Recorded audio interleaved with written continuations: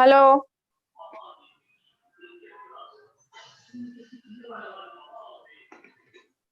లేదు బా ఫుల్ ఉంది నాకు ఫుల్ ఉంది రేణుక మ్యామ్ అన్మ్యూట్ అవ్వాలి వీళ్ళు రేణుక మ్యామ్ వీళ్ళు మ్యూట్ లో ఎందుకున్నారు ఎస్ మేడం నేను ఇక్కడే ఉన్నా మనం సెషన్ స్టార్ట్ చేద్దాం మేడం ఓకే మేడం 1 minute లో వచ్చేస్తాను నేను సార్ కూడా జాయిన్ అవ్వమని చెప్పాను నేను okay I will be there okay ma'am okay madam yes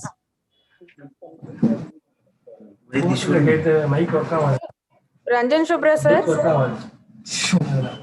hello Ranjan sir are you there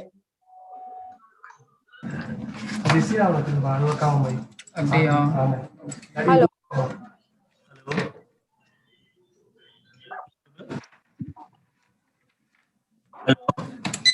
Hello, Ranjan sir. Yes. Sir, I informed sir. Ma'am joined and sir, we are waiting for sir. Everyone joined, right? Yes, sir. Renuka ma'am and like this you can. Please register sir. J&H. Okay, so I am handing over to Gomati. Gomati will start the session. Sir, 1 minute. Let sir join sir. Madam నేను start చేస్తాను రండి Hello him sir.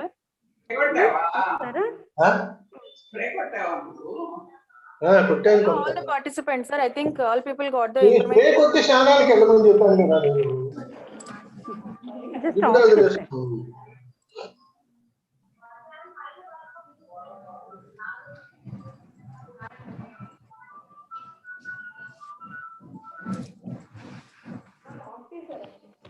Madam, you want it? Huh? You know the password, kada? Caps 1.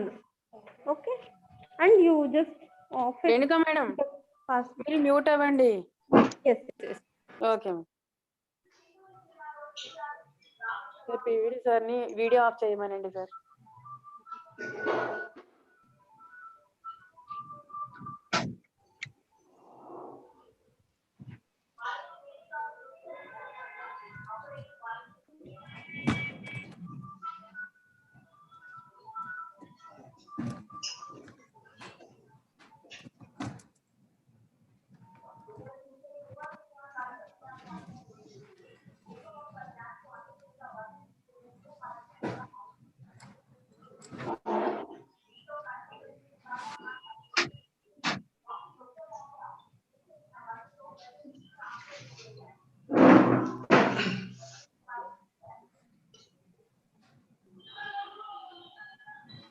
Good afternoon, Prof.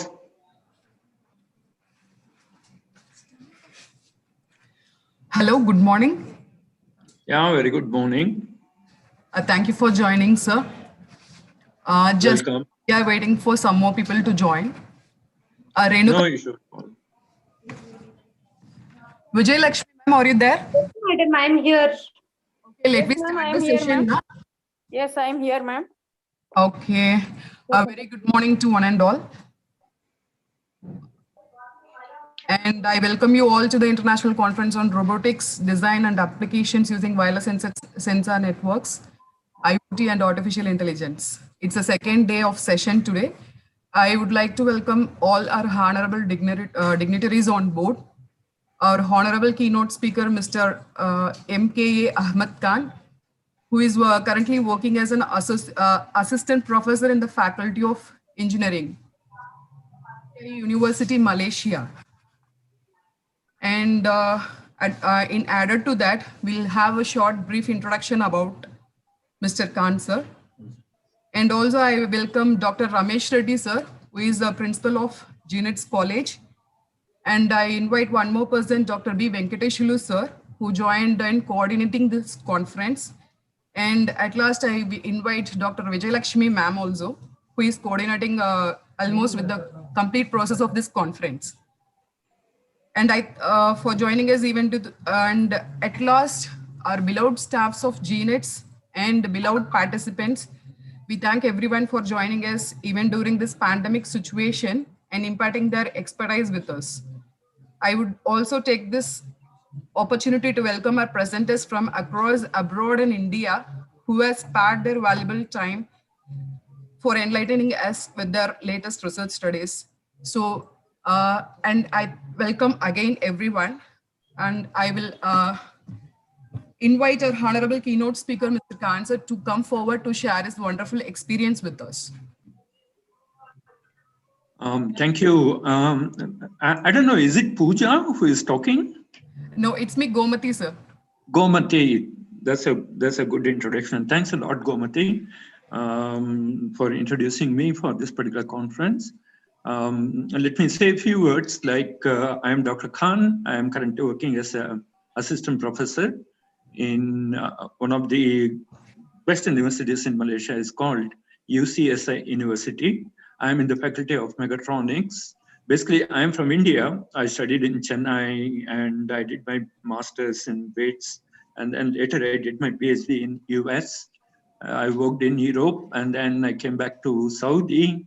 And then I started teaching in one of the university in Chennai, Crescent University.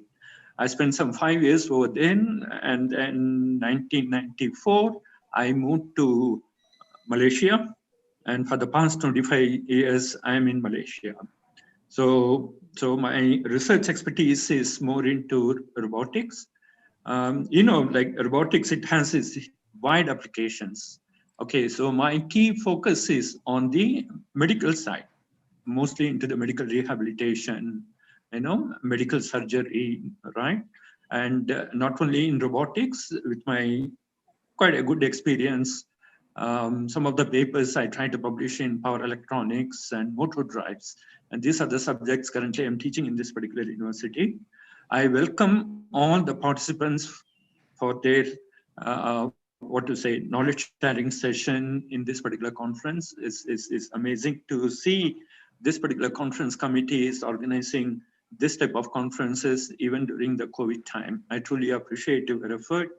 Okay, and another thing, in case if you people have interest, I'm sure people, those who put their papers, mostly they are students, pursuing their masters or PhD programs, or maybe some of them are doing their final year degree in engineering.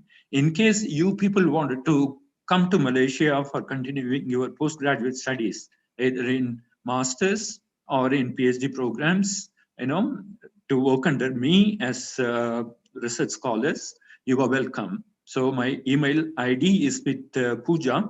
In case if you want to get my details, you want to communicate in terms of coming down to Malaysia to pursue your studies, you are truly welcome. Okay, thanks a lot, Komati. Okay, so as I informed Pooja, what I'm going to do, because of the time difference, actually this particular conference was supposed to start at 9:30 as per the Indian time. So if it is 9:30 in Malaysia, it is going to be around 12 o'clock. So I thought maybe 12 o'clock I can start my session and I can able to finish it within 1 p.m. And then I can understand. I was waiting for you people to come into Zoom. Then I called Pooja, then she tried to explain to me, sir, because of this cyclone and all this thing, there is a network problem. And then it bit delayed. And then she told me maybe we can able to start at 11 o'clock. So 11 o'clock is Indian time. So here it is already the lunch time. Not only that, I thought maybe the conference is going to start at 10 o'clock worst to worst. So I booked my conference room in my university because our faculty area is a bit crowded. There I cannot able to do my presentation. Then I requested her, why not, if I can able to play my recorded version of the keynote speech. Then basically she agreed. I think is it okay for you people to listen to my recorded version? Komati?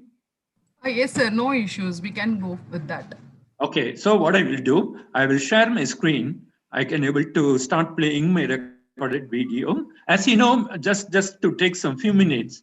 So my topic, my keynote speech is all about robotics in medical surgery.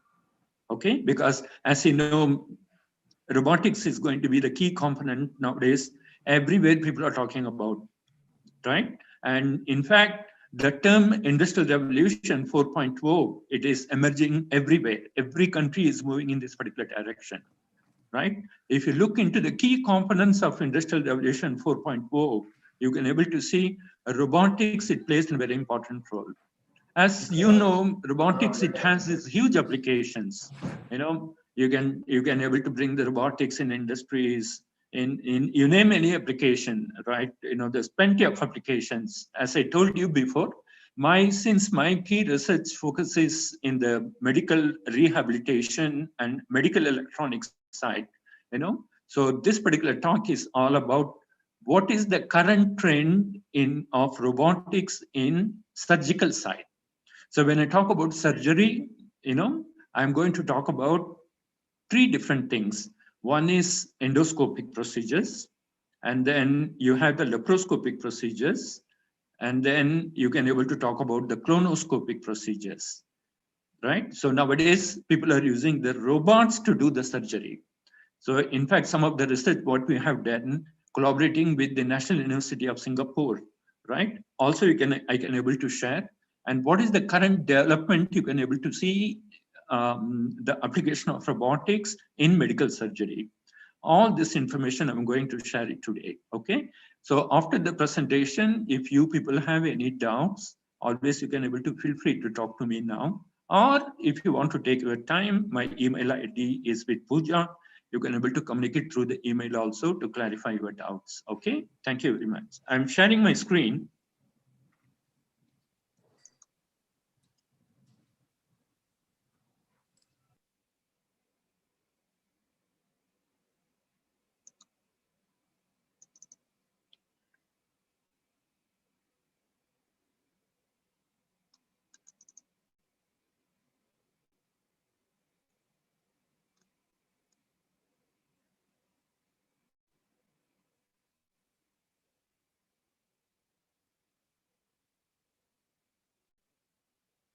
Can you able to see my screen? Yes, sir. We are able to see. How about the audio? Audio is clear, sir.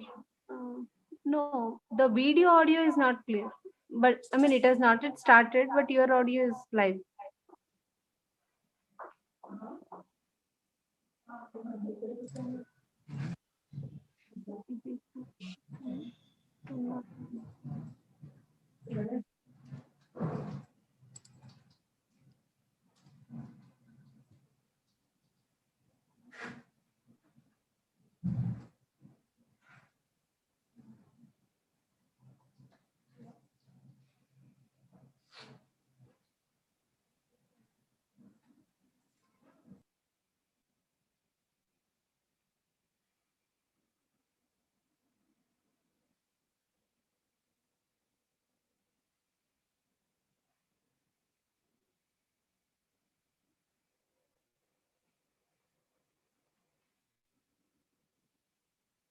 Is it okay, Pooja?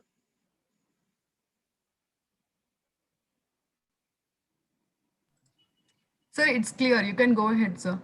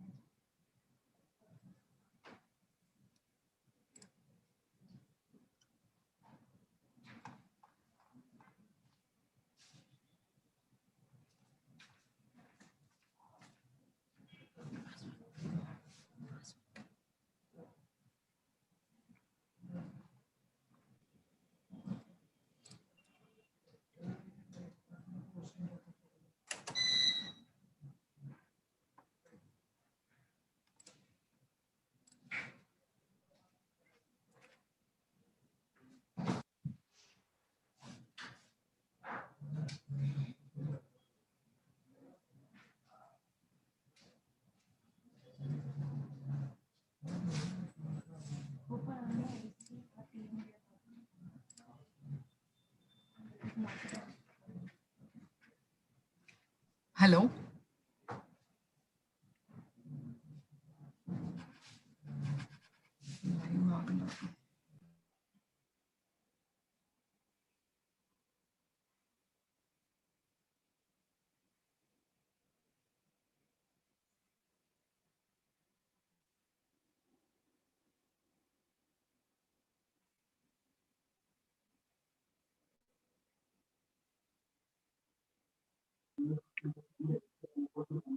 Any problem, madam?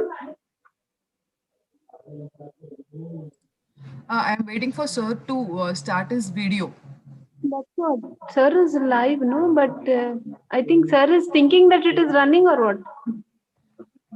Is it okay? I don't know. Yeah, I'm already playing the video. Sir, video is not playing for us. Yes, sir. Oh.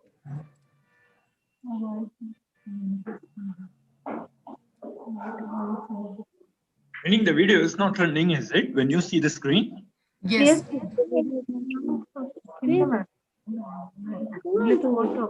ఇది video run అవ్వాలి. No. Is it still the problem? No, sir. It is only in the preview we are able to see. It is not running full screen. Preview But here- also, we are just able to see the icon. Oh. But you can see my screen, right? Can you able to see my face? All the folders and all we are able to see. Oh. Sir, is it possible to email me now?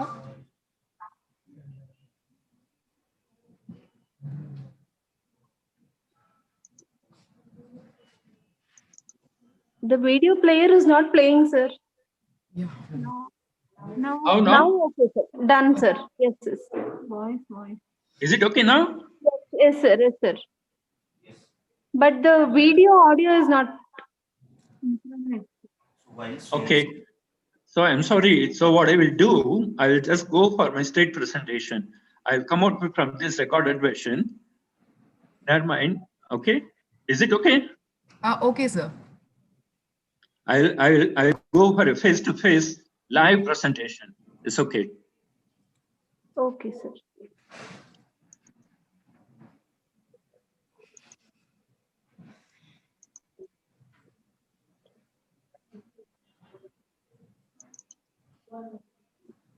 How about my screen? Is it visible? No, sir. Yes, your video is on screen, sir, now.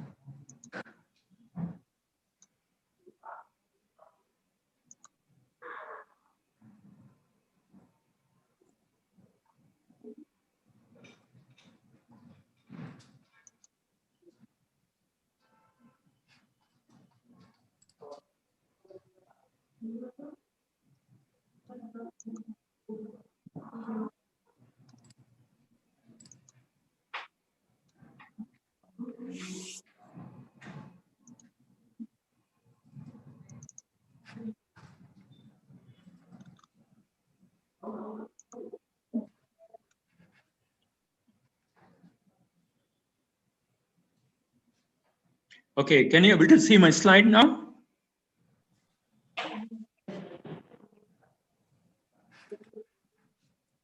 Hello? Sir, it's showing list of folders.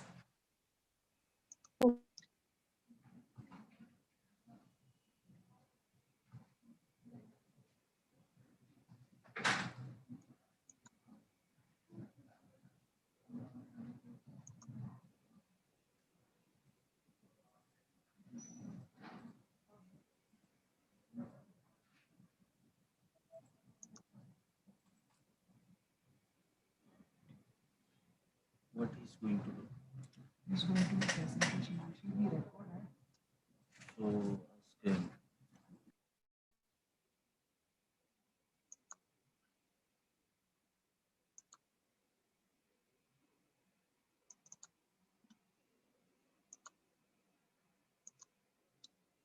How about now?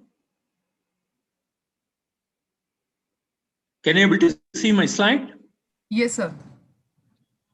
The voice is clear? Your voice is clear, sir. You can go ahead with presentation, sir. All right, thank you. Okay, I'm sorry for this, Okay, so this I don't want to take so much of time. This already I gave my introduction speech. What is the key topic I'm going to talk about today?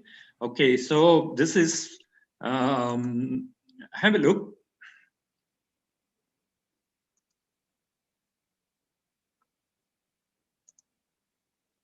Okay, so the first question when we're talking about the robotic surgery, everybody will be keen to ask one question. What is this medical robotics is all about? First of all, why you need to have medical robotics? What is the purpose of it? So as you can able to see, the use of robotics and mechatronics technologies to aid the clinician performing difficult and technically demanding surgical procedures. So as you can able to see, doing a surgery is going to be a very tedious and complicated task for the doctors, isn't it? So if you ask me why you want to bring the robotics inside medical to perform surgery, is very simple. In order to face the challenges, upcoming demands in the surgical procedures, you can able to have the robots in medical surgery. So in the first slide, you can able to see, I'm giving two scenarios. One, you can able to see the strengths of the clinician, right? And in case to your right side, you can able to see the strengths of the robot. So when you're looking into the strengths of the clinician, so these are the fundamental things. I hope everybody can able to understand because it's not too technical. When you look into the strengths of the clinician as a doctor will have a good judgment, obviously, because being a human being, he can able to challenge the robot in terms of taking a judgment, good judgment. And not only that, strong hand-eye coordination, integrate extensive and diverse information, very flexible and adaptable, very texturous. The meaning of texturous is one who is going to have the excellent hand skills, right? Being surgical doctors, is very important to have a good hand skill, isn't it? If your hands are shaky, then there is no point. Even if you're going to have an excellent degree, there's no point you can able to become a surgical doctor, right? So, and then you can able to see another important strength of the clinician is highly evolved. Okay, so easy to instruct, easy to get verbal feedback. The same thing, if you're going to look into the strengths of the robot, one important thing is excellent geometric accuracy and repeatability, obviously. And since you are using a machine to perform the surgical operations, robots are untiring and stable. And another important application is, since you are putting the machine to do the surgery, it is immune to the infection and radiation, right? Potentially high variety in size, shape, and configuration to suit the need, definitely, isn't it? Right? Another important strength is can incorporate many sensors for information feedback and precise application. So this is very important, like when you are going to perform a surgery by using a robot, obviously you need to go for a lot of instrumentation, measurement sites. You may be interested in measuring what will be the force which is going to act on the tissue, right? Or on the skin or on the bone, whatever the surgery we're going to do inside the body. Like, it is important to have what will be the impact of the tools which is going to be put on the human body. So in that way, measuring the force, measuring the torque, or measuring the speed, or measuring the humidity, measuring the temperature, and getting the precise image is all very important. So in order to measure all these quantities, definitely you need to go for sensors. And sensors will detect the signal, right? And it is going to feed that particular information to the robot. From that particular information, robots can clearly understand where exactly you can able to go, how much the pressure you can able to apply over a tool, how much the force you can able to apply. All these particular things can be done, right? And last important strength is it creates better accessibility, correct? So this is the first slide where you can able to see the strengths of the clinician and the strengths of the robot. Going back to the next, take a look. What a surgeon and robot together can able to achieve. this is very important, the coordination between a robot and a surgeon. So you can able to look into the key points. When a surgeon is going to collaborate along with the robot to perform a surgery, it enhances non-invasive or minimally invasive surgical procedures. This is very important, right? Every human being, when the doctor says, you know, you have a problem, you have to undergo a surgical operation. So everybody is so scared, isn't it? First, they'll be thinking whether the surgery is going to be successful or it is going to be a failure, right? All this confusion, it will come into mind. And another important thing is being a patient, more than anything, he'll be worried about the cost.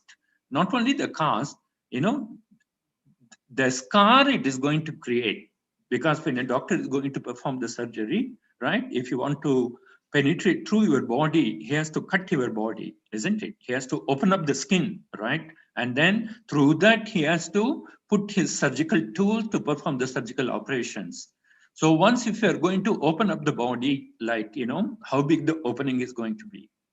And that is going to be a scariest part for the patients. Not only that, after the surgery is completed, even if the surgery is going to be a successful one, right? How long it is going to take for the scar to, you know, disappear? This is everybody's concern, right? So when a surgeon is going to perform a surgical operation with the robot, absolutely you don't need to worry about all these things. Okay, so you can able to perform a surgery with a minimally invasive, or almost you can able to say non-invasive techniques are used, right? So in that way, you don't need to worry about so much of opening, or you don't need to worry about the duration of the time it is going to take for coming out of the scars, right? And the second important point is it decreases technical difficulties faced by the clinicians, obviously. And not only that, minimum pain and discomfort for the patients. This is very important, right? Everybody, as a human, you don't want to go through a painful operation, surgical procedure, isn't it?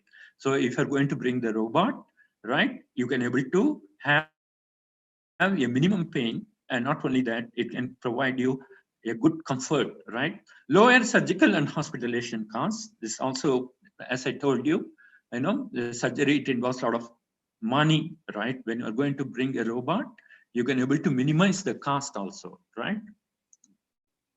Take a look. So what you can able to see in this particular screen is just to give a brief scenario when you look into the evolution of the surgery, right? So some 50, 60 years back, when you talk about the traditional surgery, right?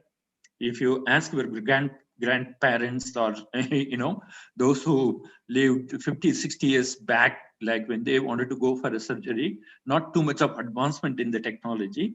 So when you look into the traditional surgery, you know, not much, you know, highly sophisticated, technically advanced tools. Not only that, even the screen is not going to be so precise. You know, if I'm not mistaken, 50 years back, when you look into the traditional surgery, people mostly, you know, use the X-rays, you know, to see the image, right? And every operation, every surgical operation, you need to perform manually, isn't it? The patient will be lying on the bed, and the doctors, you know, come closer to the patients, and by using the tools like the scissors, you know, the knives and all these things, you know, right, you know, they used to perform the surgery operation. But what happens later, you know, when you see the evolution from traditional surgery, you come to the minimally invasive surgery, right? So you can able to see here, there is a picture I can able to see, and it is written at the bottom, Da Vinci CAS system. So this Da Vinci surgical system is very famous now. Almost many hospitals, they use this particular machine, you know, to do a complicated surgery, which a robot can be able to perform this particular surgery. As I told you, minimally invasive surgery, you know, so all that what you can able to do is, you don't need to create a big opening on the body. Just you can able to create tiny holes, 3 or 4 holes. Through that particular holes, you can able to insert the tubes, and through the tubes, you can able to insert your tiny surgical tools added with the camera, so that you can able to see what is happening inside, right? And with a clear fantastic screen with a high resolution screen, and also with the current technology, you can able to see the image in a 3D, isn't it? All this information is available nowadays, right? So from traditional surgery, you come to the minimal invasive surgery. And not only that, after that, you can able to see, when you look into the evolution, we talk about the endoluminal surgery, right? What is this endoluminal surgery? Basically, if you want to, if you want to perform a surgical operation, you need to have a camera, isn't it? Your camera, when you are going to push inside the body, like normally when you do an endoscope, right? When you want to check the condition of your stomach, or if you want to do your colonoscope, you want to see whether there is a cancer development in your colon, right? So when you go to the hospital, the doctors will advise, yes, man, you have a problem in the stomach. First, we need to carry out the endoscopy. So what basically they will do, they will put a tube through your throat, right? And then they will physically or manually, they will push the tube through your throat until it reaches your stomach, right? And that particular thing, it will carry a camera, right? And there is a light.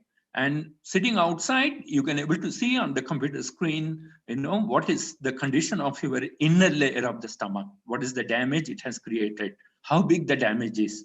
Is it the cancer is in the initial stage, or the ulcer is in the initial stage, or it has gone to the second stage, or it has developed a cancer marker inside the stomach, right? So basically, when you do the endoscopy, this is what they will do. In fact, the endoscopy will have a tool. It will take a pinch of the sample, right? And then they will take that particular sample, the inner layer of the stomach, they will send it for biopsy, right? In the biopsy, they will do a lot of testing. And from that particular testing result, they will say, yes, you have a cancer, you have an ulcer, right? And there is a damage in the inner layer of your stomach, right? So all these things now, if you are going to perform by using a robot, absolutely, you don't need to go through the pain.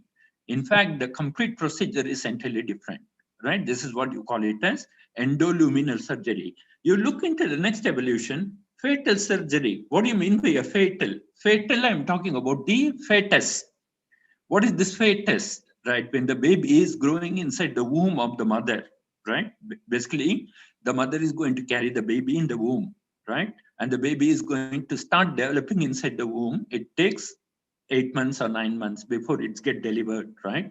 So during the beginning stages, if you want to know the condition of the baby, especially when you want to look into the alignment of the liver, the heart, the stomach, whether the organs are well aligned, is it developing in the right direction, So if you find if there is a problem when the baby is growing inside the stomach, in the womb, right, you want to go for a surgical operation to do the correction over that alignment, you can able to do that. This is what you call it as fetal surgery. In fact, fetal surgery nowadays, it can be performed by robots. So all that what you have to do is, you need to insert tiny holes in the stomach, let it go through the womb, very tiny holes. It can be only 2-3 millimeters of diameter, right?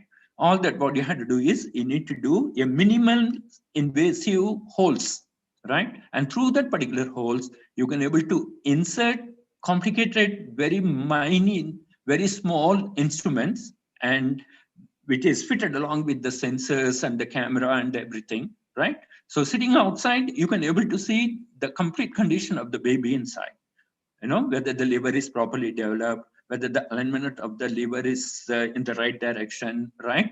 So you can able to study the growth. If you feel that there is some complexity, if there is a problem in terms of, alignment or whatever it is, the heart or liver or whatever organs we are going to talk about, right? You can able to do at the beginning stage itself, you can able to carry out that correctingness. You can able to do that. It can be done by using robot. This is what you call it as fetal surgery, right? So this is quite interesting, right?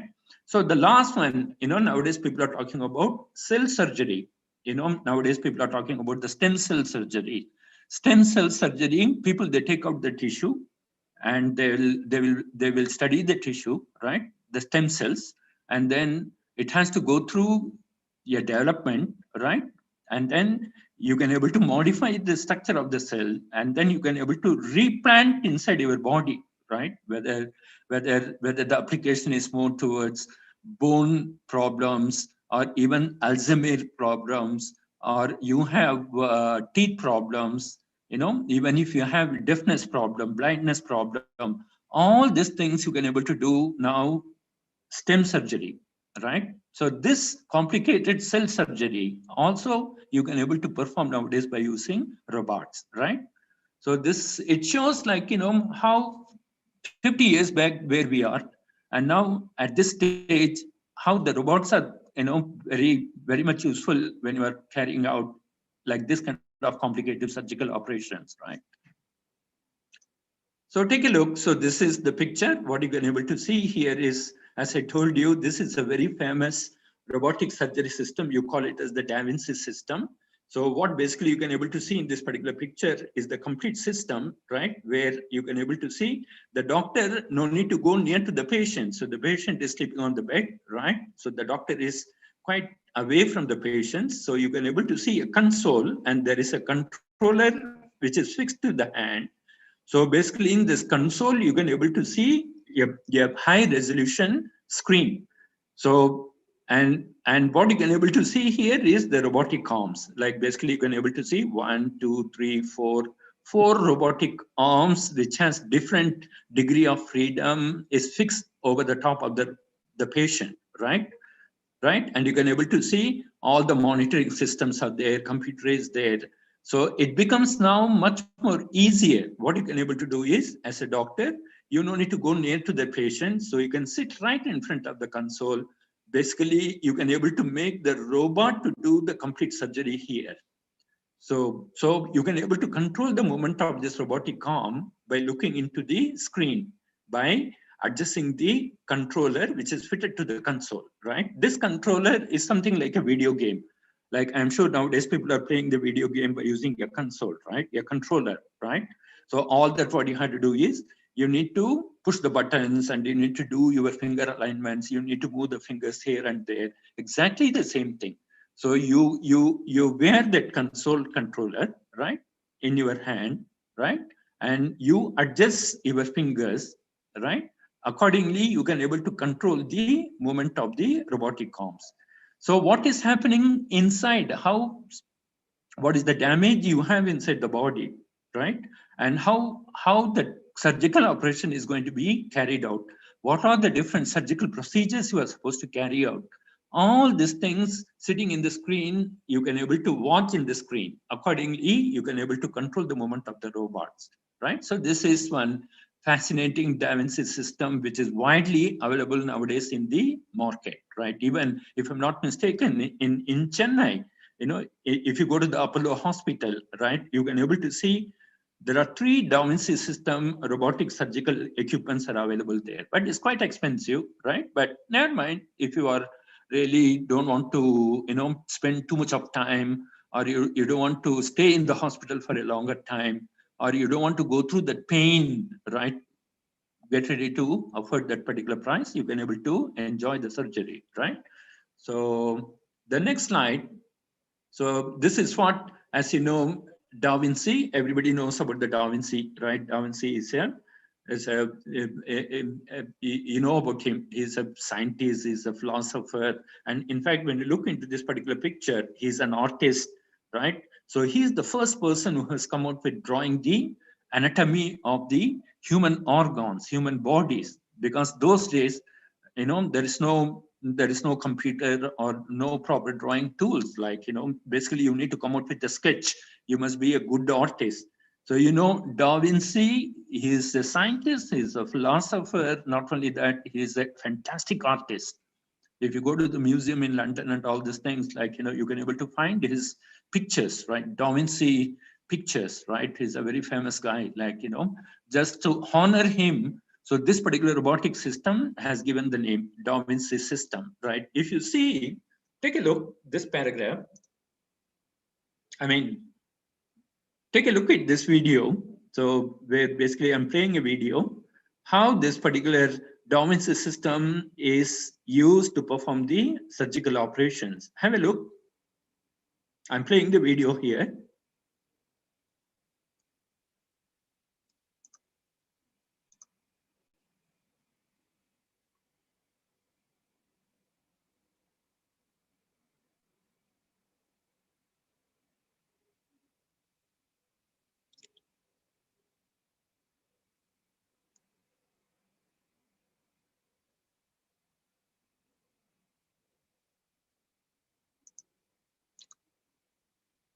Just be patient.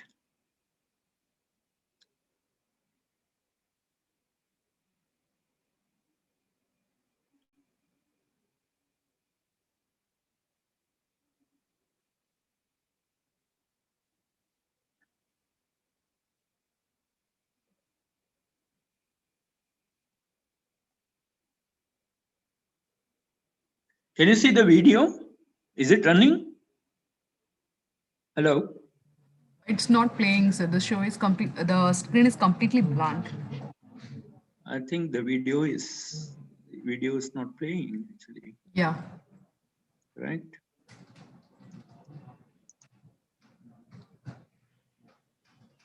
How is it now? Yeah, now it started, sir. Okay, have a look. The video will take some 2-3 minutes. So I don't know whether the audio is clear or not. Just have a look. So he's the doctor who is sitting in front of the console. So basically you can able to see the hand is, occupied with the controller. So this is the complete robotic system. So you can able to see the doctor has a screen which has a HD 3D screen. So can you able to see his hand is, doing all the surgical procedures. So whatever he do, the robots will follow his instructions, and these are all the complicated instruments you have. Take a look.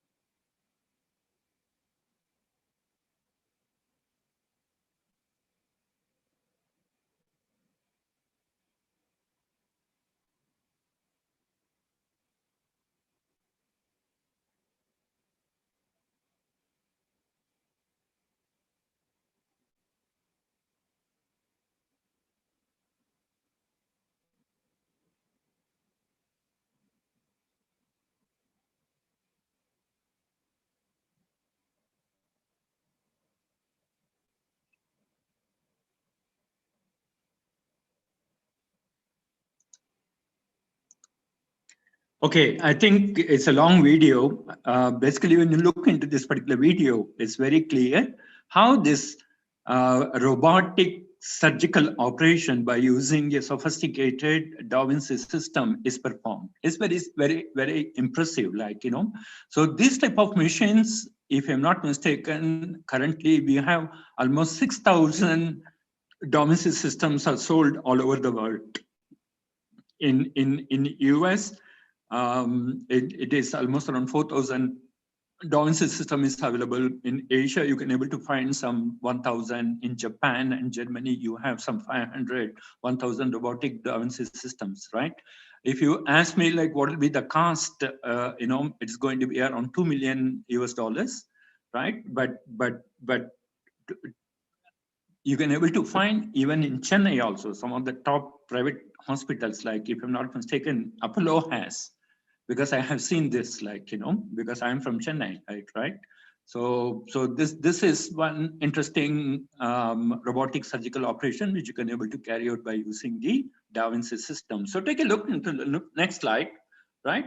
Robotic surgery versus traditional laparoscopy. You know what is the meaning of laparoscopy? Laparoscopy is the studying or understanding the damage inside your stomach, right? You know, inside the stomach you have different organs, like, right? As you are aging, even when you are young, you know, if there is a complication inside your stomach, if you feel suddenly the pain, or if there is a growth of a tumor inside your stomach, or there is an ulcer, whatever it is, like, you know, immediately the doctor will advise you to go for laparoscopy, right?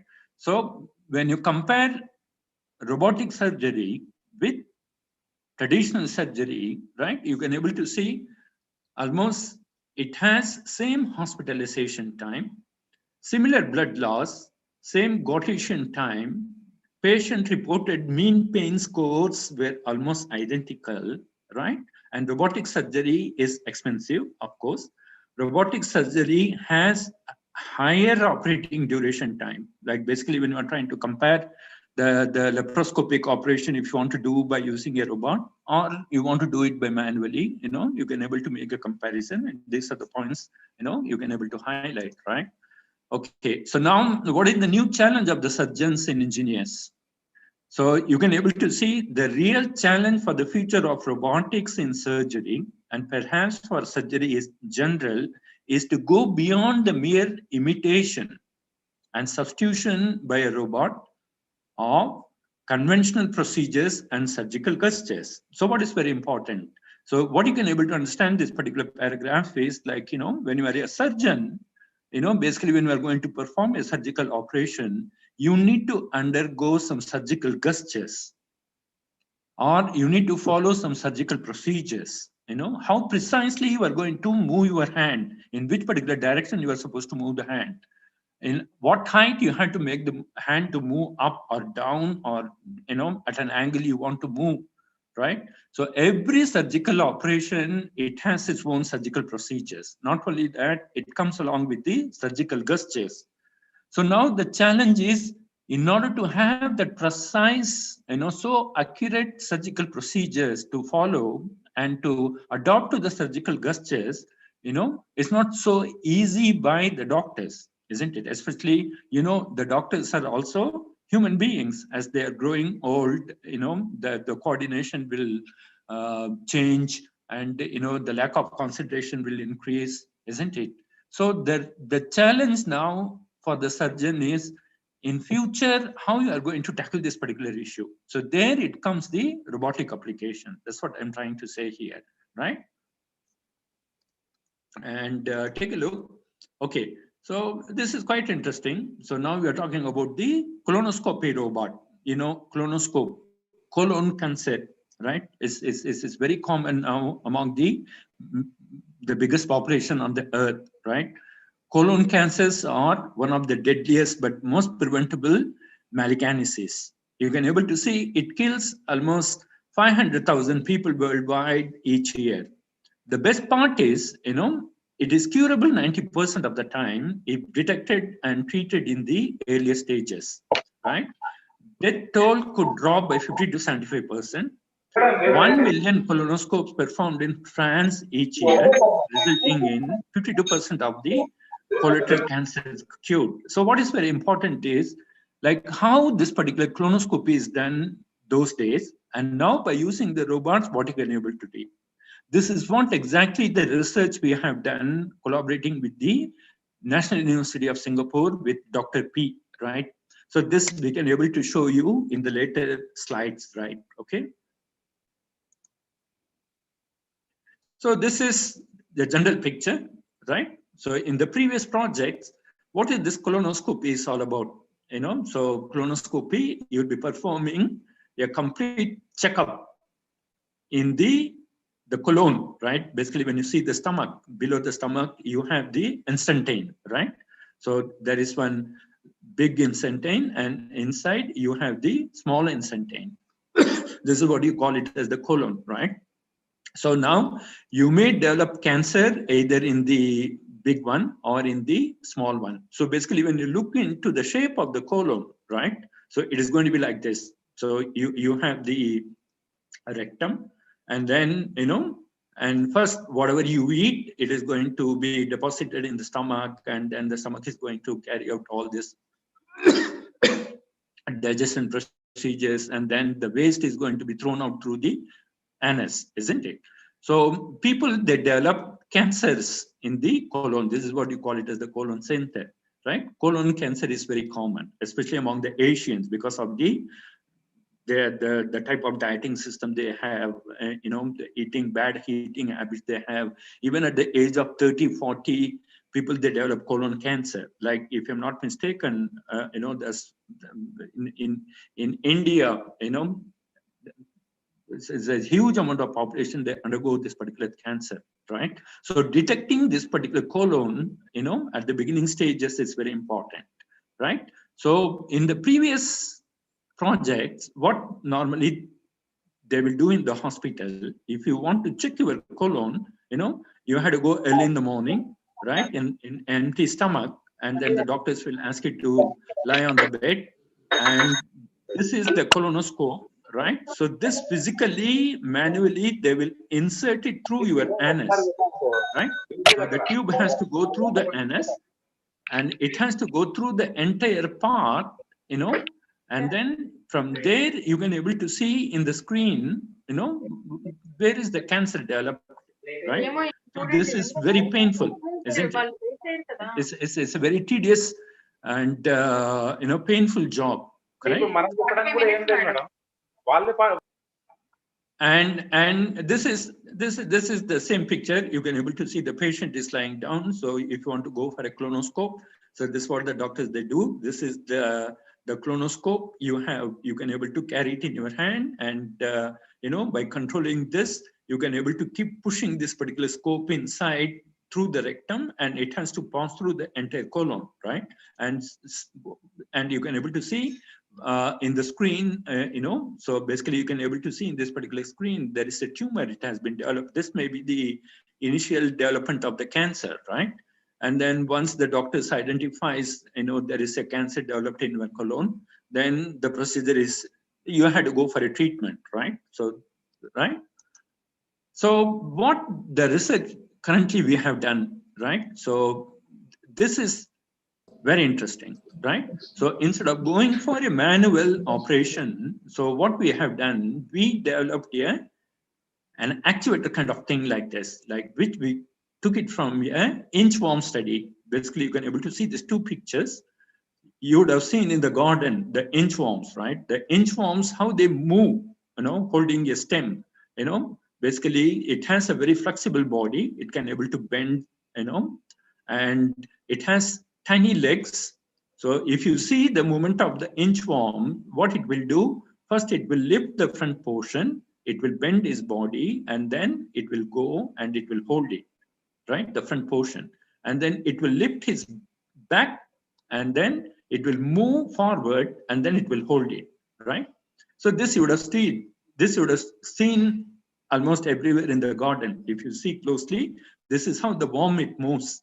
So we took this particular idea, you know, in order to come out with a colonoscope by using a robotic surgery, robotic colonoscope, right? So in order to make this particular thing to move through the colon, so this is our project which we have developed, the tiny robot which can able to function exactly like the inchworm. This is what you call it as the inchworm locomotion mechanism.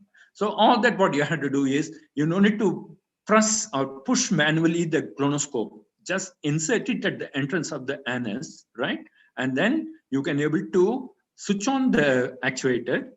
Basically, this particular thing, it will move exactly like an inchworm. It will bend, it will grip the walls of the colon, and then it will keep moving. And it has a camera, right? And then sitting outside over the screen, you can able to see when this particular thing is going to move like a worm through the colon, you can able to see, what is the damage it has created in the worm. I'm sorry, in the colon, right?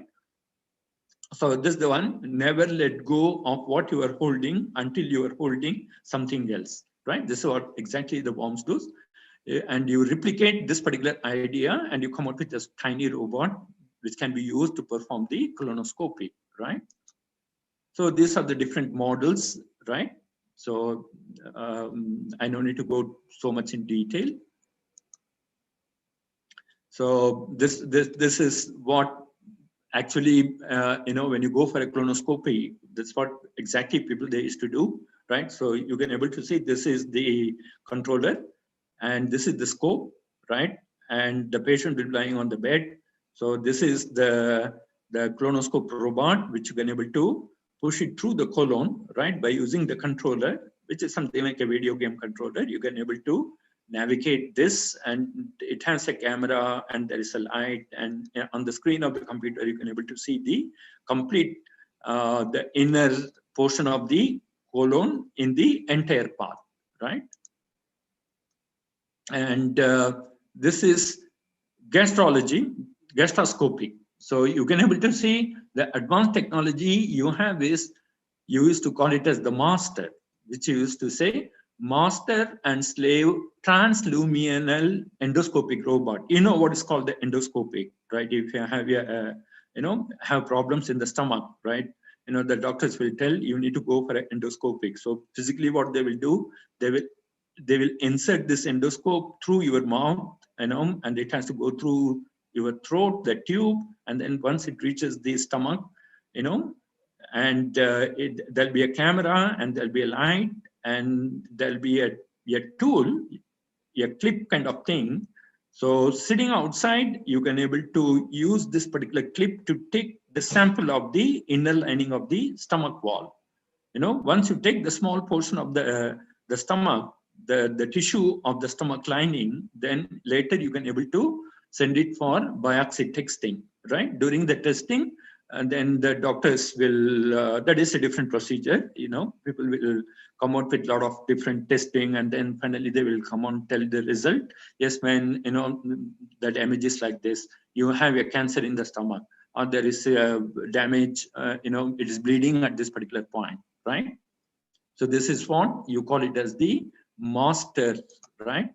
And so this is the inner picture. So basically you can able to see by using the Nintendo WII for surgery. Nintendo is a gamer, is a game controller. Even the kids, when they're playing the PlayStation, they use this particular controller, Nintendo. So by using this controller, you can able to perform the surgical operation. So basically, you can able to see in the stomach, you have the clip, and whatever surgical operations you want to perform, you can able to do that, right? So this is our design, right? So basically, in order to come out with that kind of robotic surgical system, in order to perform the endoscopic operation, you have all the tools, like you have the actuators, and obviously you need to go for a microprocessor or the motion controller, master control system like this. It gives an idea, in terms of developing that particular device, what are the different things we have used. So we use a manipulator. This is what you call it as the slave. And the master is the doctor, he'll be sitting in the different point. So whatever the master does, the slave will follow the procedure. Exactly the same thing it will follow, right? So this is the master console. So basically you can able to sit and you can able to hold this particular console in your hand, and you can able to make all the movements. Whatever movements the surgical procedures you are going to carry out here, the slave manipulator will do, right? So this is the system overall. So what is the benefit when you are going to go for this type of master, which you used to call it as master and slave transluminal endoscopic robot? It enables endoscopists to perform intricate procedures otherwise normally performed by the surgeons.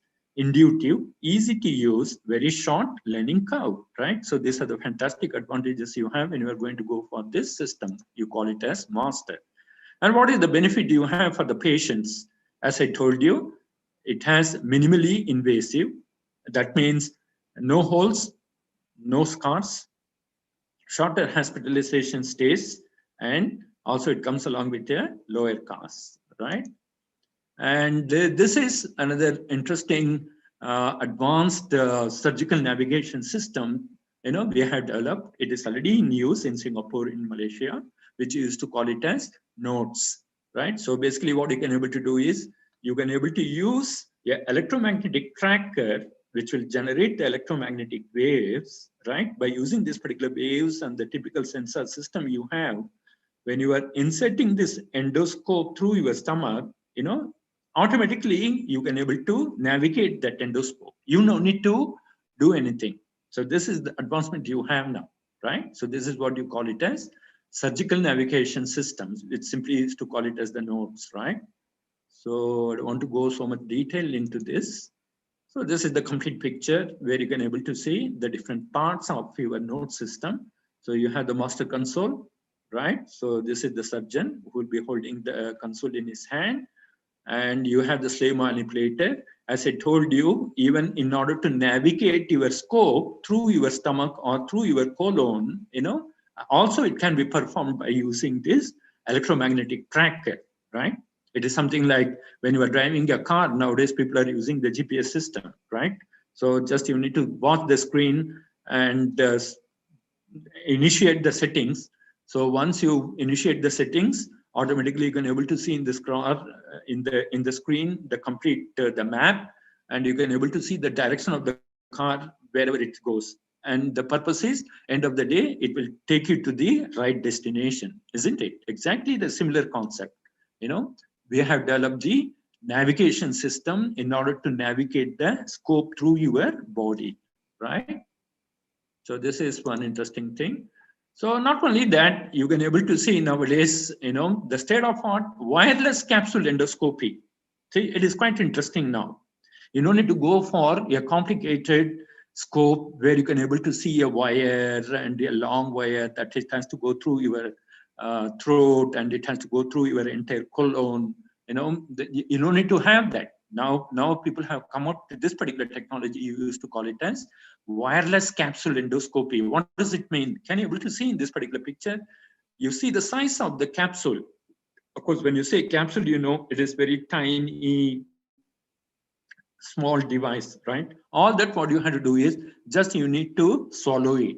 That's it. The tube, the capsule, it has all the technology inside, the mechanism. It comes along with the sensors and the camera and everything it has inside. So once you swallow, sitting outside, you can able to navigate this particular capsule and you can able to understand the damage it has created inside your stomach, or any organ. Either you want to go for endoscopic or colonoscopic, it also can be done by using this wireless capsules. So you can able to see there are so many different companies are manufacturing, right, in different parts of the world. Like for example, if you take this particular company, Kinkoopuk National University, so it comes from Japan, and there are some companies from US, and there are some companies from China, right? So, and you can able to see there is some companies from France, Germany, and all these things, right? Basically what I'm trying to show here is like, as I told you, you have the technology now, which you can able to call it as wireless capsule endoscopy. It is readily available in the market, right? So companies are selling this, right? You can able to use it, right? So these are the different companies. Can you able to see the size of the capsule? A company called PillCam colon 2. PillCam colon 2, which is normally used for colonoscopic study, right? You see the size. And can you able to see if you look into the specifications, hardly it has 1.1 centimeter in diameter, and it is just 3.1 centimeter long, and it comes along with a camera which can able to take the shots at this particular rate, 4 to 35 frames per second, right? So what is its capability? Bi-directional communication, adaptive frame rate adjustment, right? So it gives, I mean, this is the company which has manufactured. The company's name is Given Imaging, right? So you have all this particular technology, right? So this is one company. Like this, you have microcapsule. It's also a wireless capsule, which you can able to use it for your colonoscope or endoscope. And companies are manufacturing this. You can able to use it. What is quite interesting is when you look into the specifications, it's so tiny, 10.8 millimeter diameter and 24 millimeter long, and it comes along with the camera, which can able to take the photos at this particular rate, 2 frames per second. So all that what you have to do is just push this capsule, you know, and you sit outside and you can able to remotely navigate this particular capsule to go through the entire part of the colon, or you want to perform a endoscopy, right? So these are the different the companies, right? University of Hamburg, they have come out with this particular wireless capsule also. And there is another company which is called CRIM Lab at Sukola Supreme, right? So this is one of the company with different technology. I don't want to spend so much of time. And you have another company which is also manufacturing magnetic internal mechanism capsule. So it is the same thing, wireless capsule, but when you look into the mechanism, it is a bit different, you know. And this is another capsule. Can you able to see when you see the picture, when somebody is holding the capsule in hand, it is so tiny, right? It is amazing. Like you have all these particular things, you know, available in the market, right? You can able to use it, right? So innovative imaging system, this is another company. It gives clear images, steerable vision, longer operation duration, right? So this is another interesting thing when you talk about surgical robots. You know, people have come out with a tagging device. So a tagging device, it's also, it will look like a capsule. So basically you can able to see these pictures. The capsule, it has a tiny needle, and there is a bladder which contains a type of liquid. So what you can able to do with this particular tagging device is you just swallow it. Once you swallow, it will go and reside in the stomach. So you can able to navigate and see the inner lining of the stomach.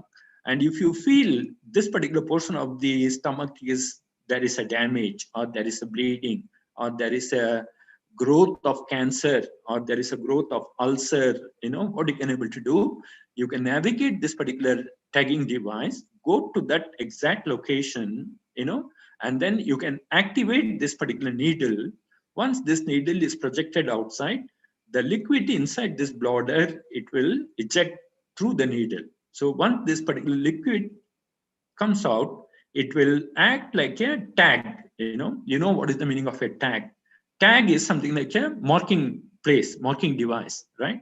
So once this particular device has done the tagging, what you can able to do, you know, in the stomach, in which particular portion exactly, you know, you need to focus, or you need to carry out the surgical operation. So you can able to take the X-ray. In the X-ray, you can able to see, okay, since the tagging is done at this particular part, you know, you can understand clearly, okay, tomorrow if you want to do an endoscopic or you want to do a surgery, exactly you can able to focus where exactly you wanted to go, right? So that is the main application of this tagging device. It's also available in the market, right?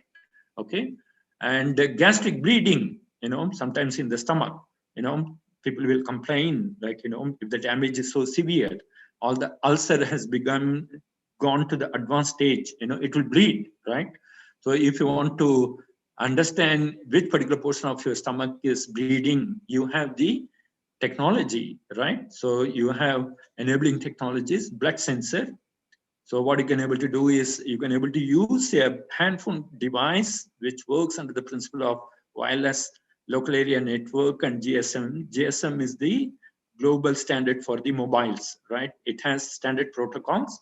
So you can use this particular device, to see the bleeding. This is what you call it as bleeding detection capsule, right? So this you can able to control by using a handphone kind of device, right? So not only that, now people are talking about weight management, right? Weight management, because obesity, it's become a major concern, especially in the Asian countries. You can able to see at the age of 20, 30, they are so obese, put on so much of weight, and the body is so huge they can't walk, and they also don't know what to do, how to reduce the weight. You want to go for a weight management, you have the technology, right? So you can able to see this particular picture. You have Transcend implantable gastric simulator. So what you can able to do, you see it's very tiny. So all that what you can able to do is you can just insert and implant it inside your stomach, and you can stimulate it. When you stimulate, basically the person, cannot feel the hunger. The type of stimulation you do when you stimulate this particular Transcend implant gastric simulator, it will produce a kind of feeling that it will make the person not to feel hungry. So in that way you can able to control your intake, right? So basically obesity comes along with, and your eating habits, your dieting habits, isn't it?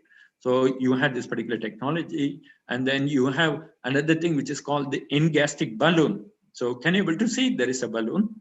So just you put it inside the stomach, you blow it, inflate it, and then once the balloon it becomes bigger, obviously the person will feel, there's so much of, he won't feel hungry, right? Because the balloon is, is already inflated inside, right? So, it will give you a feeling like, your stomach is full already, right? So these are the technologies also available in case you want to go for weight management, right? So this is one procedure. So can you able to see? So I'm taking a capsule which is meant for weight management. You call it as the weight management capsule, right? It's available in the market. It's available in Singapore, Malaysia, right? So you can, it's not so expensive also. You want to reduce your weight, you take this tiny capsule, right? You swallow it. So the capsule, it comes inside your stomach. It rests on the stomach. So then after that, you can able to see it inflates a balloon, right? Right? And this, how long you want to keep this balloon to be inflated inside your stomach, 1 hour or 2 hours per day, that you can able to fix it. The duration, the balloon has to be inflated and to be kept inside your stomach, right? That you can able to adjust, you can able to control it, right? So once you feel, yeah, per day, 4 hours, this balloon should be inflated, right? So you take that capsule and automatically the balloon will be inflated. It will be there inside your stomach for 4 hours. So what does it mean? Since the balloon is inflated, like, so you won't feel hungry, right? You are not going to eat. That way you can able to control your weight. This is what you call it as the weight management capsule. So after 4 hours, automatically the balloon will deflate. And then it comes out, it comes out and it is discharged outside, right? So these are the technologies you have.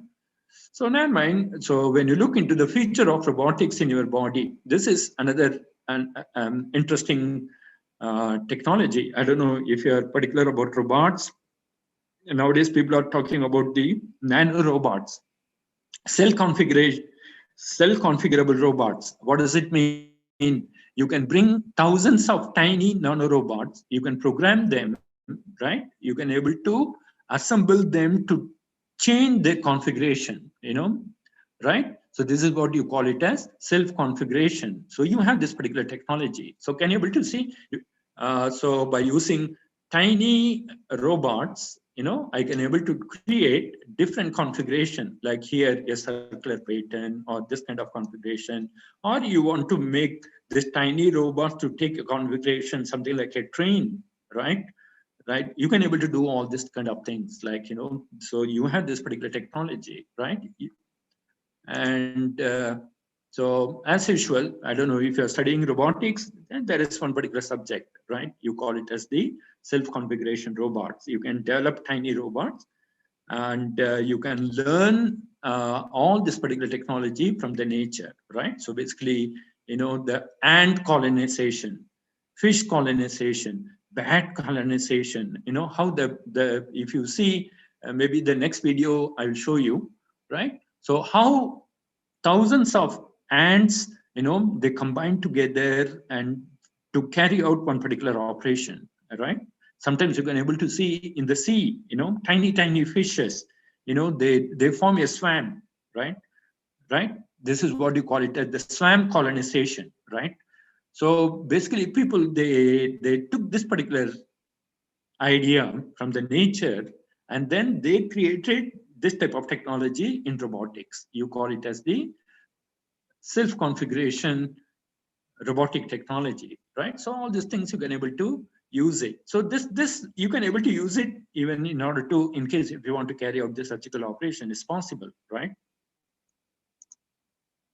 So can you able to see here now, like these are the tiny robots, so which is separated. But what basically I can able to do is, imagine in case if I want to go for a biopsy or endoscopy, this tiny robots, I can able to reconfigure it to take a snake kind of configuration, so that it can easily travel through the throat, right? It can go until to the stomach, like this. Even you want to do a colonoscope, you can use this particular technology. You can reconfigure in whatever shape you want, because when you look into the shape of the colon, it is not going to be a straight tube or something, isn't it? It has bends, right? If you see from the anus until to the end, there are so many bends. So the point is, when it comes to the bend, using this particular technology, you can able to change the complete configuration, according to your convenience, right? This is the great advantage, right? So I don't know, this, I took it from the YouTube. Have a look.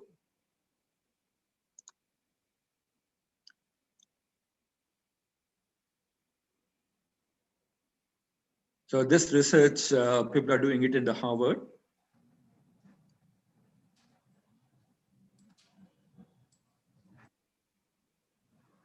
Wait a second.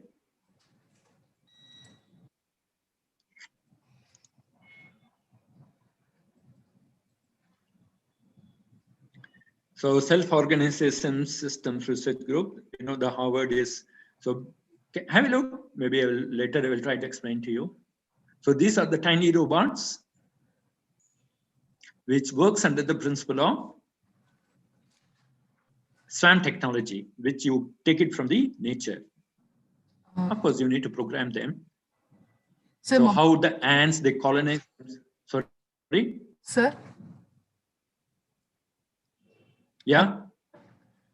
Shall we go a little bit overview of next video? This second video, shall we go for an overview? Yeah. So basically what you can able to see here is the nature, how the ants they colonize, the Swiss they colonize to take different shapes, right? Right. So this is what you studied from the nature. Accordingly, you come out with the technology, you call it as self-configuration robot. So basically you can able to see all the tiny robots, thousands of tiny robots, nano robots you can able to create, and you can able to program them to understand and to communicate each other. End of the day, you can configure them to take different shapes. That's the whole idea is all about, right? So that's the end of my presentation, and I hope, I don't know how far it is interesting. Anyway, with whatever time given, I thought maybe I can able to throw some lights on. Not at all a doubt, sir. It's quite interesting. And we came so about innovative backgrounds of robotics in medical field. Thanks for such a wonderful presentation. Yeah, thank you.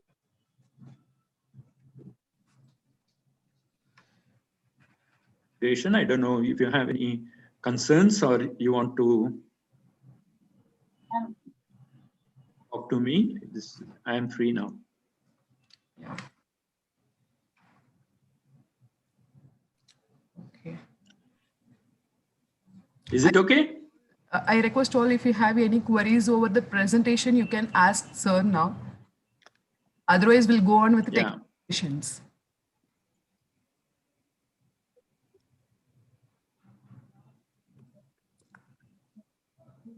Or later, you people wanted to communicate through me, by emails. You can get my email address from Pooja, and anytime, not only Okay. today. Anytime Okay, you sir. have Then any let me doubts, pass your contact details to GNIT's staff also. That will help definitely. to contact you later. Yeah, that's great. Yeah. Thank you so much, sir. Now let me go Thank you. technical sessions. Thank you. Okay. Thank you so much, sir. Thank you, Komati. And anyway, once again, I thank the organizing committee of this particular conference, and all the members, those who took effort to, organize this particular event. Like, I know it's not so easy, but end of the day, like when you feel like, something you are doing for the society, in fact, I'm like this, like, for And me, also, I convey my sorry for being the delay, sir. No issue at all. I can understand, like, because in fact, today I'm not quite busy. So Okay. I thought it's okay. That's why I thought maybe, that sometimes this face-to-face explanation is much more better rather than playing the recorded version of the video or something. I keep that as a backup tool, like, because it's all internet, sometimes if it goes wrong or whatever it is, and the event should not be spoiled. I have that recorded video. In case you want, I can share with you also, right? Yeah, So I given later, mail ID. I given mail ID in Zoom message platform, sir. You can mail me. I will circulate through all the staff yeah, as well as participants, those yeah. who are interested. Exactly. Like whenever they feel like watching, they can go home and watch at any time. It's not an issue. All right. Okay. Okay, sir. Okay. Well, the Pooja is inside this meeting now. Yeah, Pooja is in Natarajana. office only, but she isn't busy with some other works. She will contact you later. After the session was over, Pooja will contact you. Okay, Komati, can you pass on this particular message? Because Yeah, sure. Yeah, sure. usually in my university, like before you go for this kind of activities, they need evidence, a proper certificate. Yeah, already I Pooja already, conveyed me the message, sir. I will ask her yeah, to provide you the certification. And yeah. once the session was over, she will issue. I will ask her to call you back. All right then. Thanks, Komati. Thank you. Have a good day. Good luck to your conference. Thank you so much, sir. Thanks a lot. Bye bye.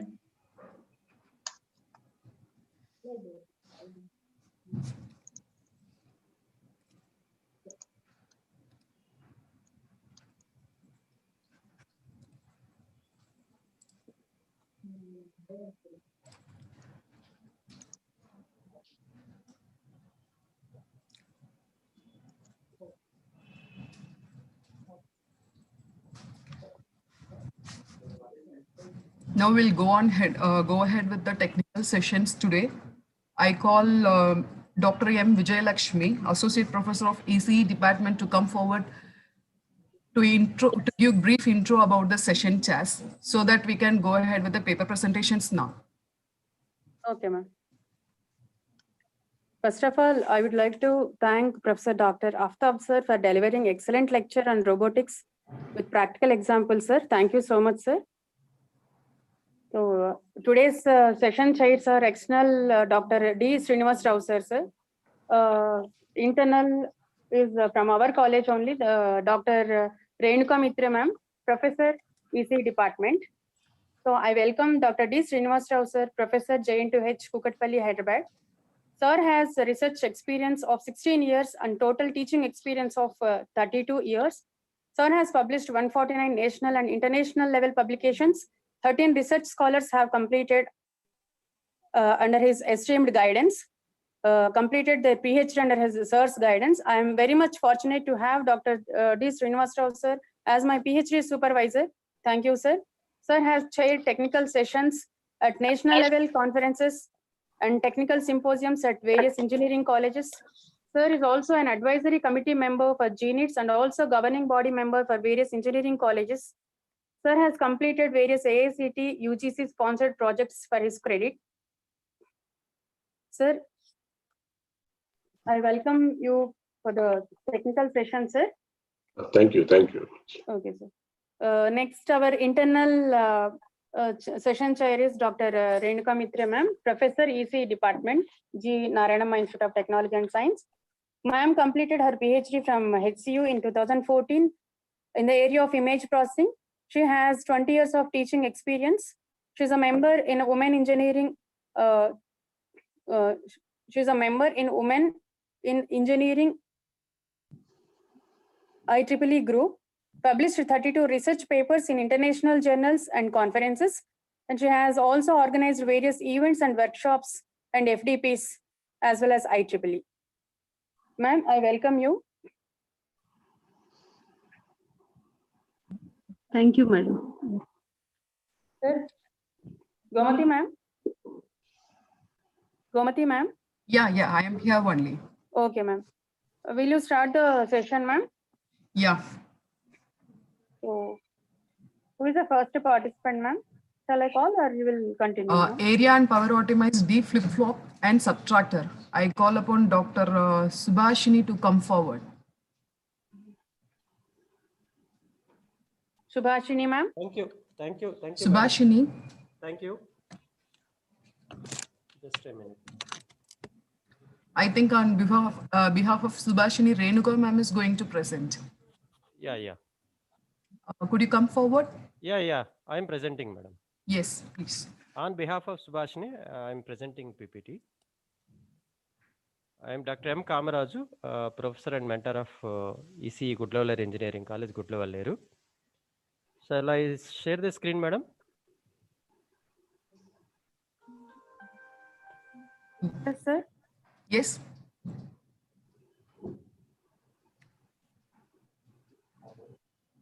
So this is a very simple idea. It is area and power optimization, D flip-flap and subtractor. So D. Subhashini, Assistant Professor, Department of EC Gudlavalleru Engineering College. Myself, Dr. M. Kamaraju, Professor and Mentor of AS&A. And another co-author, Dr. K. Babulu, Professor of EC, University College of Engineering, JNTUK, Kakinada. So this is the content introduction about abstract and how the D flip-flap and subtractor is implemented, and features, conclusion, and references. So the low power is required today in technology because of everywhere most of the embedded systems or IO devices are working with the batteries. So there is a need of a low power issue because of if embedded systems are consuming more power, then the battery life may be decreases. Then battery life is decreases, then maintenance of the device may be increases. So that's why the people are looking for the embedded systems or IoT devices must be consuming a low power. So that's why the low power is required in today's technology. That is the reason I'm given this statement. So it is the most priority with high speed and small size and technologies. Power reduction for a modern technology is a big role in VLS design techniques.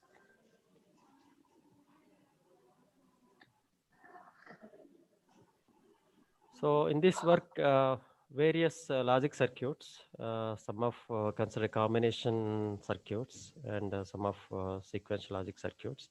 So in this we have presented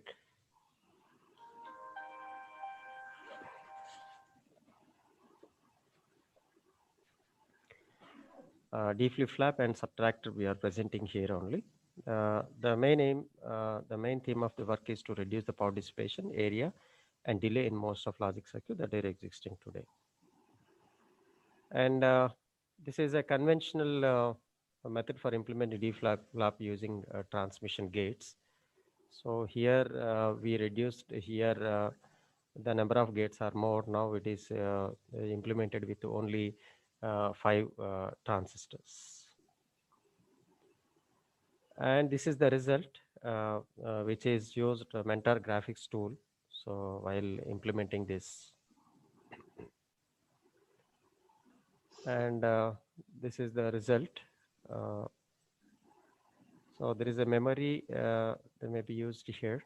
So this is about VDD is 1.0 volts may be considered for DC analysis. And the total power dissipation and 491.45 picowatts. And this is the output of D flip-flop. So this is delayed output of D flip-flop. So this is the power graph of D flip-flop.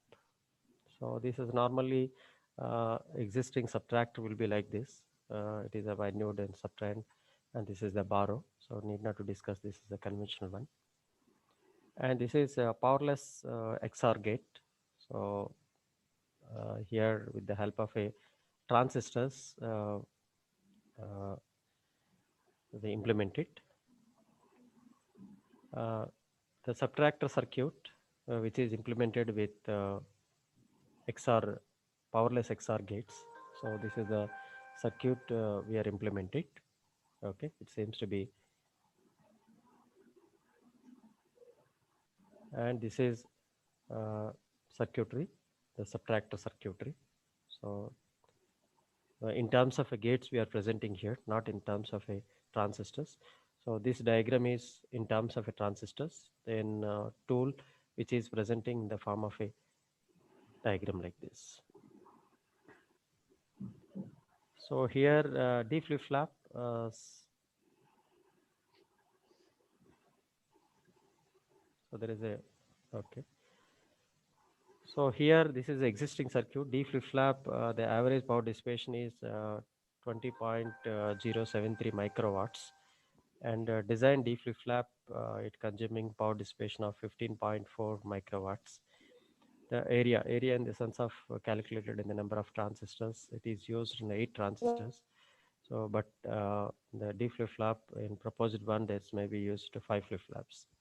So subtractor, the average power dissipation is 56 watts. So with the help of a powerless XOR gate may be used, the average power dissipation is now it is almost reduced to 13.76 watts.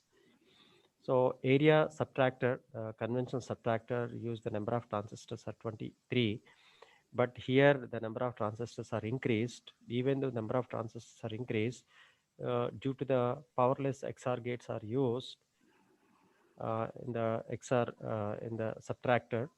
So that's why the power dissipation is very, very less. So the circuit, the subtractor circuit by using a powerless XOR gate, the power dissipation is about 13.76 watts. And the D flip-flop circuit is using 5 transistors compared to the earlier D flip-flop. So average power dissipation also increase.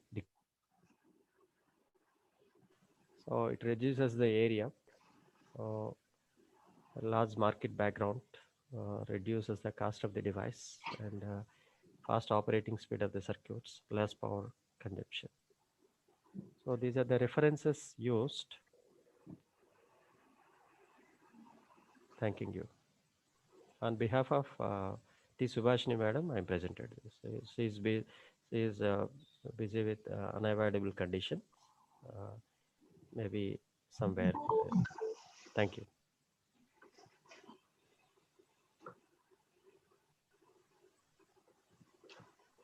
Okay, Mr. Kamaraj Garu. Sure. What is the delay actually? How much will be the delay here? Will it increase or decrease? The delay is basically you are concentrating on the 2 parameters. One is power consumption, another one is delay. But in this slide, I hope the delay is not mentioned. The delay is decreased. The delay is decreased. So delay the is only thing is in subtractor, more number of use of a transistors, then actually the area is increased. But by using a powerless XOR gates are using, then the power is decreased. That is what observation in this work. Okay. So is this technique applicable to other circuits also? Yes, sir. We started with the subtractor. Now we are working on that adder, and the same technique may be applied for ALU unit. So arithmetic logic unit also we are applied. So only thing we are worried about the area is occupying more.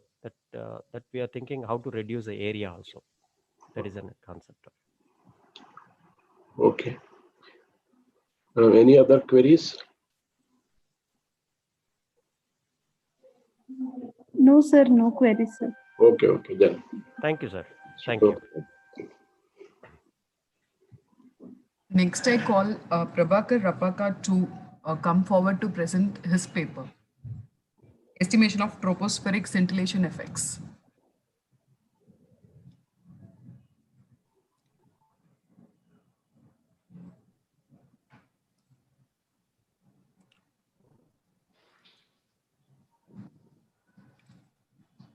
Mr. Prabhakar? Yes, madam. Yes, madam.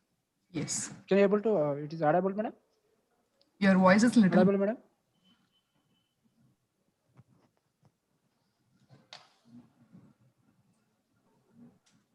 Okay. Hello. Yeah, please go ahead. It is audible, madam? Yeah, it's audible.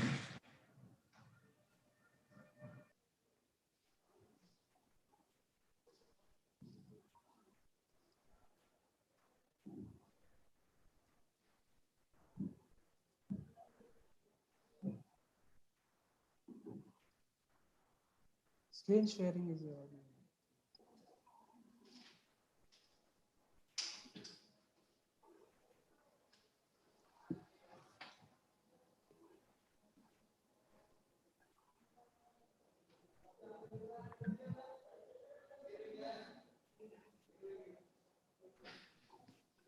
Can you share my screen, madam? Is it possible? Mr. Prabhakar, Yes, madam. could you start the presentation? Can you share my PPTs, madam? I sent to you. So I'm unable to sharing from here. Can't you use this Would share screen? Yes, madam.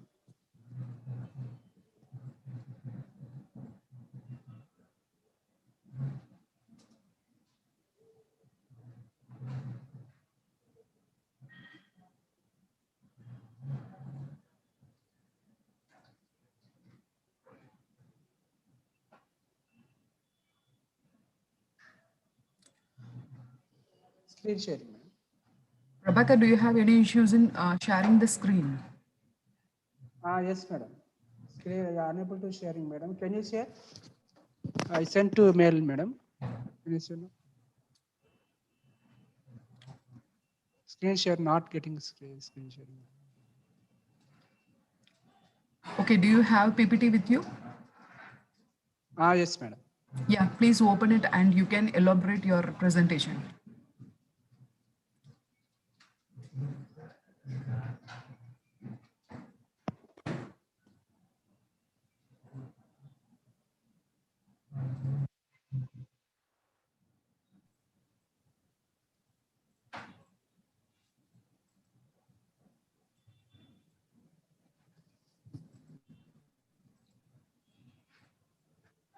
One.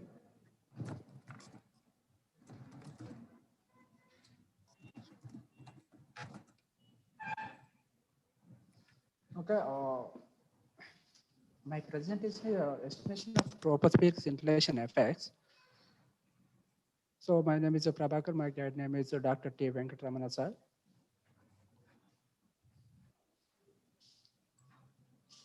So in this presentation outlines are introduction, literature, survey, problem statement, objectives, methodology, result analysis, conclusion, future scope, and references.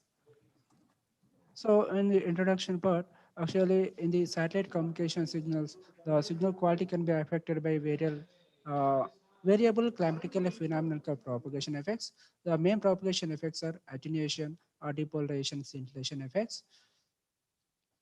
So the basic definition of this scintillation is energy from the sun warms the surface of the earth, resultant convective activity agitates the boundary layers, results in turbulent mixing of the different parts of the boundary, causes small-scale variations in the refractive index.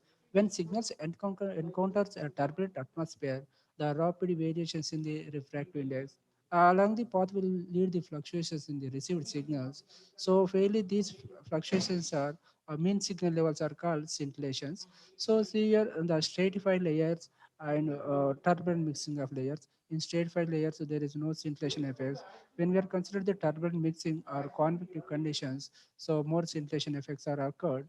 So these scintillations are occurred within the 4 kilometers height from the surface are called tropospheric scintillations. So different components are affected on the tropospheric scintillations like turbulence, scattering, scintillation apparent, different weather and climatical conditions, solar radiation, local time path geometry, uh, frequency and elevation angles. Next, the satellite communications in, systems. To increase the present technology in the technology satellite communication or wireless communication systems, initially C-band is used, that is 6 by 4 gigahertz frequency band link is used, and it is already congested and not sufficient to cater the needs of present telecommunications. And next it will go to the next higher frequency band, that is Ka band, that is 14 by 12 gigahertz satellite link is used. It is also rapidly filled up. And next we are presently we are consider the Ka band, that is 30 by 20 gigahertz satellite link. So there are different advantages are there by the Ka band, like high bandwidth, which relieve the spectrum congestion, high quality of service, high speed of operation, or better performance, reduced interference, power saving. So these are considered for the different literature surveys like ITR model, Karasov model, Vandika model, voting model, Marjan model, Ortiz models, Manideep model, and SOFA models. So all these operations are done in the various countries with the KU band frequencies, C band frequencies, and some other countries with different weather climatical conditions. These are applicable. But in India, India is a tropical country, and India uh, special characteristics with respect to different seasonal climatical conditions due to the local temperature, local humidity, and weather conditions. Uh, these scintillation effects are more due to the very specific climatical conditions in throughout the India, but still it is not developed any one in the India such type of models. So the basic problem statement here is the quality of signal can be affected by tropospheric scintillations can be improved by using required availability and statistical knowledge of the climatic propagation effects.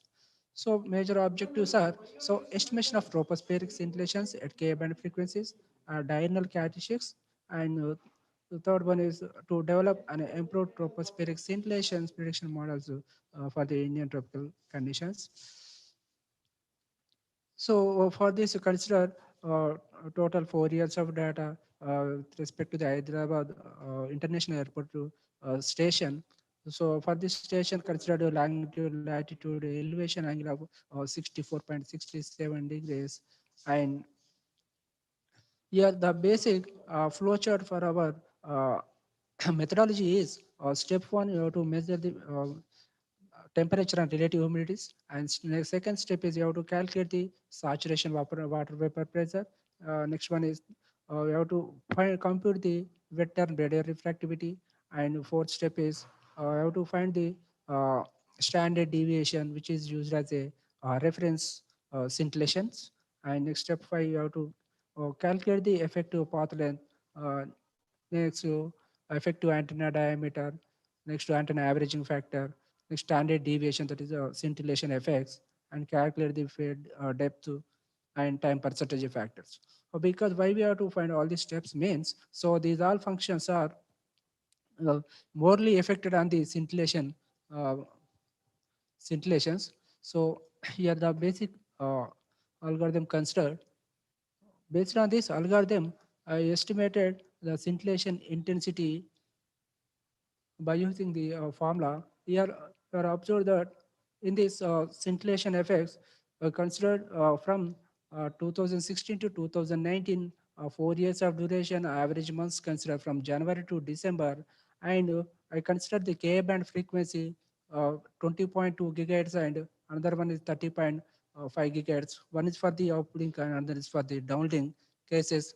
In this case, I observed that the scintillation effects are minimum in the month of January, that is 0.2147 dBs, and for 30.5 gigahertz frequency range, 0.2595 dBs is the minimum obtained, and maximum observed that in the month of August at the 20.2 gigahertz, that is 0.3429 dBs, and at 30.5 gigahertz frequency range, I observed that 0.4144, and mean values observed 0.27 for 20 gigahertz frequency and 0.33 30 gigahertz. So here from this I observed that when the frequency is increased, scintillation effects are increased.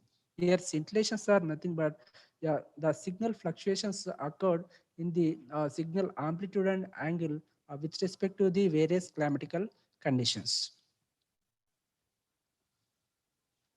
So now observe that the depths, actually the scintillation effects are two types. One is due to the signal enhancement, and another one is signal faded.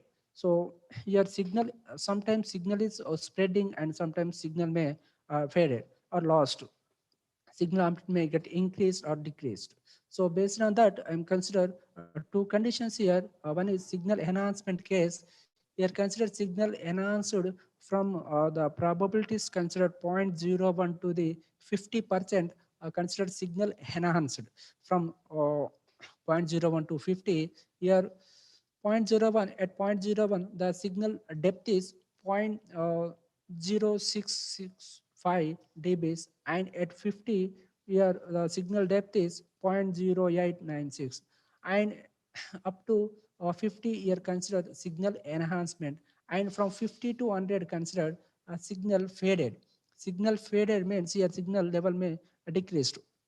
So that is 50 to 100 here considered 0.0892 to 0.0736 at the 100 position. So this is the about the signal enhanced and signal faded, and these values are compared with the literature survey which are done in the various countries like ITR model, International Telecommunication Union recommendation. So in that is done in the Geneva, and in this they got zero point 0.9 dBs, and Vandicom got 2 dBs, and Otin got 14 dBs, DPSP model got 32 dBs, Ortich model got 11.8 dBs, Marjano model got 12 dBs, but my proposed model, I estimated 0.332 dBs with my own specifications and own model developments. So next one is second objective is diurnal characteristics. Diurnal characteristics means with respect to the temperature and relative humidity in morning and night times, how these actually scintillation effects are varied. So here I consider the I observe that relative humidity and temperature are inverse proportion to each other, and whenever the temperature is high, humidity is low. Whenever temperature low, humidity is. So this is inverse proportion model, but relative humidity is more affected on the scintillations than temperature. So in the month of March, so average 4 years I'm considered, and daytime and nighttime also considered, from 12 a.m. to the 12 p.m. that is 0 hour considered, and from 12 p.m. again 12 p.m. to the again 12 a.m. that is another 12 Z hours considered. That means noon time considered, before noon time, after noon time. So from these observations, I concluded that before noon time, that is 00Z hours, so relative humidity is more effect than the afternoon times. So next one is objective 3. So improved tropospheric scintillation models for the Indian climatical conditions. So these are developed at the temperature is 24.55 average temperature, and relative humidity is 57.8 percentage. Yeah. From this, I am considered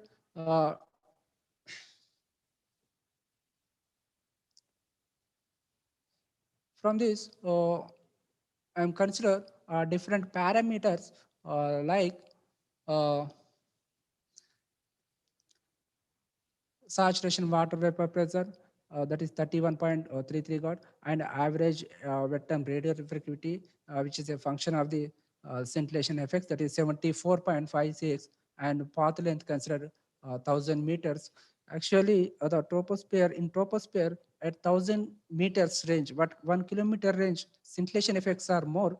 In generally, rain effect is more in the KU bands, but in the KA band, scintillation effects are more. When frequency is high, then scintillation effects are more than the rain effects. So the next one is considered antenna diameter, antenna averaging factor, average to scintillations, time percentage factor. So how much time I will take duration for getting the scintillations, like 5 minutes, 10 minutes. So total time can be divided into the total 0.01 percentage to the 100%. In that range, I calculated signal enhancement from 0 to 50%, and a signal faded from 50 to the 100%. So in this, I observed that the signal fade depth is 0.07805, and for the signal enhancement depth is 0.23515. Next, here in the improvement case, I consider the normalized values like non-normalized enhancement values, normalized standard deviation values, normalized functions, and normalized like enhancement and fade depth averages. So in this, I observed that the normalized standard deviation with the enhancement, that is 0.23, and fade is 0.24, and next normalized function is 0.08 observed. So these are the improved uh, values. Next, consider the correlation between the relative humidity and wet and radial refractivity, that is NVET. Observe that 0.824, that is strongly dependent. RH and NVETs are strongly dependent to each other, and RH and scintillation intensity, that is 0.8338, strongly dependent. Next to NVET with the scintillation intensity 0.9992, it is very strongly dependent. Hence here NVET is a vector radial refractivity. So radial refractivity is a function of the actually relative humidity. Relative humidity. So with respect to relative humidity, your scintillation effects are more at high frequencies. So these are varied with respect to the different local climatical conditions, place to the place, area to the area, country to country. It is very uh, tremendously varying. So with respect to these RH values, that means relative humidity values and temperature values, we have to estimate the tropospheric scintillation effects, which are uh, recently using in our K-band frequencies are now present in a satellite communication systems. So conclusion. So here estimated tropospheric scintillation effects like signal enhancer and signal faded at the K-band frequencies. And here observe that mean scintillation intensity at the 30.5 is 0.3319 dBs. And here minimum enhanced depth is 0.06.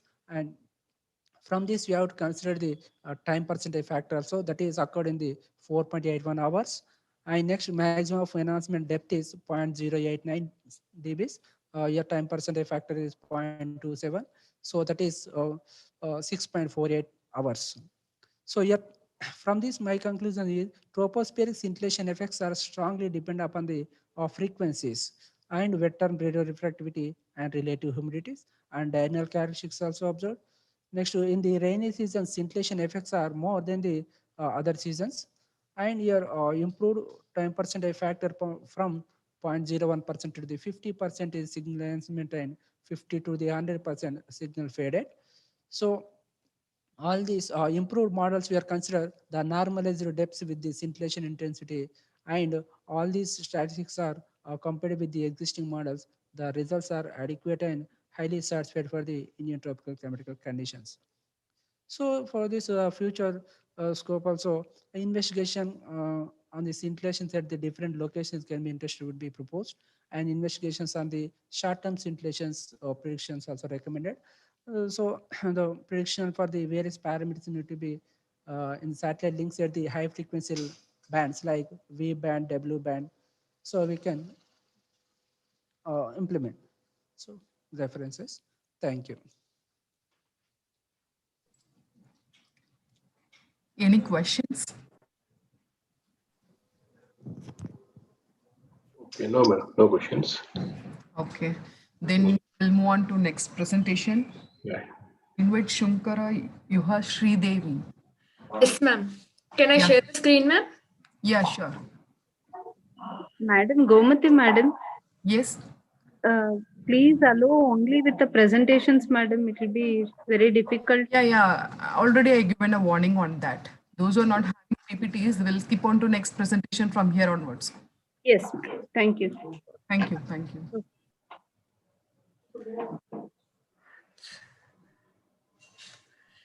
Is my screen visible, ma'am? Yes, Yes, you go ahead. go ahead. Yes, ma'am.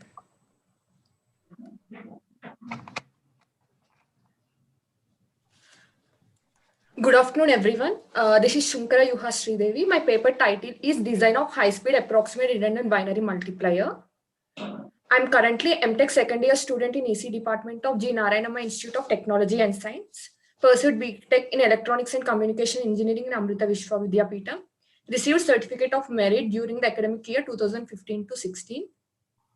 And co-author Dr. K. Ragini, working as a professor in EC Department of G. Narayanamma Institute of Technology and Science. She has 23 years of teaching experience and completed her PhD in year 2013.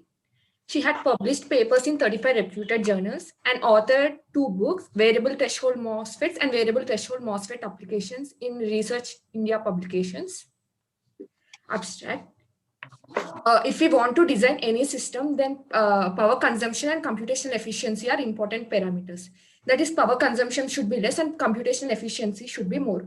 Approximate computing techniques are used in error-tolerant applications which not only reduces the power consumption, but also increases its speed by reducing the critical path delay.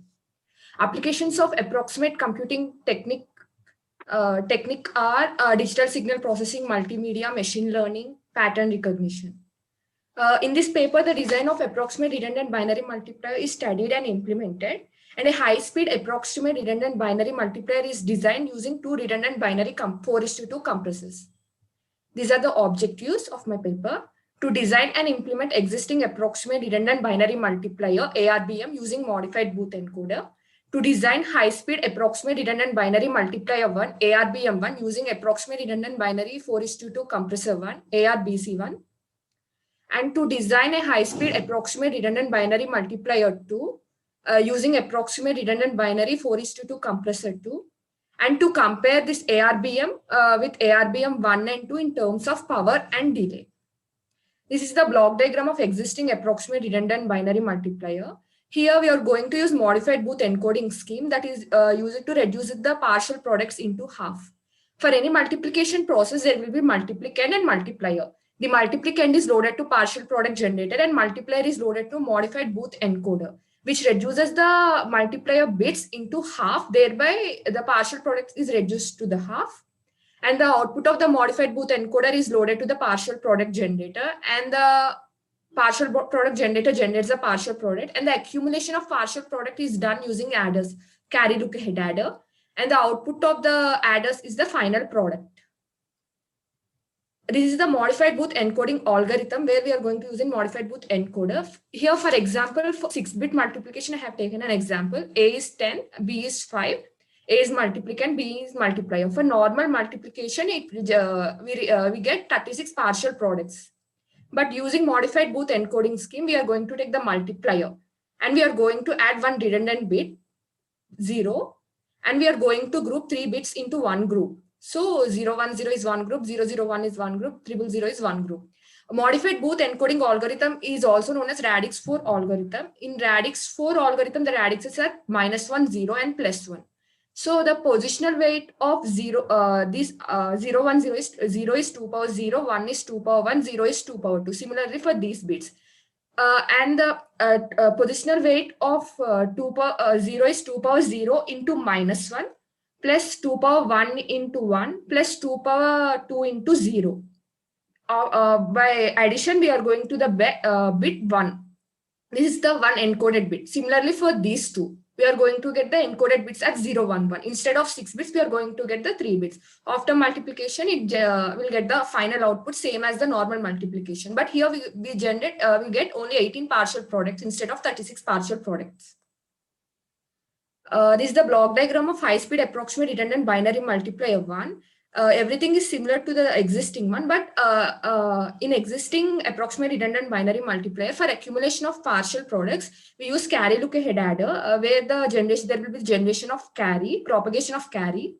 So the speed of the multiplier is reduced. So here for the accumulation of partial products, we are going to use ARBC1, approximate redundant binary compressor 1. It is a 4:2 compressor for the accumulation of partial products, and output of the ARBC1 is the final product. This is the general diagram of 4:2 compressors. There will be 4 inputs, and output is carry and sum, input carry and output carry. This is the conventional 4:2 compressor. This is nothing but the 2 full adders. After K-map realization, this is the gate level circuit of ARBC1, that is 4:2 approximate redundant binary compressor 1. This is the sum term. This is the carry term. And this is the block diagram of high-speed approximate redundant binary multiplier 2. Here, for the accumulation of partial products, instead of ARBC1, we are going to use ARBC2. It is the 4:2 compressor. If ARBC1 SK1 minus SK1 plus is the sum term and carry term. If these terms are further simplified, then we're going to get the SK2 minus SK2 plus. This is the sum term carry term of ARBC2. This is the gate level circuit of ARBC2 compressor.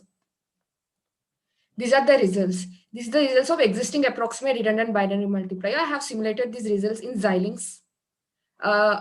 When X is equal to 26, Y is equal to 10, and the output is 260. 8 cross 8 multiplication I have performed. Here we got the correct output. This is the output of high-speed approximate redundant binary multiplier 1. Here input I have given X20, Y15, but output we have got 339. Here we got the approximate output, not the correct output. Approximate output is 339. Here correct output is 300. This is the results of high-speed approximate redundant binary multiplier 2. Here input is X is 20, Y is 15, output is P300. Here we got the correct output.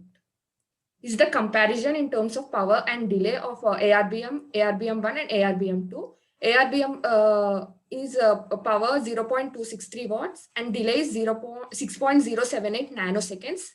In ARBM1, the power is 0.082 watts and delay is 2.827 nanoseconds. ARBM2 is 0.098 watts and the delay is 5.012 nanoseconds. Here, if you compare this, ARBM1 has less delay when compared to the other two. But in ARBM, we didn't got the correct output. We just got the approximate output. In existing approximate redundant binary multiplier, we are going to use carry look ahead adder for the accumulation of partial products. Due to the propagation of carry, the speed of the multiplier is reduced. So in high speed approximate redundant binary multipliers 1 and 2, we used compressors in order to overcome this issue. So ARBM 1 and 2 are faster than the ARBM. These are the references. And thank you. Any questions? Okay, so how do you compare the performance of this ARBM with the conventional multipliers? Sir? You have conventional Booth multiplier, your modified Booth multiplier you are talking. So Yes, conventional multiplier, how do you compare? What is the performance of your method with compared with the conventional methods? With reference to speed, did you compare, did you measure the speed of the conventional multiplier? Yes, sir. Actually, in an approximate redundant binary multiplier, here we have used modified Booth encoding algorithm. That is used to reduce the partial products, number of partial products to half, because the number of multiplier bits is reduced to half by using this modified Booth encoding scheme. Okay. So for the after generation of the partial products, the accumulation of those partial. Okay. When comparing the conventional multiplier, how much improvement do you have in speed? Did you just see the conventional multiplier? How much time you are getting the output after how much time? Yes, sir. Its delay is very less, sir. I have mentioned the delay, overall delay of the input clock and how much delay before the input clock, after the input clock, and combinational logic delay. Complete delay of the circuit I have taken and I have mentioned, sir. What are the limitations of this ARBM. But as you have seen, sir, in ARBM1, we didn't got the approximate exact output, sir. So, but this when compared to ARBM and ARBM2, ARBM has less power consumption and very less delay. But the output is not exact. So we can use the applications where we don't require the exact output, but approximate output is sufficient, but we require the less power and the less delay. So here you are adding some redundant bit. Redundant bit, actually, how do you decide which bit you are going to add? Some redundant binary multiplier you are calling, no? Yes, in modified booth encoding scheme, actually in the scheme we have added the one redundant bit in the. Yeah. So that you are adding 0 there. So Yes, sir. 0, one redundant bit for grouping purpose. We have. Can it be 1 or 0? Can it be 1? Yes, sir. It can be 1 or 0, sir, depending on the signed multiplication we are performing. Okay. Okay. Thank you. Yes, sir.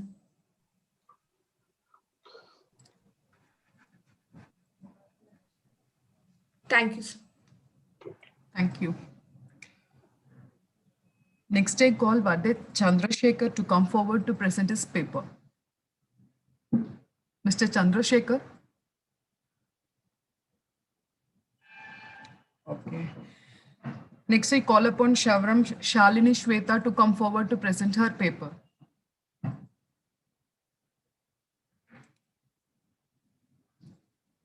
Ms. Shalini Shweta, are you there?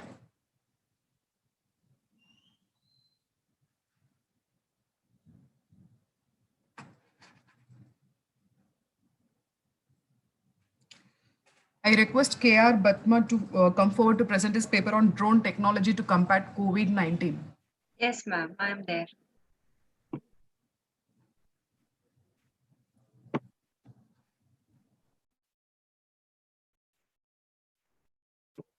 Is my screen visible, ma'am? No, you have to double click on your screen. Yeah, it's just it takes time because of net connection. Yeah. Now it's visible? Yes. Okay. I'm Dr. K.R. Padma, Assistant Professor from Sri Padmavati Mahila Vishwavidyalayam Women's University, along with my co-author Dr. K.R. Don. Good afternoon to everyone. So today's my topic is on drone technology to combat COVID-19. It's just a small review paper which I'm going to discuss at present. So the abstract of my paper is that the advancement of science and technology areas is basically in the data science is more upcoming, or you can say upsurging in the field of the science. So because the artificial intelligence technology, deep learning, machine learning, so these are very helpful in subsiding towards the COVID-19. So our current aim is to discuss the diverse attributes of the latest technology that is being practiced in order to combat against the COVID-19 catastrophes. So at a various scale level. So because they are using medical image processing, computational biology, prediction methods. So all with the help of the AI technology, this has been developed. So the basic our methodology in this paper is that basically we have taken a health related manner, like how we are going to track any health related or health affected patients with the help of the drones, because the tracking drone manufacturer is very helpful in addressing or in several examinations to be met in. So further, with the help of this IoT, several assessing diverse aspects and modern technologies to be employed for tracking of the COVID-19 pandemic. So basically the results that we have specified in our abstract is that both IoT, artificial intelligence, prediction, 5G network, all will come in hand in order to fight against the global outburst of the COVID-19. So that is the basic point in our abstract. So coming to the introduction, so we all know that digital technology, so nowadays everything is being digitalized. So digital technology advancement in robotics, artificial intelligence, machine learning have enabled various corporations to make the latest systems Not only for military purposes, now it is being used for detection of the diseased states, delivery of the required essential items, and also for the management of the diseases. So at present, drones are being acknowledged as the unmanned aerial vehicle. So there are several names for the drones. So you can also call it as UAV or RPAS, that is remotely piloted aerial systems. Flight with a controlled manner, either by a person or a computer having a broad applications. Like they have been connected with the audio visual sector, security, as well as surveillance, energy and health. So from the time where the first case report of SARS-CoV-2 at Wuhan city, China. So that is the first place in China where the SARS-CoV-2 has been emerged, and the infection showed its massive effect all over the 200 countries around the world. And now at present, I have taken the data of the world from the older meter, and which is telling that nearly 56 million people have been affected, and more than several deaths have been occurred. And what is this drone actually helpful? How it is being helpful? So what are drones? Drones, formerly known as UAV. Essentially, a drone is an aircraft which is being ride without a human pilot aboard. This is like a flying robot. Historically, UAV are very simple, remotely piloted aircraft, but is increasingly being employed nowadays. Because we want to fight against the or combat against the COVID-19. So it is this flight is controlled by the board of the computers. So that is the artificial intelligence technology is coming and playing a very key role here. So with the subsequent growth of this pandemic virus, several companies as well as researchers are finding a way to fight against this virus. So the conflict, so the data science is playing a very crucial role here. So however, artificial intelligence was the exclusive way to aid in the COVID-19. So at present, the establishment of the advanced AI technologies, which are far more intellectual than the human intelligence. So since they are far more than the human intelligence, as well as showing a very promising effect in tracking the outbreak, diagnosing the patients, disinfecting the areas, speeding up the process of finding a cure for COVID-19. So for these reasons, so drones are much more helpful for the government as well as the private agencies. So in a, because they can deliver at precise time, and even the delivery of medicines, control of curfews, as well as detection of the temperature in major shopping centers, because the social distancing is much, and those people who are having a temperatures can be detected with the help of the thermal sensors in the drones, and in malls, theaters. So in several areas they have been employed. And as I have talking about the artificial intelligence, so all is made up of the AI intelligence, which is far more than the human intelligence. So scientific advancement has refined the concept of the emerging infectious disease. So nowadays, what is the technique that we can use for finding the or diagnosing the COVID-19? So how we diagnose? We are diagnosing with the help of rapid kits. That is also artificial based intelligent technology, and PCR, polymerase chain reaction. So genomic techniques like polymerase chain reaction, high throughput, they're having the deep learning, and they are able to find out the whole genome sequences, which greatly facilitate the discovery of the emerging infectious diseases. Not only the coronavirus can be detected, but other agents like hantavirus or pulmonary syndrome, Kaposi sarcoma, all can be revealed. You can study the genetic diversity among those microbes. So the basic objective of our study is that so we all have studied in our earlier time about the stories on the fictional science, wars of the world, where the robots are destroying our whole world.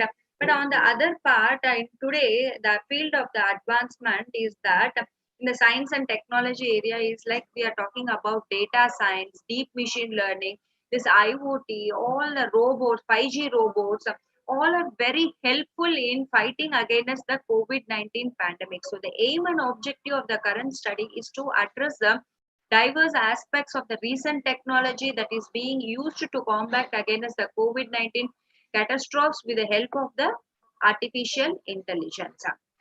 So our basic methodology is, we all know what is the technology. So nowadays we are in the field of smart technology.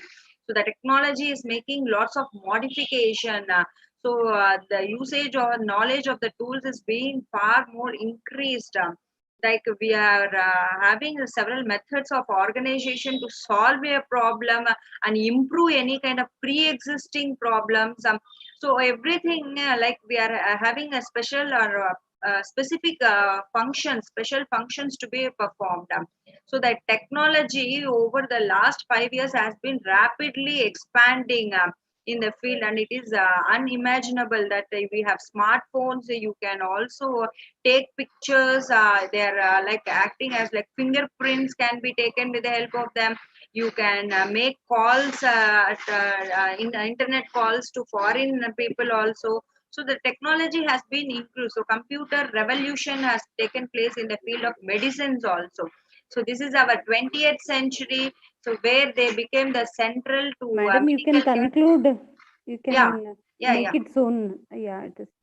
So the final results and discussion part of my technology is that drone technology is very helpful to combat COVID-19. So we have multi-purpose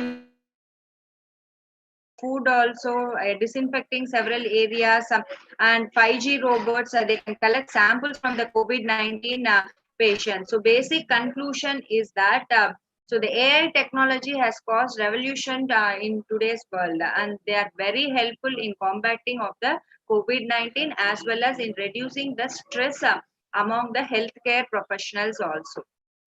So in future, you can see the drone can also deliver food to everyone.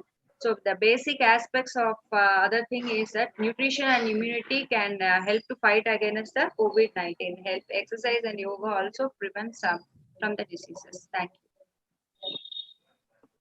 Any questions? Here, what type of data you want to collect from these drones, using these drones?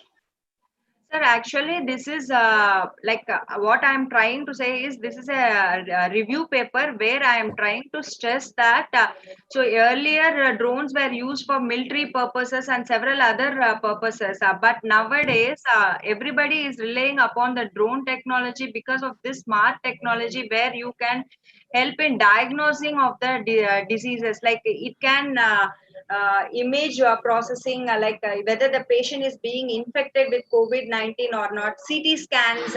So drones can act as radiology also. So they can detect the disease inside the human body with the help of the artificial intelligence. Okay. Thank you. Good afternoon, everyone. Can I share my screen? Yeah, please go ahead, Farida.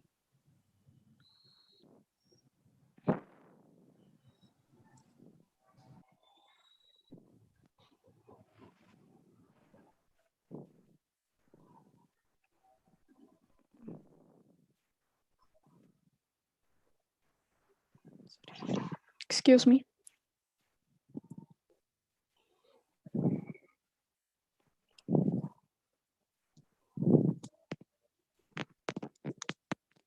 So, good afternoon, everyone. I am Farida, and I'll be presenting disease detection and automated grading of mangoes employing statistical color and LBP features.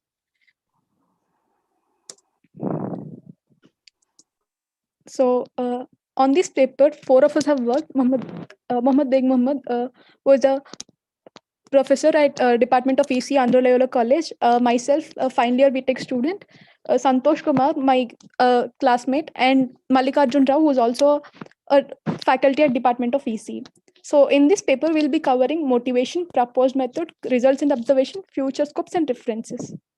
So mango is a fruit that needs no introduction in the Indian subcontinent. It is famous not only for its amazing taste, but also for its rich nutritional and medical importance. Even mangoes get affected by diseases like spots, mildew, scab.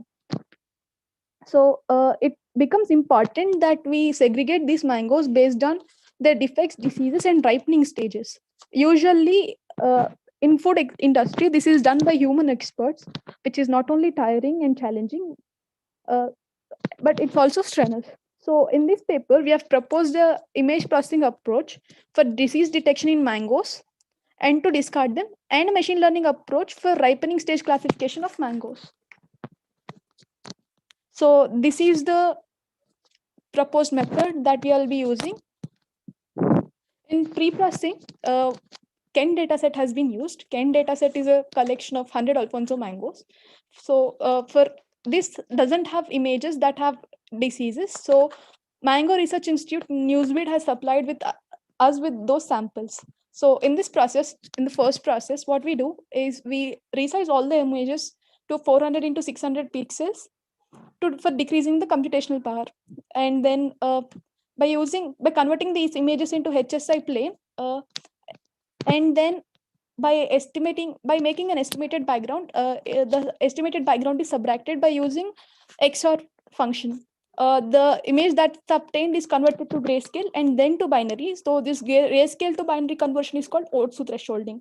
So to remove any noise if present in the image, median filter is used. Disease detection. So this is the next step. All the median filter images undergo morphological process and morphological processing, and parameters like area, perimeter, centroid, eccentricity, major axis and minor axis are obtained. So to trace the boundary of the mango, 8 connected component labeling has been used, and quality ratio Q is calculated. Quality ratio Q is defective area by area of the mango. So we have chosen a threshold value of 0.5 by trial and error method. So if for any image, if the quality ratio Q is less than 0.5, it is classified as defective and then discarded. But if the image has a quality ratio of greater than 0.5, it's then moved on to further classification. So these are the results that we got.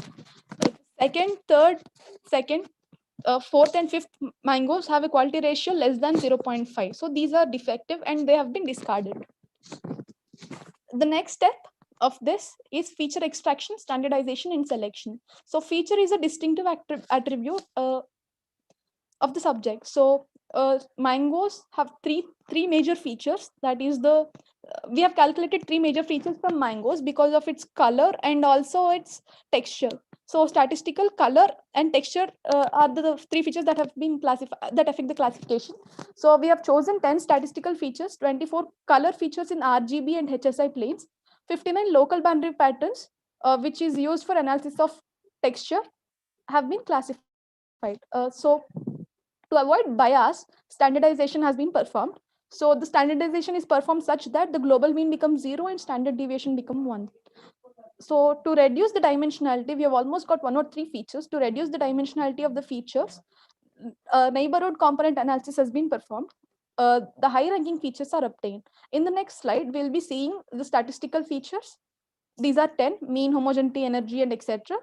The color features are highest value and lowest value median of RGB and HSI planes, which are 24, and the local binary patterns, which are 59. So after neighborhood component analysis, we have got the dominant features, that is mean, homogeneity, GHV, green mean, RMS, smoothness, and BHV.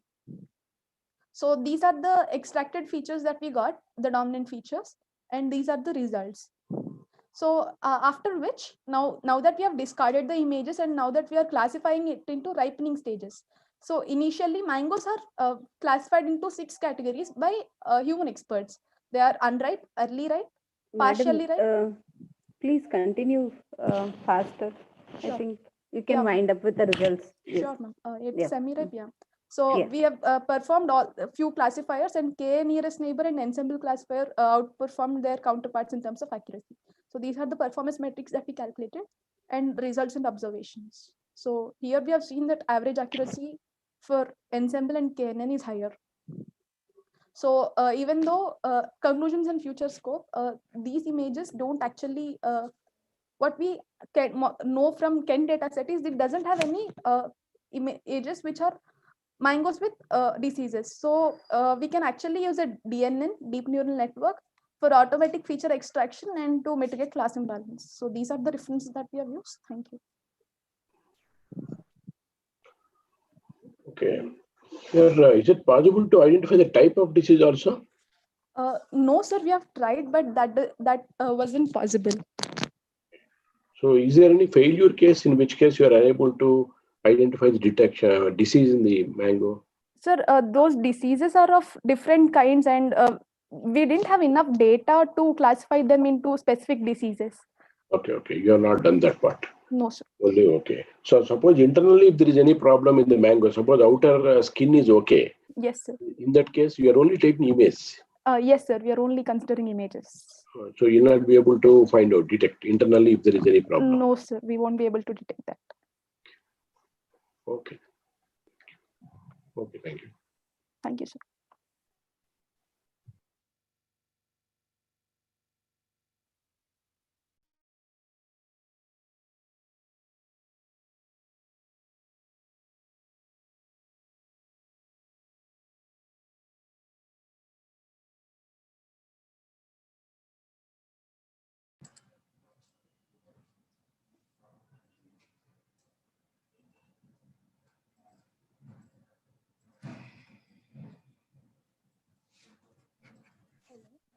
Am I audible, ma'am?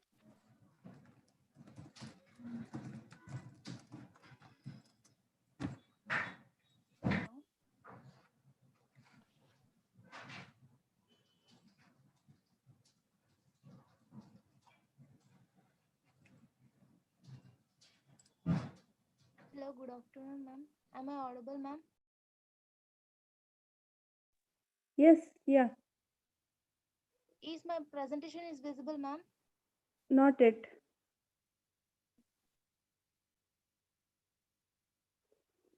Your screen is not shared. Now, ma'am? Is it visible, Yes, ma'am? yes. Yeah, thank you. Good afternoon, everyone. I am Pranati, MTech student, Department of WMC, and my paper title Pranati, is your voice is low. No, ma'am. Now it's audible, ma'am? Yes. And my paper title is a performance of a QAM system with conventional codes under the guidance of Vijay Lakshmi ma'am, assistant professor at the Department of ETE, where ETM, Electronics and Telematics. And here the performance of a QAM, here we are seeing the performance of BER.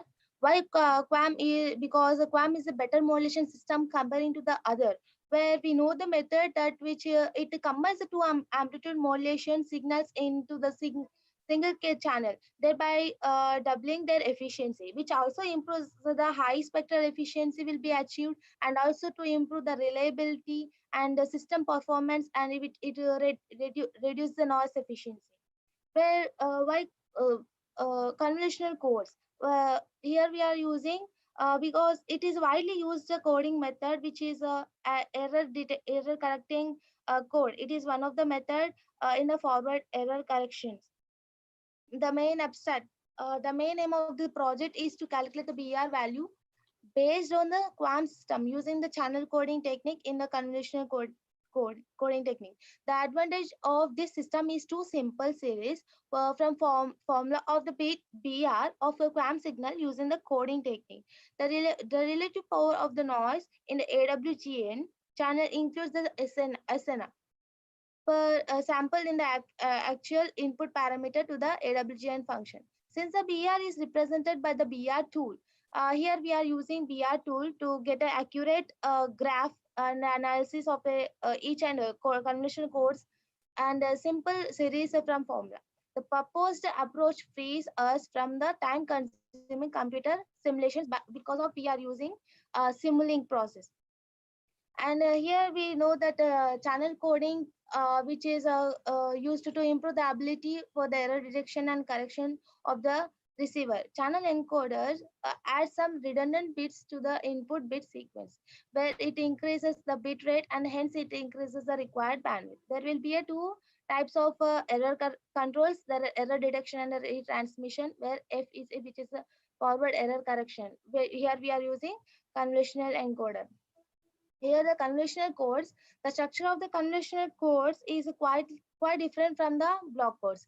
During each unit of time, the input which the conventional code encoder is also K bit message block will be given, and the corresponding output is also n bit coded block with which K is less than n.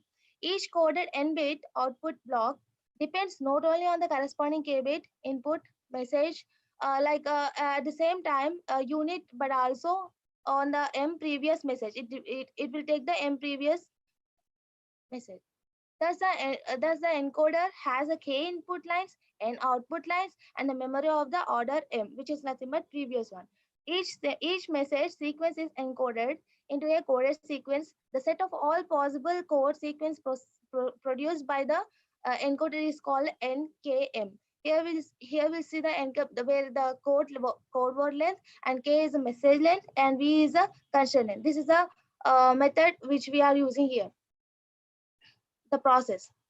And here the modulation, the QAM modulation, here you are using 16 QAM. The main aim of is to save the bandwidth, where the QAM is a form of a modulation which is widely used for the modulating data signals on the carrier used of a radio communications. And the QAM is a signal which has, as I said, which has two carriers shifted in the phase by using 90 degrees are modulated, and the resultant output consists of both amplitude and the phase variations. We know the QAM modulator and the demodulator. The modulator uses to encode the signal, often data, onto the radio frequency carrier that is need to be transmitted.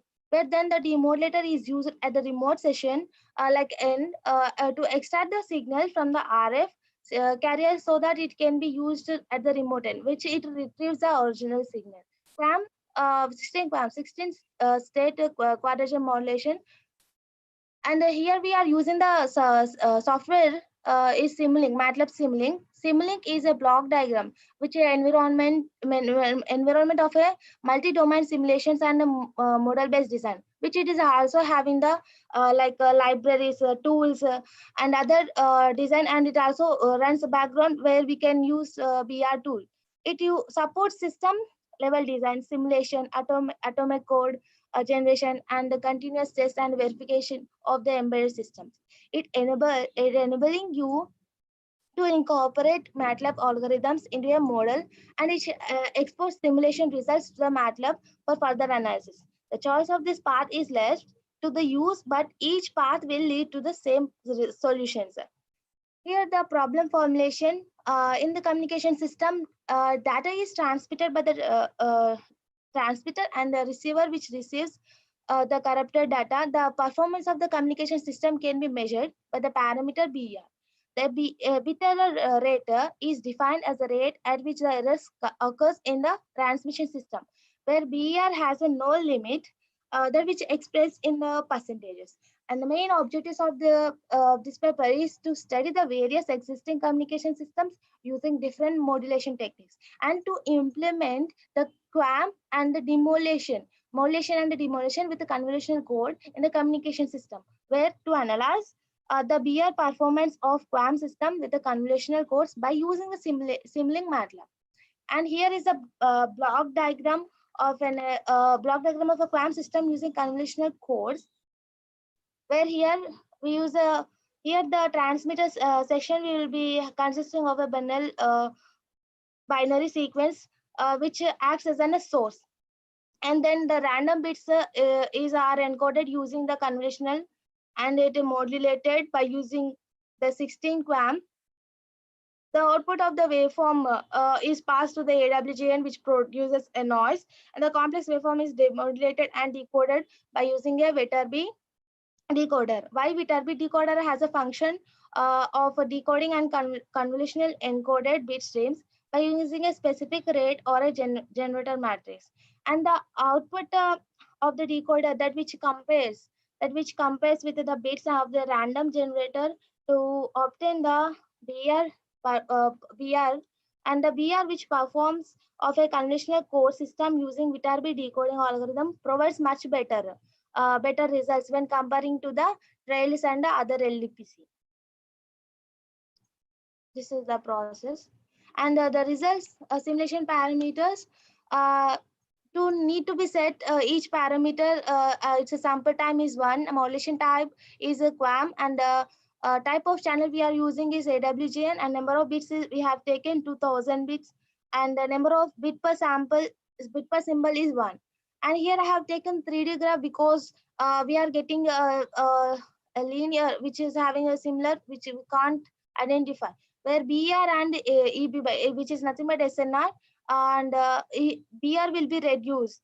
The error bits will be reduced in by using an in a convolutional course.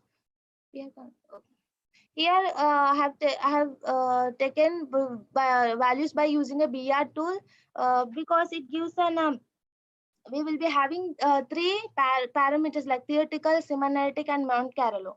Like BR tool, we know that MATLAB is a package of BR tool which is designed to help with the when to stop and when to how many times, how many trail of graphs we have to take, and it manages the sweeps of a BR, and the main application means it wants to take a accurate values of each and every value. Like Monte Carlo, here we see it is a board class of a computational algorithm that which relies on the repeated random samples to obtain a numerical results. But semi-analytic also, where it represents a compromise in terms of applicability and the complexity between the analytical model. And here we can see the coding, channel coding, which can also shows the block codes values also. In Monte Carlo and semi-analytic, we need to set the modulation type parameter, and it by default, and also select the type of channel we are using, and then plot. We will be getting the final accurate results. I conclude that the channel coding technique that is a conventional code, providing them easier to implement and simpler to understand. These codes are used for error detection and correction, as errors may occur only while transmission. Viterbi algorithm is used for decoding purpose because it gives a better result. The important parameter in a Viterbi algorithm for synchronization problem reduction have been studied through the MATLAB simulation. The BI performance of the communication system can be further improved by employing turbo codes and LLPs. Thank you. Yeah, questions, please. Pranati, can you please keep the yes, the tabular column? What do you mean by sampling there? 1, almost at the end. This one, ma'am. This one, ma'am. Yes, yeah. What do you mean by sample time? Here we are taking which every samples means every signal set which samples by using an 1 bit man. Okay, modulation type is QAM we are using. Yeah, okay. Noise is fine. Okay then, but it's not so clear with sample time 1 second. What is that you're sampling? In Or QAM, sample, every symbols are coming at 1 second. every transmission will go through the 1 sample, ma'am. Every transmission. Okay, yeah. Okay. You say this combination is better. Any drawbacks do you have? Any limitations of this combination of QAM and convolution codes? It will be complex because we are using a QAM system, sir, the Did modulation. you see the time after which you are getting the output, the delay? Yes, sir. Did you measure the delay? No, sir. Okay, you're not measured. Okay. Okay then. Okay, thank you. Sir, thank you. Thank you, Pranati. Thank you. Call Ms. P. Parimala to come forward to present her paper on copy-mu image forgery detection using scale invariant future transform. Ms. Parimala. Yes, ma'am. Good morning, ma'am. Good morning, sir. Very good afternoon. Good afternoon.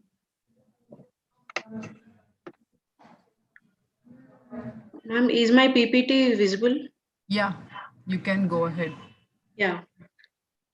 So, Good afternoon, all of you. So my paper, I'm focused on my image processing. One technique, that is a copy move image forgery detection using a scale invariant feature transform. Then coming to the abstract. Here the abstract is generally, we know that digital image forgery is what are the image can be forged either by applying the any technique, any information, or by applying the image itself. So here, if coming to the digital image forgery, is a process of false altering or manipulating the image with the intents of misleading the others.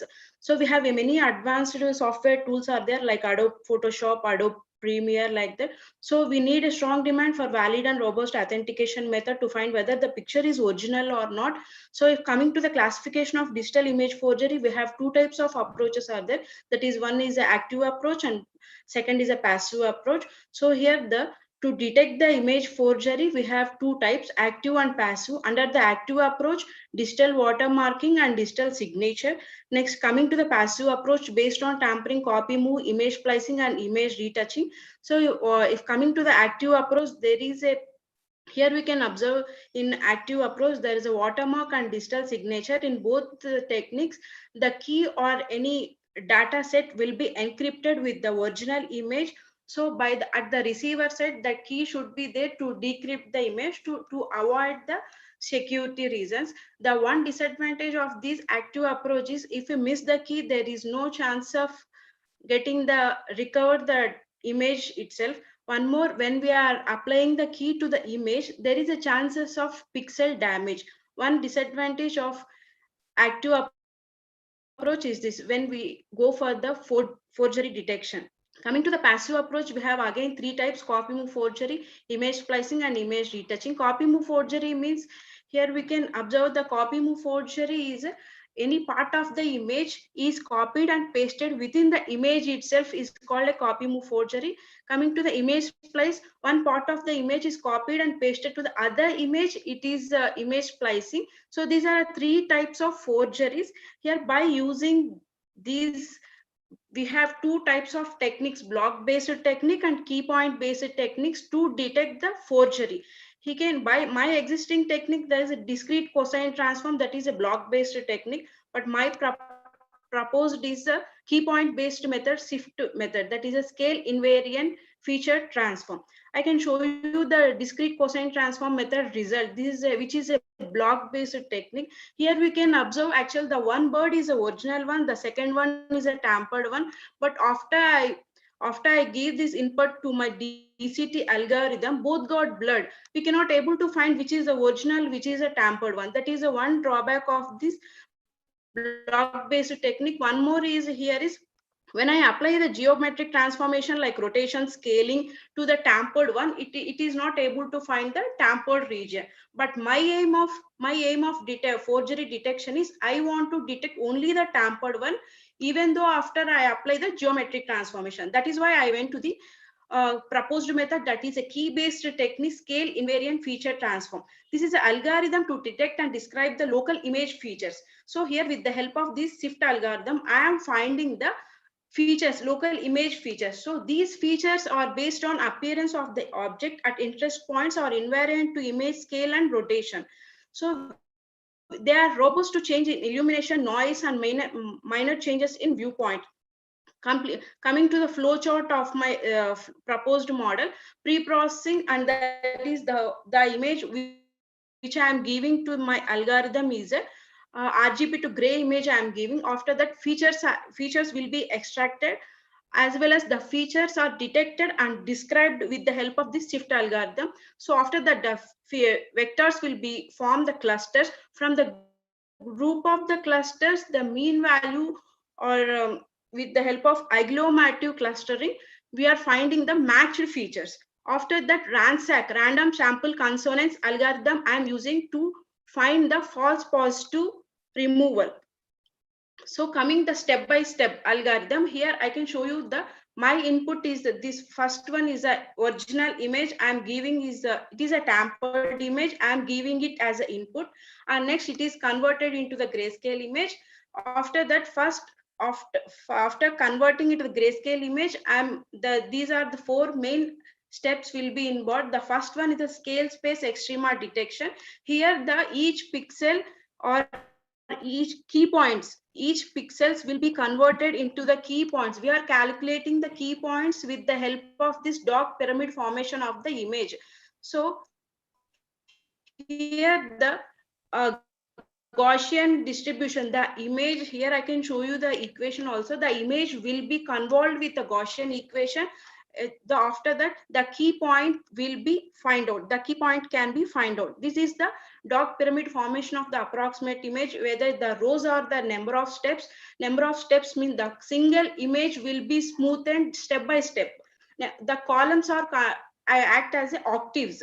And then here the key points will be the key points.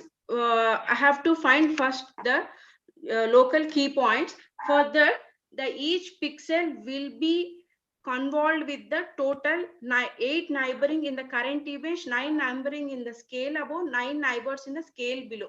So to take pixel if larger than, smaller than of them, that is called a key point. So here we can observe the initial key points are noted within the image. After that, I have to calculate the accurately selected key points. The first one is the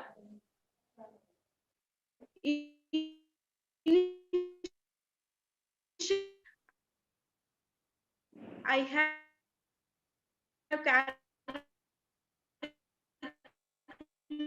the key points is less than the threshold value.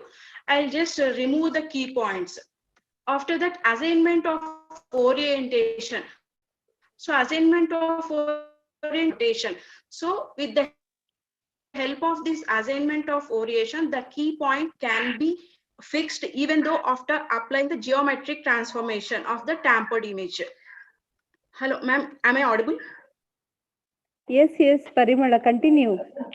It's audible only, you can go ahead. Yeah. So after I found the accurately key points, again I have to calculate the shift descriptor generation. The 16 by 16 neighborhood around the key point is taken. It is divided into 16 subblocks of 4 by 4 size. For each subblock, 8-bin orientation histogram is created. So the total 128 bin values are available. It is represented as a vector to form the key point descriptor. Here the third one here. Parimala, make it fast. Yes, ma'am. Time is over. Yeah. I can finish. Last 1 minute you wind it up. Yes. Okay. So this here finally I'm calculating the descriptor vectors. Next, after descriptor vectors, so we are doing the agglomerative hierarchical clustering. What are the vectors within the same value or nearby values will form into the group. The vectors will other different value. It's like they'll form into the group. And finally, I can show you the matched key points within the single image. What are the key points is matched. After that, after I am applying the random sample concurrence algorithm, I can show you that this is the original image, this is the tampered image. So here the tampered can be detected very easily. The red dot one is the original one, the green one is a tampered one. So here, even though I am applying the geometric transformation like rotation, it is still able to find the forged part clearly. The performance we have calculated here is sensitivity, specificity, accuracy also. So I have compared my proposed model with existing like SIFT with DCT. The performance have improved, as well as the rotation and scaling. The geometric transformation is also possible with my key-based method, that is SIFT compared to the block-based method.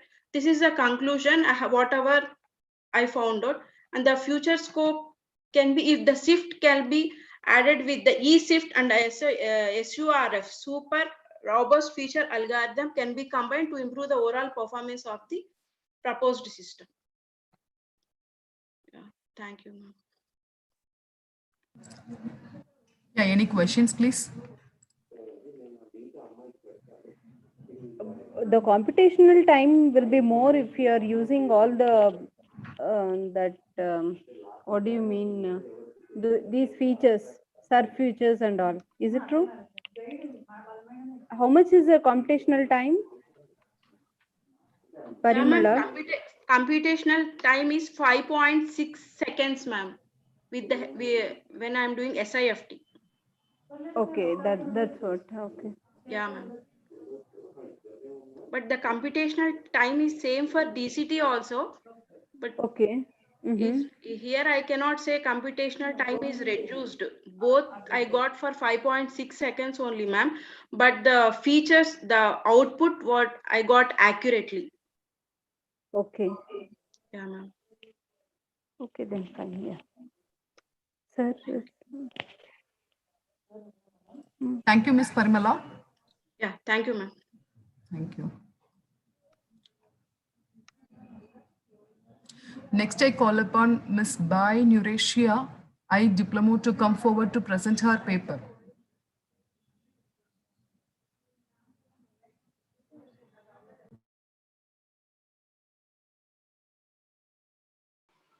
Hello, good afternoon. So I'm going to present our paper entitled Categorizing of Allium Sativum Base on the Philippine National Standard and Asian Standard using pixel per metric ratio and blood detection methods. So I'm Bai Nuretia I Diploma. I'm connected with the University of Makati, and my co-authors Dr. Arnold C. Paglinawan and Jessie R. Balvin from Mapua University, Philippines. The researchers use the blood detection and pixel per metric ratio methods to determine the texture and size of the garlic based on the Philippine National Standard. And the formulated blood percentage value in quality grading for extra class is less than 20%. Class 1 is 20 to 40%. Class 2 is greater than 40 to 60%, and the check is greater than 60%. The size of the garlic was categorized by Class A, Class B, Class C, D, and E. The functionality and reliability of the conveyor system were also examined in this study. Philippines is one of the producers of the garlic in Asia. In 2017, based on the Philippine News Agency, Ilocos Norte reported that can have shared 6,284 metric tons of garlic bulk. Occidental Mindoro ranked second, and the Quezon Province. In 2018, the garlic production in country was reported 7.6 thousand metric tons approximately. The sorting of garlic is necessary to check the good and the check before the delivery in the market. Usually, the texture of the garlic can be identified using manual method. So the main objective of this study is to develop a system that will classify the size and quality grading of the garlic based on the Philippine National Standard and Asian Standard. So this study can be achieved with the following specific objectives. First is to develop a hardware system that can detect the texture and size, to formulate blood percentage value that can categorize the garlic based on the local standard here in Philippines and Asian standards, to test functionality, reliability of the developed conveyor system. So here is, the developed conveyor system can categorize the garlic based on the Philippine National and Asian standards. So we have the textures are here, the grade A, B, C, D, and the size here, the class A, B, C, D, E. So here is the process. So I have the garlic image, then it will filter. Then we have the color masking. Then after here is the pixel per metric ratio to get the size, and also the color thresholding and the blob detection. So that's the blob detection will detect what would be the texture. Okay, the grade of the garlic. And this is the last, the grade percentage. So here is the sample of our test. The formulated percentage values of the blob are for texture analysis, which is the class A is with a less than 20%. So this is a sample, and this is the sample for the B and C, which is the grade A and grade B here. Okay, so if you have the 40 to 60%, it is class C or the class 2. And here, the percentage value with a greater than 60% is the check categories. So we have here the tabulated. So from the sample 1 to 20, so we have the target blob here, and we get the actual blob, and it match with our formulated blob percentage. So here is our t-test results. So the statistical method used for this study is t-test to evaluate the hypothesis. So there is no significant difference between the manual quality grading and the automated quality grading. The result of the conducted tests are shown on this table. So the t-values for Asian standard is 0.0308 and the Philippine national standard is 0.1475. So now, which are less than to the critical value. So therefore, the manual quality grading is the same with the automated quality grading. So the null hypothesis is accepted. So here is our conveyor system. We have the 5 inches in total length of 134 inches, which is made up of synthetic leather. So the conveyor has 6 beams designed for the class A, B, C, D, E, and the check beams. So each beam has IR sensor to detect the garlic pass through to the beams. Once the sensor detects a garlic, the conveyor stops and load another garlic. The researchers installed the OpenCV and Anaconda to program the image processing in Raspberry Pi board. For the SSH connection, the researchers used XMing and the PuTTY. In programming, it is important to establish the same baud rate, which is 115,200 for the serial communication of the Arduino board and the Raspberry Pi. All the DC motors, IR sensors, relay are functioning based on the program installed in the Arduino board. So here's our conclusion. The conveyor system can classify the good garlic as grade A, as extra class B, C, I. So based on the local standard in the Philippines and the Asian standard. So it can also identify the check, the formulated blood percentage value for categories such as these. Okay, so the check were successfully examined and other categories.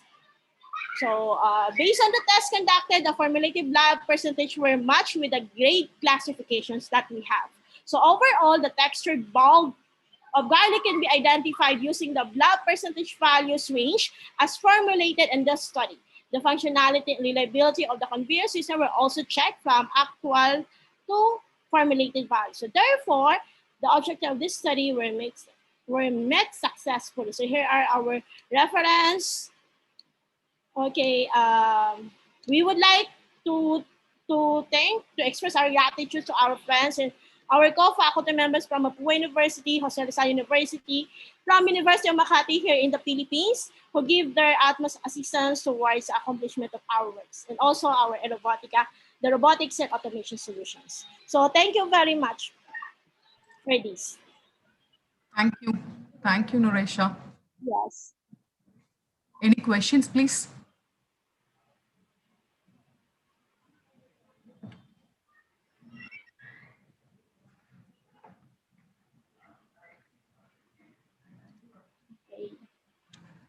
Okay, let me close with this. Next, I call upon Soham Bhattacharya to come forward to present his paper. Yeah.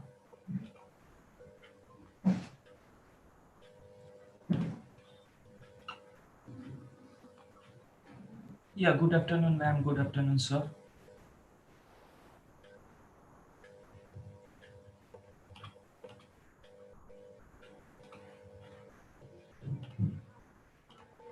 Yeah, myself, Shyam Bhattacharya. I would like to present the paper regarding basic and complex circuit using reversible gates. So, about me, I currently worked at the Department of Electronics and Communication Engineering at Heritage Institute of Technology, which is in Kolkata. And I had just pursued my Master of Technology in VLSI. I did research in reversible gates and their application under supervision of Professor Anindo Sen. And I had some interest in VLSI logic circuits and as well as hardware description languages like VHDL Verilog and also Cadence Virtuoso. I am currently undergoing internship on image processing using MATLAB. I have 5 publications in international journals, and I have been nominated as the Young Researcher from Institute of Scholars. And regarding Dr. Anindo Sen, he is the mentor of my VLSI project, and he had done his doctoral from University of Minnesota, which is in USA, in biomedical engineering. and he has around 34 publications in national and international journals. So without further any description, I would like to present the paper, and the abstract of the paper is like processor of various handheld devices nowadays, like mobile phones, desktop laptops, and palm tops, are very much useful in modern day lives. But the problem is with the heating. I mean, the heat dissipation is pretty much more in the processors, and also the problem has been seen in most of the processors in laptops and mobile phones and such handheld devices. So the concept of reversible gates come into play now. I mean, the processors in those, the combinational circuits in those processors are very much responsible for the heating problem. And if we use reversible gates, it helps us to diminish the power as well as the heating problem. So I just present the paper in such a way that we can design combinational circuits which are basic, like full adder, half adder, and half subtractor, and also some kind of complex circuits like parity generators and 4-bit triple carry adder using reversible gates. So these are the contents which will be covered in this presentation. So about the background, the reversible computing starts from the problem of dark silicon.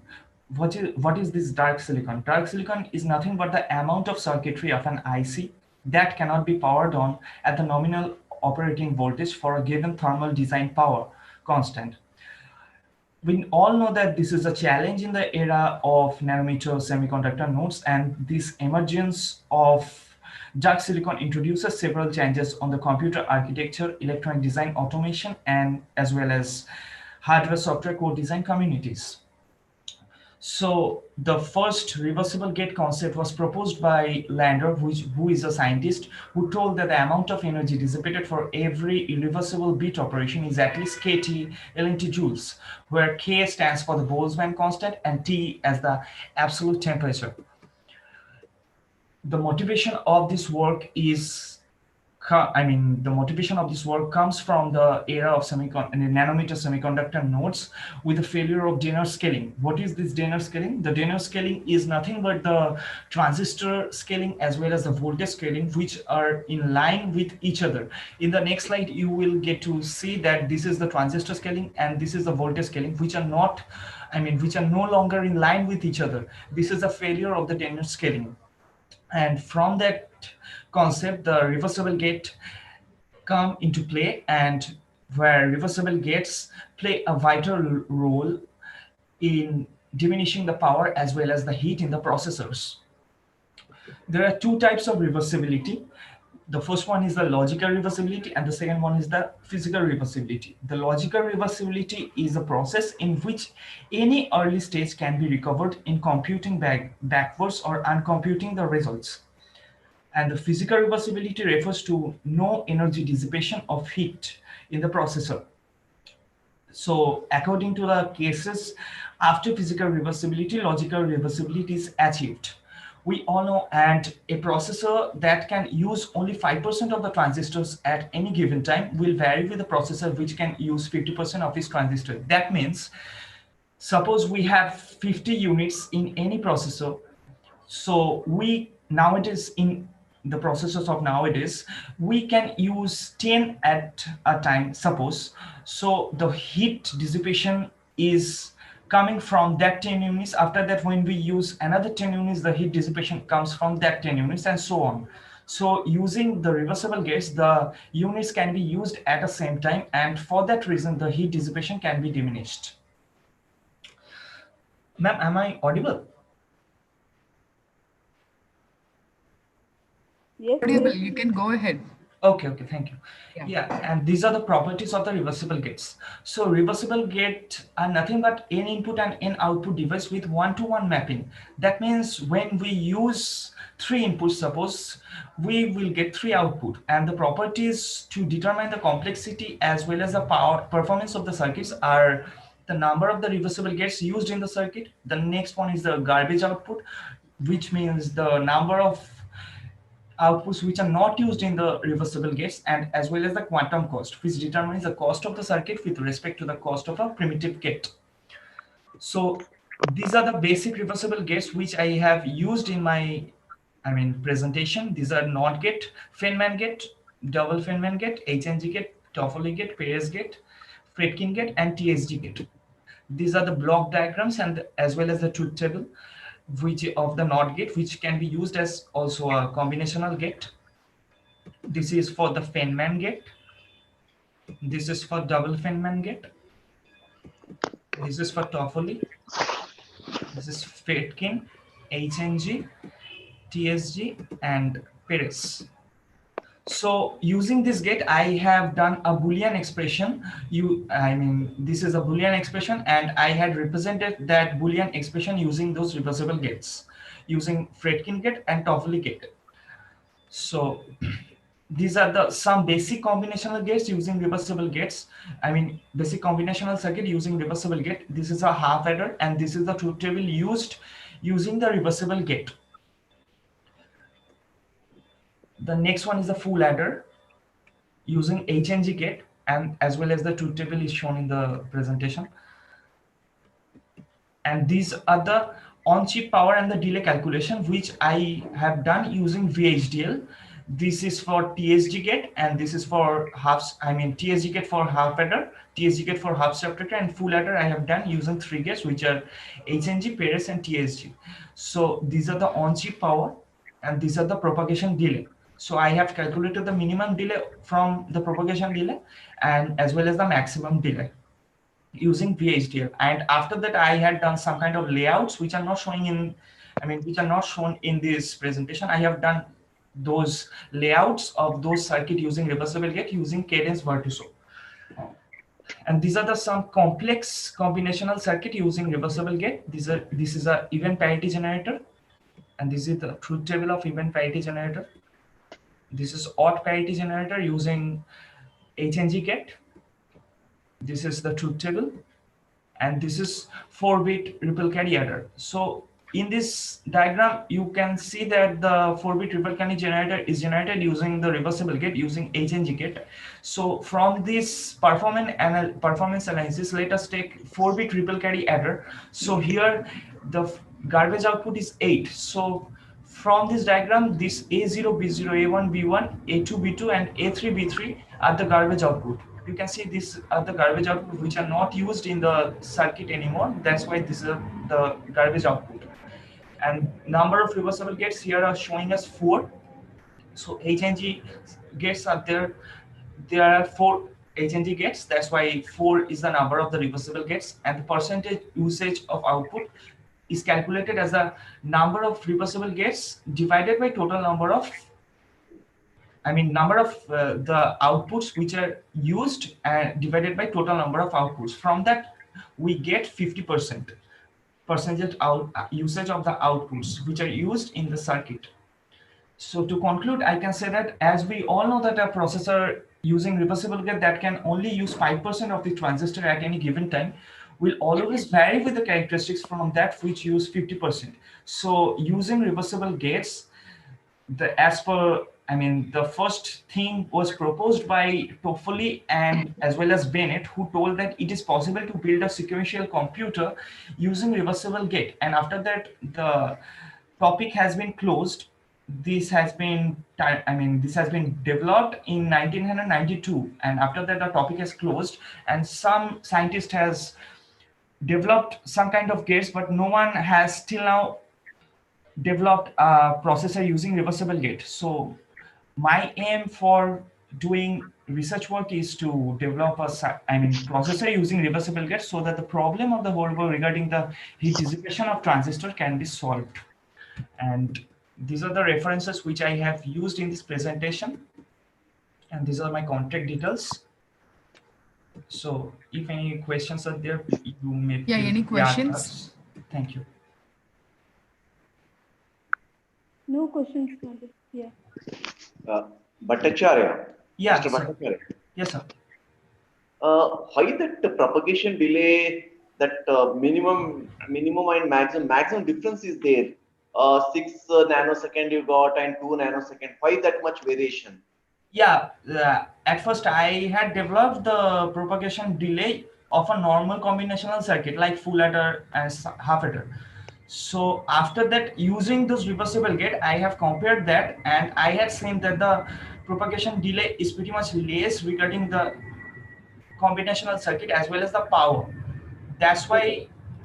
That is fine. That, but why that much variation? One second, I am opening the slide. Yeah, this one.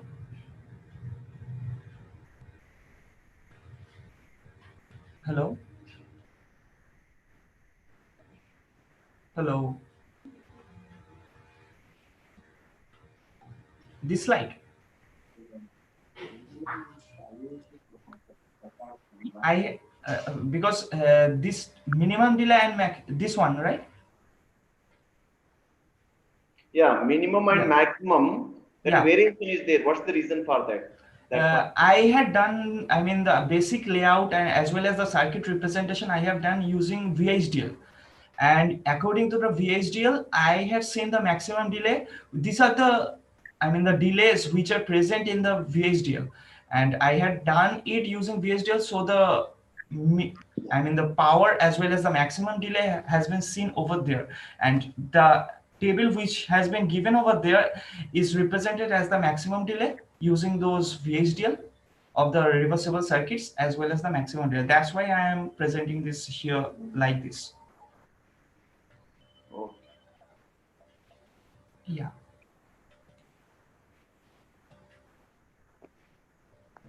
Any further questions, sir? Yeah, thank you. Thank you, Mr. Soham Bhattacharya. Thank you so much. Next we call upon Maunika to come forward to present. Ma'am, wait a minute, ma'am. Gomati, ma'am. Yes, yes. Ma'am, wait a minute. Actually, afternoon session chairs have joined, ma'am.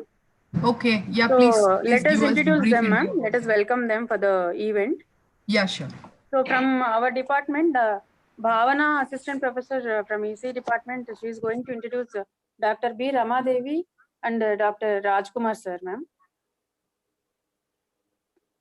Yes, good afternoon, everyone. It's a great pleasure for me to introduce our distinguished external session chair of the day, Dr. B. Ramadevi, Professor and Head of the Department, EC Department, Kits Warangal.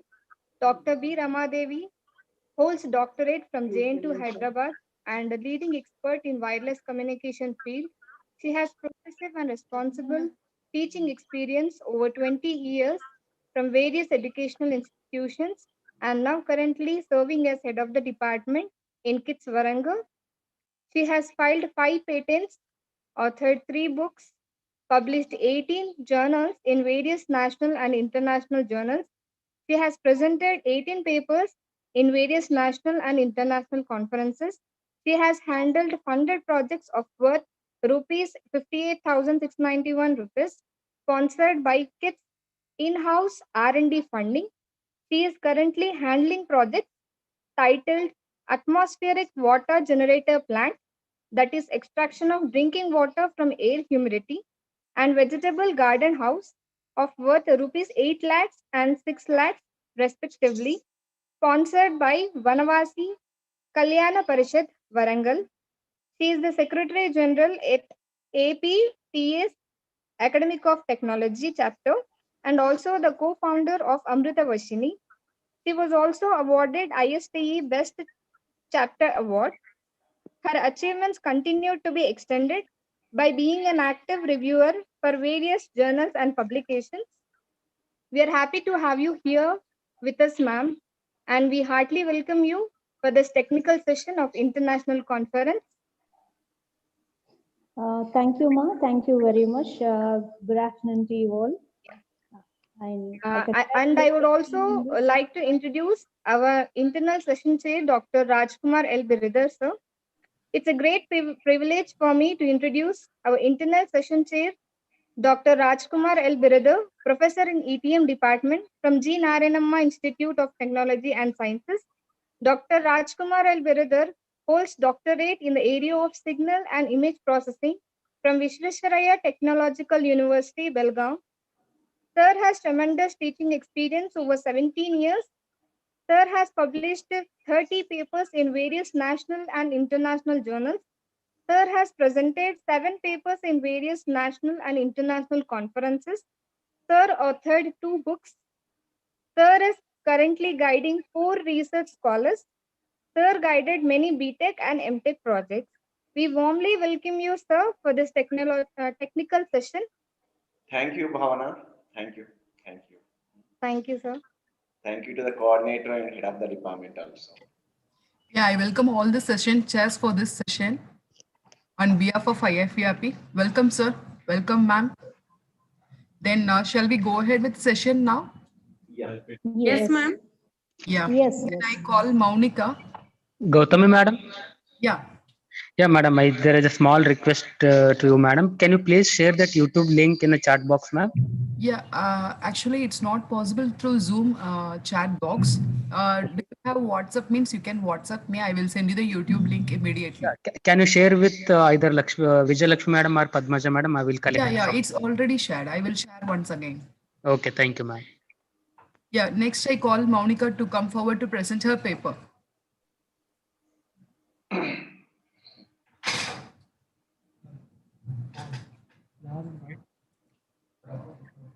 Maunika, are you there?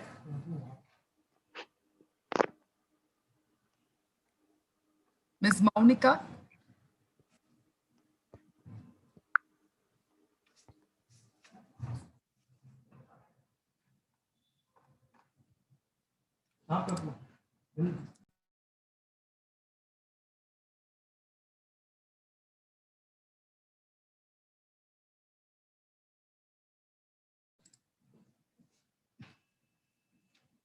Next, I invite Bhargavi. Bhargavi to come forward to present her paper. Yes, ma'am. Bhargavi, are you there? Yes, This ma'am. girl didn't come, ma'am. Maunika? Yeah, Maunika, she joined actually, but in between, I think she lost her connection. Okay, ma'am. Okay, ma'am. Okay, Miss Bhargavi, Yes, ma'am. are you Ma'am, there? will you share today's ma'am. presentation YouTube link, ma'am? Yeah, it's With us? live. Already, I requested Vijay Lakshmi ma'am to Sir, WhatsApp. I'm only talking, ma'am. Okay, just hold on a minute.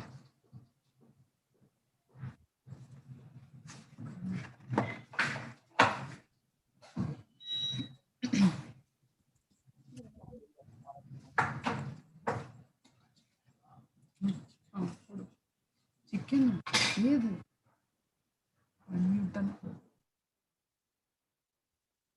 Ma'am, is this visible, ma'am?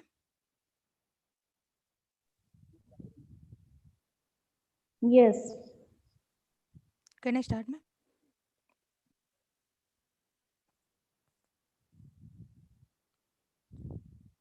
Hello?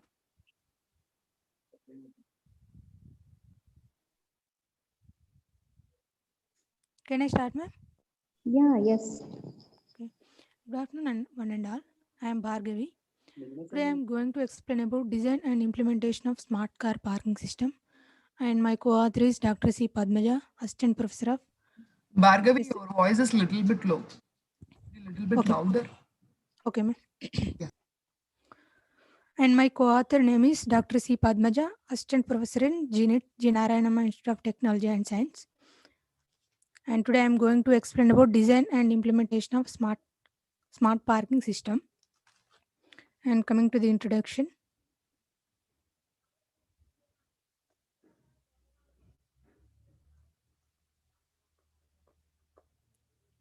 Is this visible, ma'am?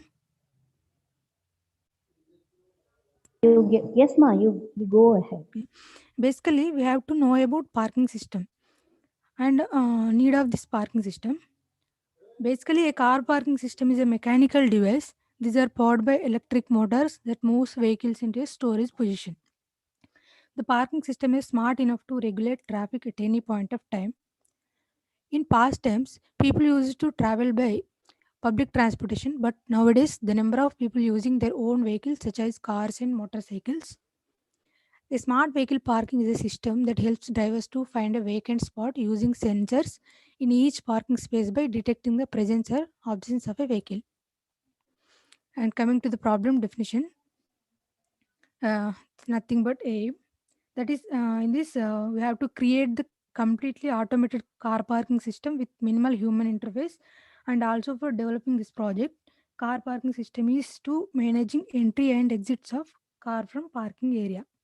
And the main aim is to reduce the time consumption by the human to park the vehicle.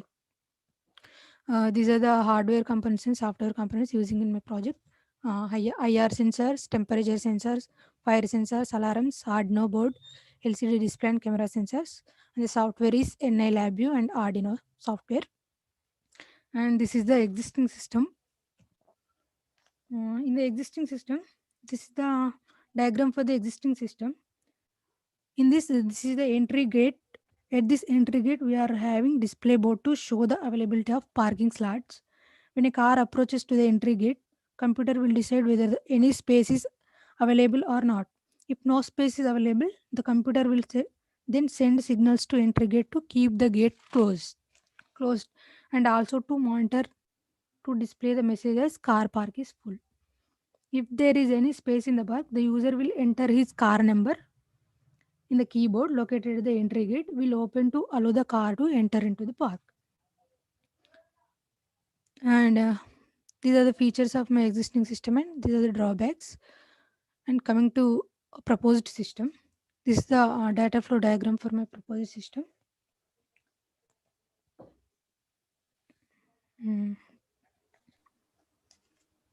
Basically, in this proposed system, I'm going to implement this without a single human interface.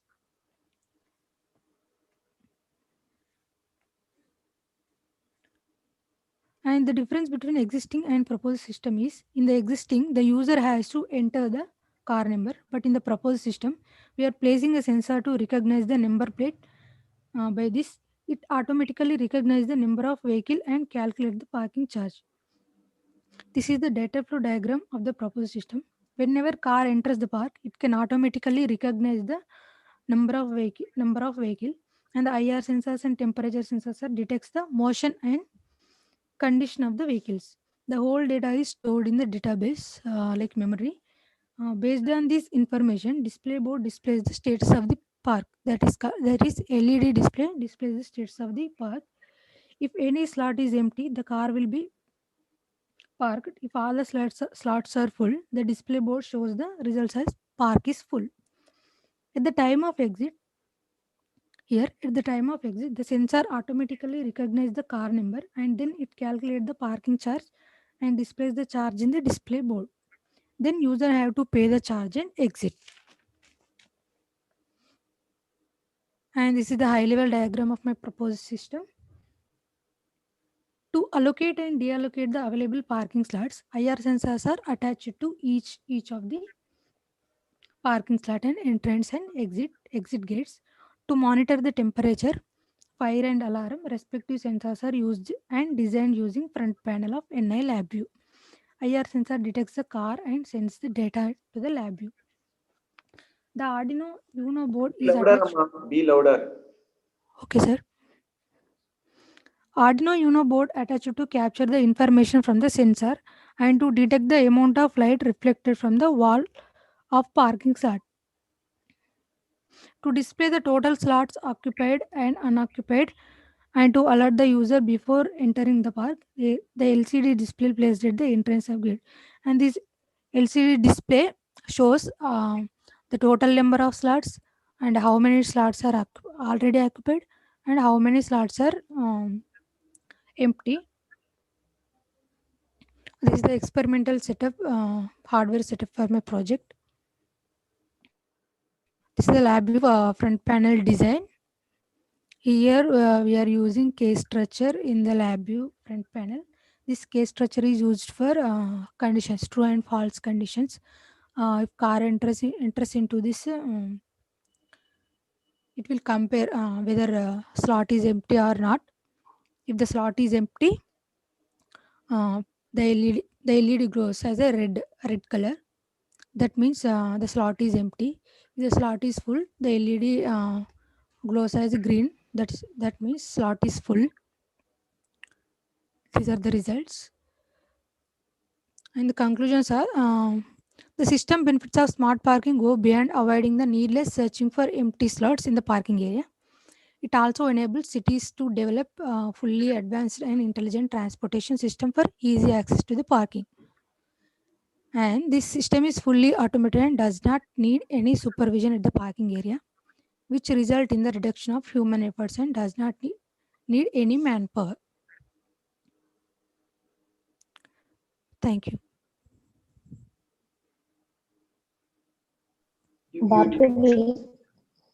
You didn't speak of any application?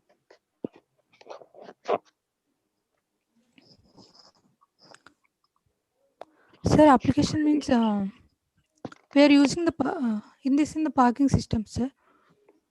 Wherever parking is there, you are going to use this? Yes, sir.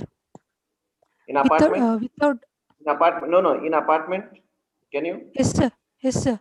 See, in apartment already fixed slots will be there. If it is empty, also nobody can park other vehicles. That's why I'm asking where this application is used. You're staying in apartment? No, sir. Okay, fine. In apartment, if my parking is there, others let it be empty, others should not park in my parking. That is the concept used in apartment. Then where this idea will find application? Sir, basically in the heavy traffic area like theaters, malls, etc. Yeah, in commercial places, it find application. And one more thing, you say it sensed, vagera, vagera, vagera.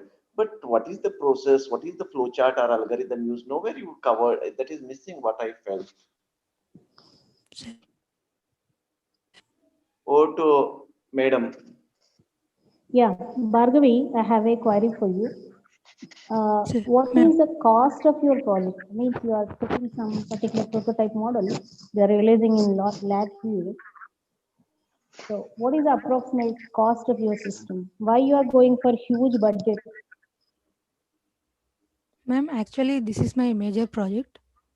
No, what I am saying is you are using several things for a no. You are using LabVIEW. It is a higher end licensed software, and you are using as well as sensing every slot. It's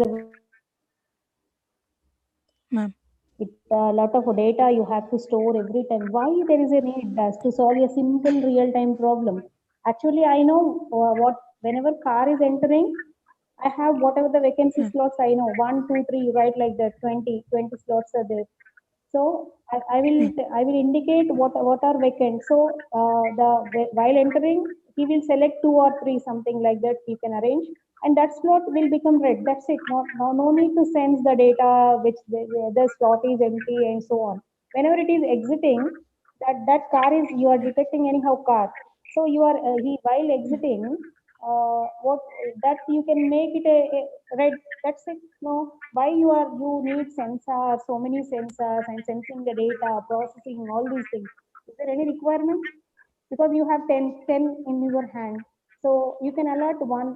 Suppose 3 and 4 are empty, so I can alert 3 or 4 to that car. I know what I allotted, and while whenever car is leaving, I know which slot he is vacating. So it's a very simple algorithm you can build. Why lot of data processing? What are you are using? Is it required basically? And you are using a lab view, it is a license. Every year you have to pay a lot of money. So is it economical? Ma'am, without a human interface. Without human only, I'm saying. Without human only, you can design like this. No sensing is required at all. It's a simple application, no? It's a common man application.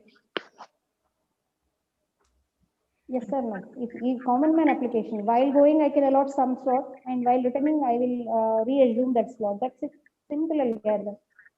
It doesn't require any lot of sensing equipment, all these things, blah blah. What is the need?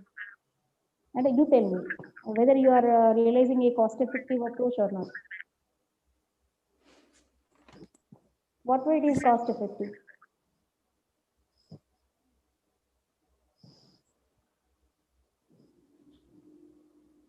Are you following my question? Yes, ma'am. Yeah. Thank you.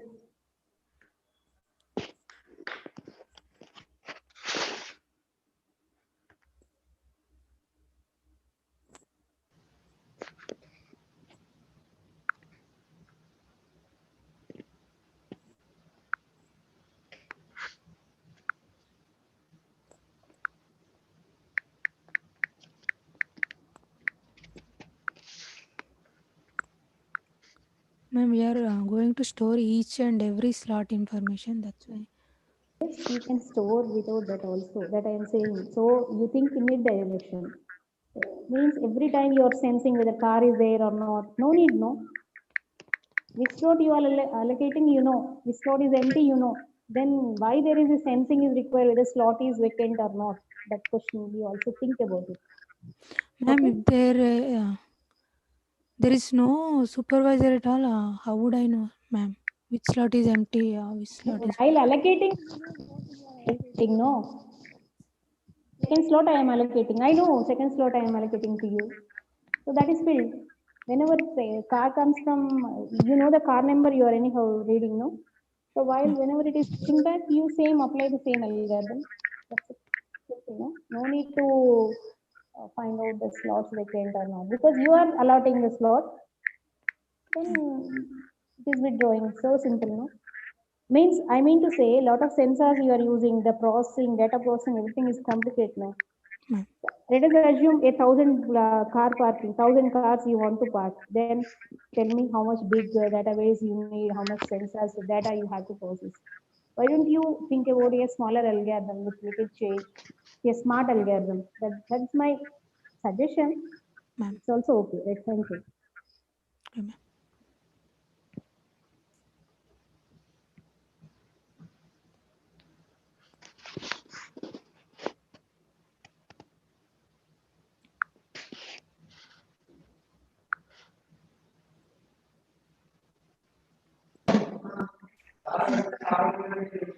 Thank you, Bhargavi.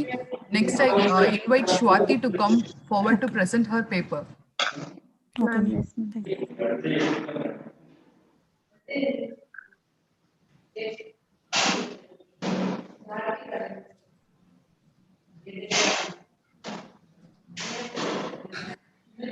Ma'am, is it visible, ma'am? Yes. Ma'am, is it visible, ma'am? Yes, yes, ma'am. Good afternoon, everyone. My title is color sorting machine. Usually, sorting means arrangement of the items in a systematic way. Sorting machine are usually separate the things in a predetermined way. Generally, it can be used. It is used in the packing and the food industries, mining and the recycling. Or else in wastage management. Introduction of my project is color sorting. Color sorter separates the item based upon their color and rejects those whose color does not fall within the acceptable range. It aims to classifying the colored objects which are coming on the conveyor by picking and placing the objects in a respectable positions. It means it reduces the human efforts and accuracy is more and the speed of the work is increases. Mainly, it can be used in the food processing and other industrial systems. This model color sorting is simply sorting of the objects based upon their colors. It can be easily done where when the too many things to be sorted, it may be the repetitive task. The color of the sorting machine is very useful, and these machines have the color sensor to sense the color of the objects. After detecting the color, the servo motor can grab the things and put it in a respective box. Here, the proposal to reduce the these machine basically it consisting of a color sensor and the servo motors and the Arduino board. In the description of the system is the color sensor, Arduino board, and the top and the bottom server. And these servo motors are used to grab the things and put it in a respective box. These can be used in the different application areas like food industries and the food graining in agriculture purposes. The main components of the system is Arduino Uno and the color sensor, two servo motors and a rechargeable battery, 6 volts. Here I am using the color sensor TCS 3200 color sensor. It is used to detect the wide variety of the color based upon their wavelength. Wavelength, the specifications are power, size. It requires the 5 volts of the. It requires the 5 volts. Basically, the color sensor used to detect the number of colors with the right programmable as shown in the figure here. One each of these box contain the 3 sensor. Here, basically, the 4 filtered diodes are 4 filtered colors. One is red, RGB matrix, where red, green, and the blue. Whatever the color may be, based upon their intensity, based upon the selected frequency range, it can select the color. This is the designing CAD model, graphical representation of the color sorter. This is the construction. The whole system is constructed in the hardboard frame. This consisting of the 2 bases, and each one. Initially, when the ball is dropped on the main thing, the color sensor can sense the color, and it automatic when it sends the color, the servo motor can rotate the wheel. The servo motor, here we can see this. Whenever here we can drop the ball or other in an object, it can sense the color. Here based upon their wavelength, uh, uh, here the servo motor is placed. Because of the C servo motor, it can be grabbed the rotatory field in the left or right position in order according to the programmable what we written in this. This is the graphical represented. This is what I designed, the color sorting machine. And we have to test all the each and every component before it feeding to the if the object is feeding to the feed, we have to test the each and every component. This is a final review of the project.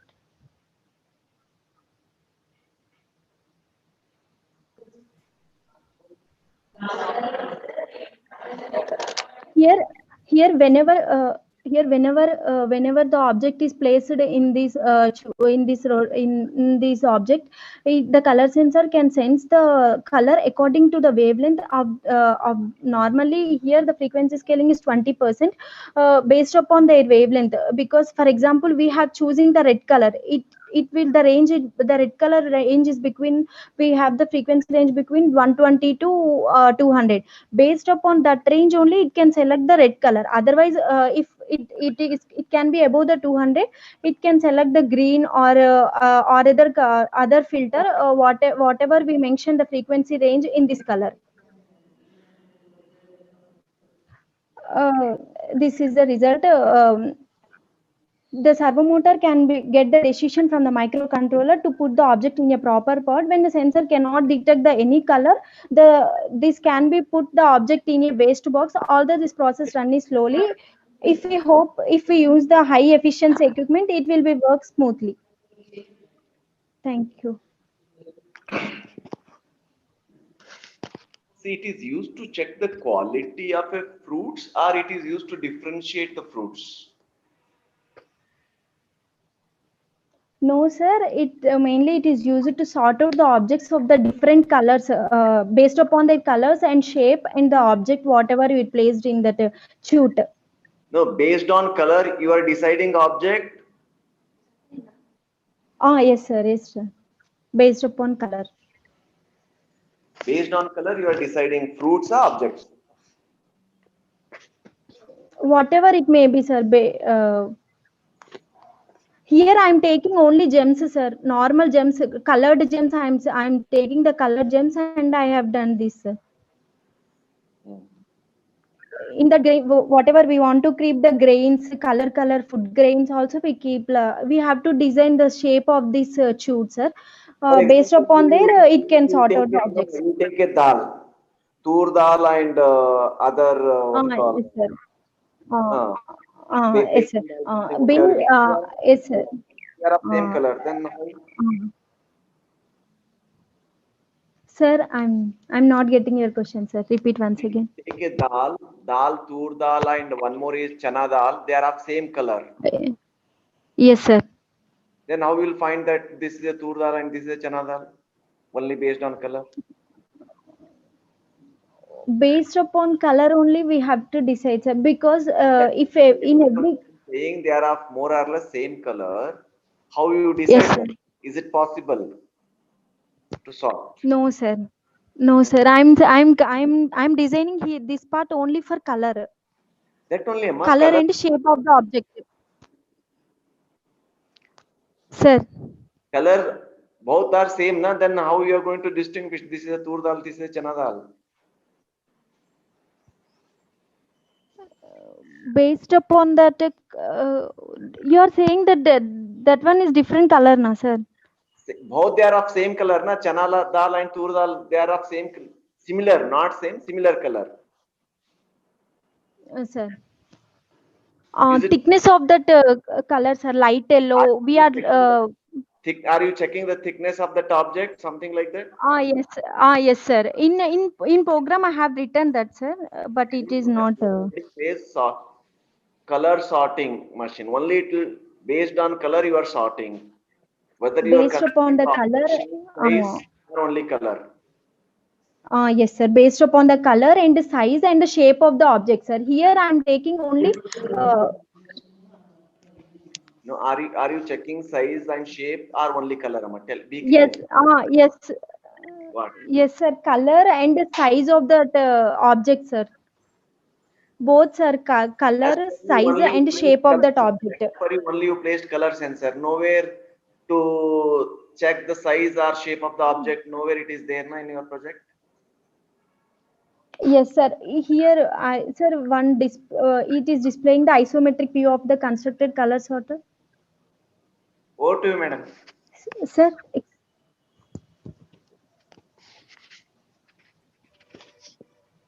Madam, I have a question for you. Yes, ma'am. I have a question for you. Yes, ma'am.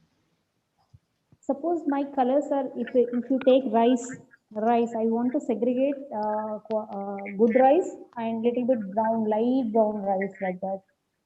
So there are yes, ma'am. Mostly same, but I want to remove. Because nowadays the food is coming with a very good quality one.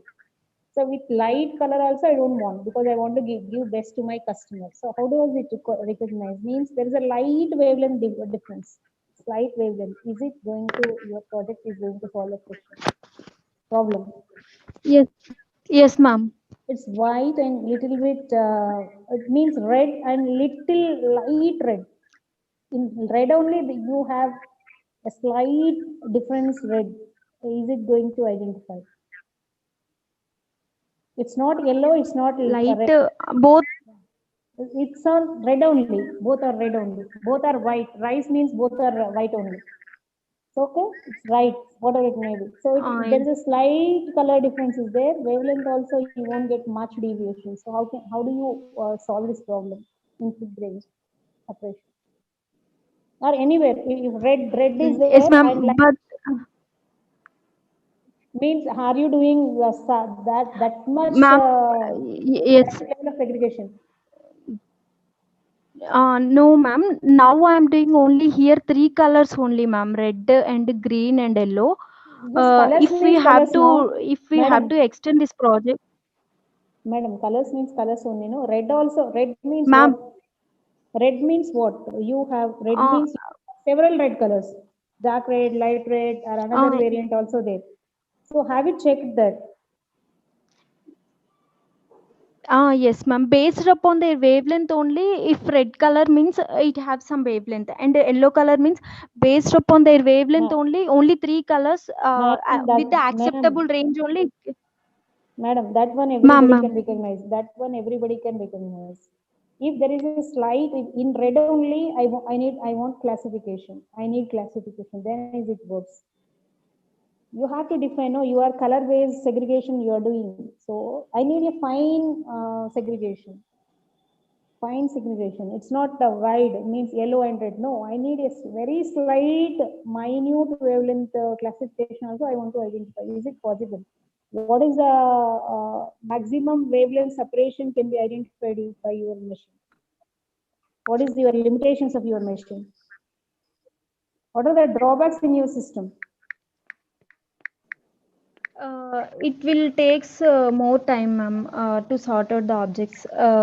It When the size of the object is very small, it will takes more time. Means it will takes more time to process this object.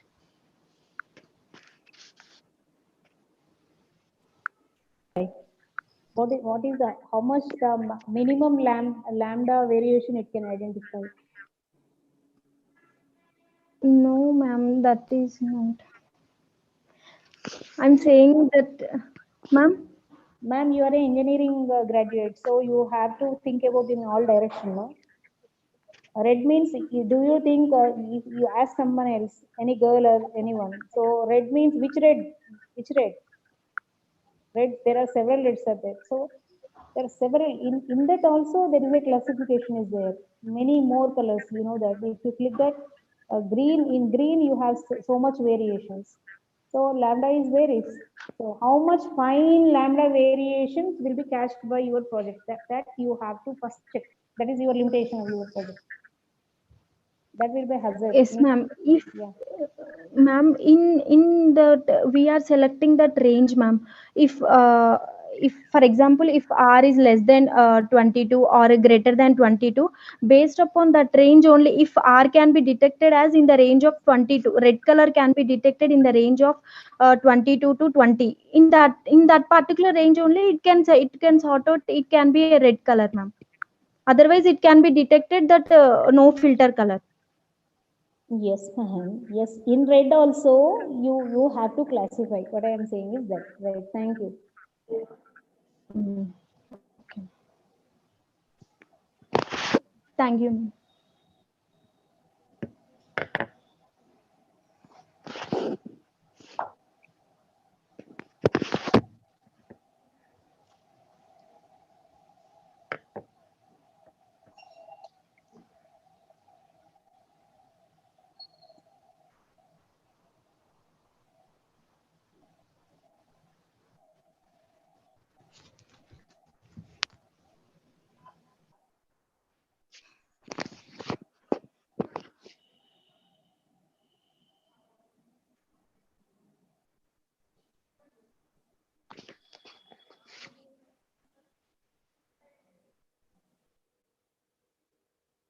Good morning to all.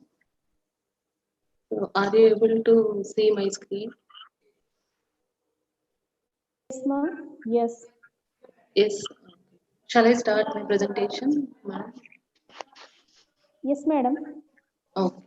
So my name is M.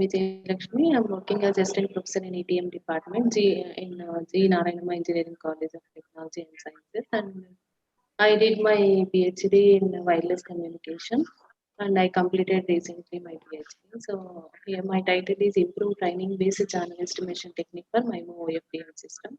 And the MIMO OFDM, MIMO stands for Multiple Input, Multiple Output, and OFDM stands for Orthogonal Frequency Division Frequency. So in this, I'm working on channel estimation. Channel estimation is nothing but estimating the channel characteristics at the receiving end, and this is very important for estimating the signal at the receiving end.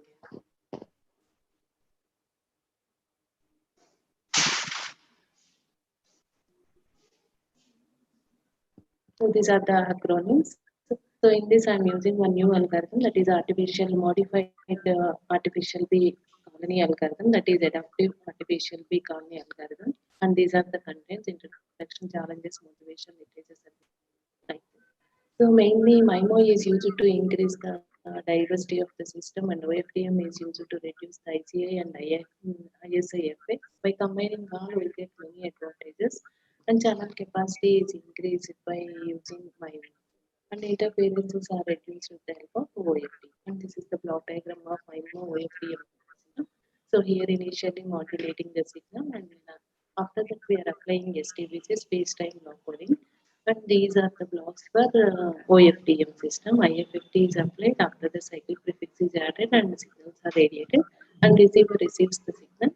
And initially it removes the cyclic prefix, then FFT is applied, then STBC decoding and demodulation. So this is the block diagram of major MIMO OFDM system.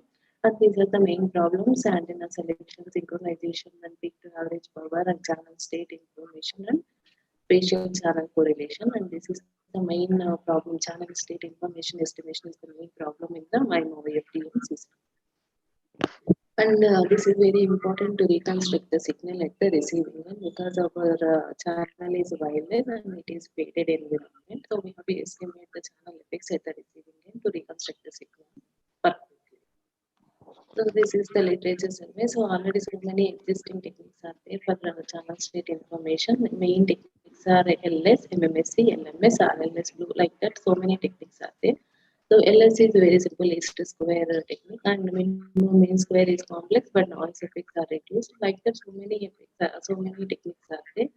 So mainly I concentrated on LS. In this, it is simple technique, but the main problem in LS is noise effects are more. And to reduce the noise effects, already in the literature, differential evolution, PSO, and genetic algorithms are applied. And in my proposed method, I modified ABC algorithm.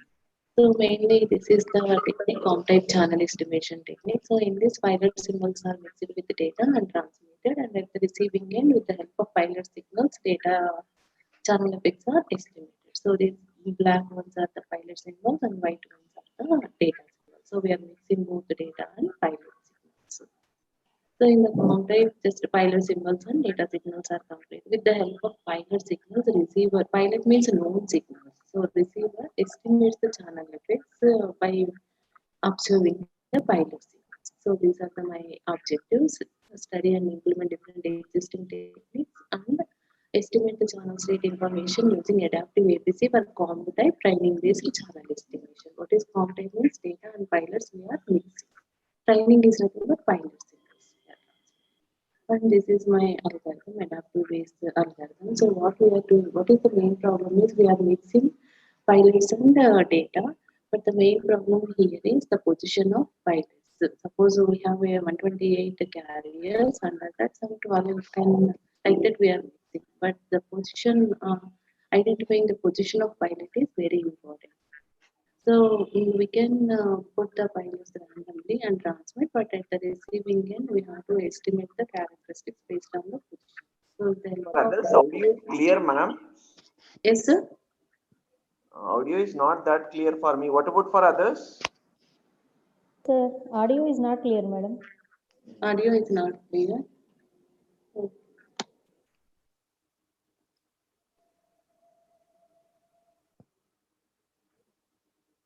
So I have to leave and again start, sir. No, now it is okay, madam. No need, no need. No need? Okay. Continue, madam, continue. Okay. So this is my algorithm. So in this mainly 3 phases are there: employee phase search and onlooker phase search, and next one is the scout phase search. In the scout phase search, I am using some Levy flight updation. So in the Levy flight updation, I am using some part in the cuckoo search algorithm. So initially I selected random positions, and those are nothing but employee phase search. By using those, I am transmitting the data and I am estimating the channel characteristics, and I am finding the mean square error and bit error.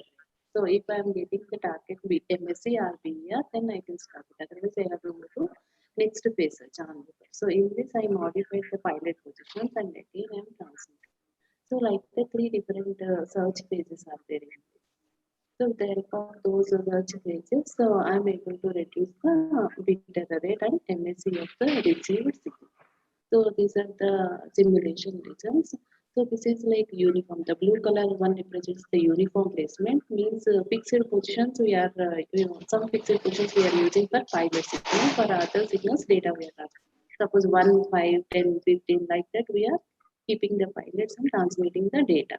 But with the help of algorithm, ABC random positions we are selecting, and with the help of random positions, the bit error rate is performance is improved. So the red one indicates the bit error rate performance of adaptive ABC algorithm I proposed. So the performance of the MIMO FDM system is improved. So this is our MSC. MSC for the blue one is uniform placement, and the red one is the proposed technique. So MSC mean square error between the actual signal and the received signal is also reduced. So generally, initially I took 10 pilot positions and then I transmitted data, and after that I increased the pilots 50, but the performance is not improved that much. So in both the cases, I am getting the same bit error rate. So then, but by increasing the number of pilots, we need more bandwidth. So it's not like much efficient system. So the number of pilots 10 is the better. So therefore, for this pilots, more pilots are not required, but the position is required. So by increasing the number of pilots, beta rate performance is not increased. So like that, this is the MSc, and MSc is also not affected by increasing more pilots. So this is the conclusion. So by applying adaptive APC algorithm, the beta rate performance of the MIMO OFDM system with the least square is improved. So I think considering this different modulations we can apply, and powers also we can apply. So I consider only power of the, I consider only position of the pilots, not the power. So we can consider power and we can extend this project. So this is about my paper. Any queries? Why you are calling it as a training-based channel estimation, madam? Training means already known symbols, sir. So we are keeping some power, some 2 watts power we are fixing and No, are you transmitting. doing any training for the data, something like that? Why you are calling training? Training means good, just we are keeping some fixed power and known signal, some A like that. So that's why we call training. Means not random data like that, just some A and data A, and it has some 2 watts power. So like that fixed power and fixed information in that. See, usually in communication or in statistical signal processing, we call training means we will be having training some data and we are using it. Yes, in those positions we are keeping the fixed data also. Some fixed power and fixed information. That's why it is called training. Over to you, madam. Okay. Madam, a question to you. Okay, ma'am. What is the allowable bit error rate for wireless communication system? What is the allowable bit error rate for wireless communication? It's like 10 power minus 6, like that. Approximately in 4G, like that. 10 power minus 6 is good, correct, madam? But could you please look at your slides and tell me. BER graphs, I mean. Yes, madam. It is 10 power minus 1 above, and it is coming up to only 10 power minus 1 below. I don't understand how it is. Is it good, do you think? Means below 10 power minus 6 is good. 10 power minus 3 is okay. It should be less than 10 power minus 3. If it is 10 power minus 6, the system is good. But it is coming around, you plotted around 10 power minus 1 above. Yes, I have to insert more, I think 0 to 30 decibels like that. Then we'll get that rate. No, madam. What is the maximum power limitations for MIMO? You have to check it first. SNR limits maximum 18, 802.11 if you take N also. 16 dB for BPSK you can go, and for higher order modulation scheme it may be 18 dB only, not more than that. So here should be less actually, 10 power minus 3 below you have to next also same, madam, that's the correction I want to say. And this SNR plot, it should be SNR maximum value you have to take like this, madam. That is, what is the signal power allowable? It may be 300 milliwatts. MIMO system, what is the maximum signal power allowable? So you check that. So make it 0. Noise is 0. Then signal power, only signal power is there. How much dB is coming? That much will be the maximum limit in your curve, madam. So that is the way you have to plot. So 10 power minus 1 above means it's actually it is not, it's a bad to transmit. So that's why. So you cannot say this is the best and this is a good, this scheme is a valid. That's the difference, madam. Thank you. Okay, I'll modify. I'll try to rectify the problem. Madam, before publishing, you just modify that, right? Okay. Thank you. Okay. Thank you. Next, I invite N. Shravanti to come forward to present her paper. Ms. Shravanti.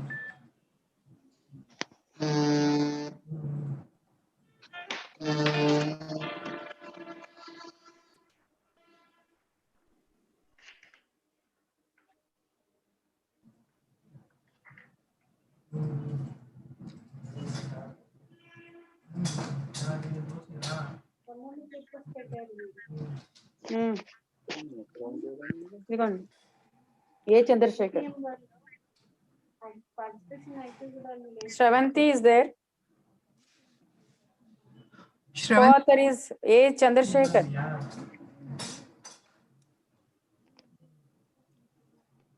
Am I audible, madam?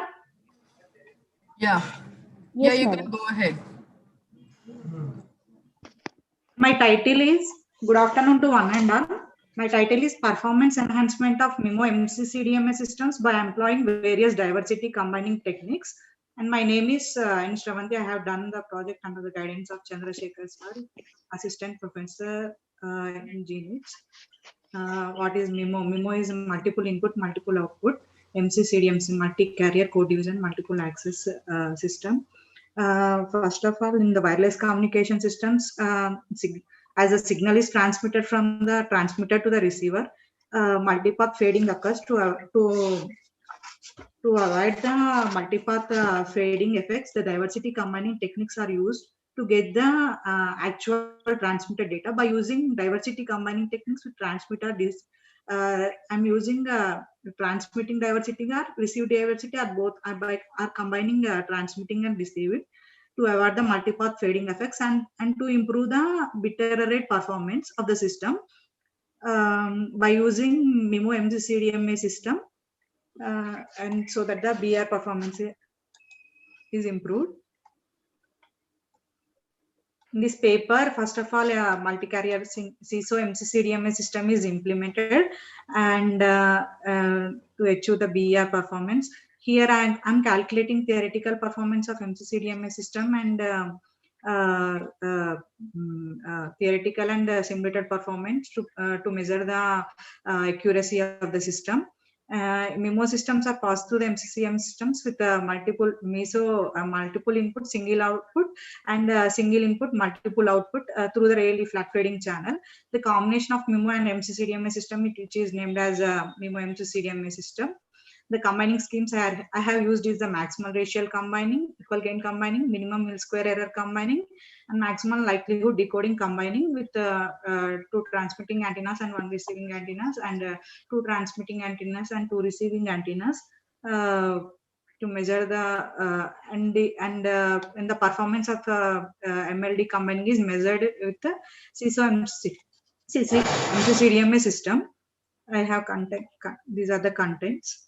In the wireless communication systems, we need flexibility, reliability, low cost, and easy way of deployment.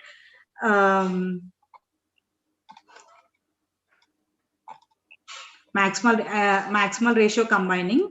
In maximal ratio combining, each signal branch is multiplied by weight factor, and it is proportional to the signal amplitude, which is added together to get an output signal. It is a linear combination of weighted replica of all the received signals. In this scheme, an individual signals are co-phase and then weighted, and then corresponding amplitude is measured and then summed together, and equal gain combining. In equal gain combining, in this technique, phase of the signals of all the diversity branches are compensated and then summed. It is worth comparing with the maximal ratio combining, minimum mean square combining technique. In this combining technique, it is used to minimize the mean square error between the transmitter symbol vector and the estimator symbol vector. It is a problem statement.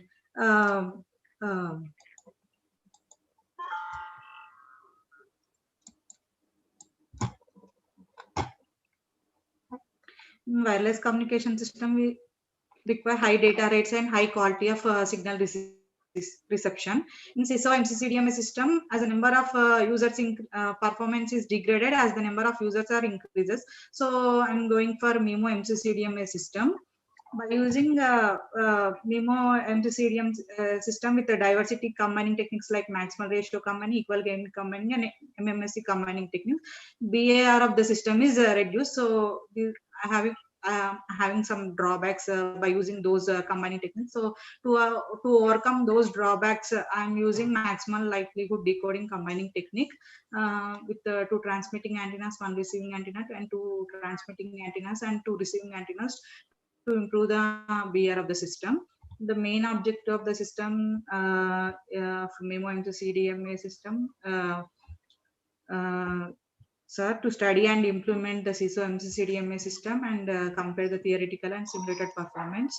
And next, to study and implement and compare the BR performances of MIMO MCCDMA systems with maximal ratio combining, equal gain combining, minimum mean square error combining techniques, and to increase the BR performance of MMSA compared with the maximal ratio combining and equal gain combining, and to study and implement the maximal likelihood decoding technique with the two transmitting antennas and one receiving antenna, two transmitting and two receiving antenna techniques, and compare the systems using MLD combining technique and to improve the BR performance. To improve the BR performance of MIMO MCCDMA system with CISO MCCDMA system using STBC for MIMO MCCDMA system, to compare the MLD combining technique with the MMSC technique and improve its BR performance.